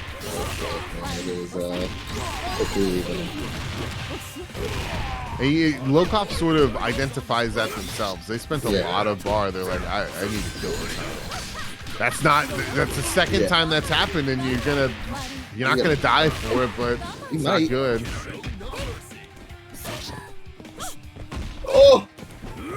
Oh my goodness, yeah. My God. Just poorly, he just sort of sailed right over there in that situation.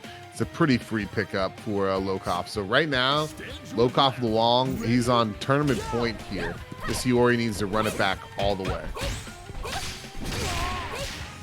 Not undoable. But the way this Luong's playing.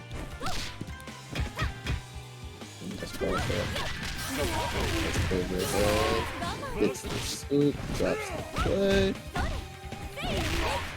Couple close calls here, but yeah, right now this Iori's just sort of running into a wall. He's just getting dinged left and right. Okay, nice pickup here. Here's a chance. How much bar is he gonna spend? None. Enough. Oh, Nice for it. You were a cheap date and got kicked in the face for it. I think what happened there was he was just like so far ahead. He's like, this has got invul. You're gonna throw something out, and this is just gonna eat it alive. Like that. Yeah, that's the play of a man who still got his point while you're at your anchor. Yeah, that's also the play of a man who's like, you didn't spend the bar to kill me? Okay, I'll show you what you should have done. And with that, folks, Lokop in the grand finals resets the bracket over Bastartino and wins Madhouse Rumble KOF 15 week 5. Congratulations to Lokop. Shout outs to Bastartino. They played an excellent game or set this week, but unfortunately they just weren't able to pick it up in the end. It seems like every single time they come out and play, they keep doing better and better. So it'll be interesting to see how Bastartino continues to improve in the following weeks. But today is Lokop's day. Congratulations. All right. And we're going to wrap things up and send y'all all over to Yurikov, who's streaming some KOF. Before we do, though, where can people find my commentators? Twitter, I guess. you can see my @ up there on the screen. I run tournaments. If you're in the Northern Virginia area, I run 5SB and Vampire Savior tournaments every Tuesday at the Cave, across the street from George Mason University. My name's Sugar Bear. I like Sam Show 5 Special. Hope you guys had fun tonight. Yeah, I'm King Fuyoshi. Follow me on Twitter. You can go ahead and feel free to give my Twitch follow if you want, but just here commentating for your pleasure, man. Thanks for having me. All right, and thank y'all for tuning in for tonight. Thank you to all the people that signed up, and thank you to one last shout out to Dumb Squid 5 for the $10 on Matcherino. Don't forget, tomorrow will be SoulCalibur VI. We're gonna have some more fighting game fun for you tomorrow, and then on next Sunday we'll have week 6 of Madhouse Rumble. See y'all then. Peace.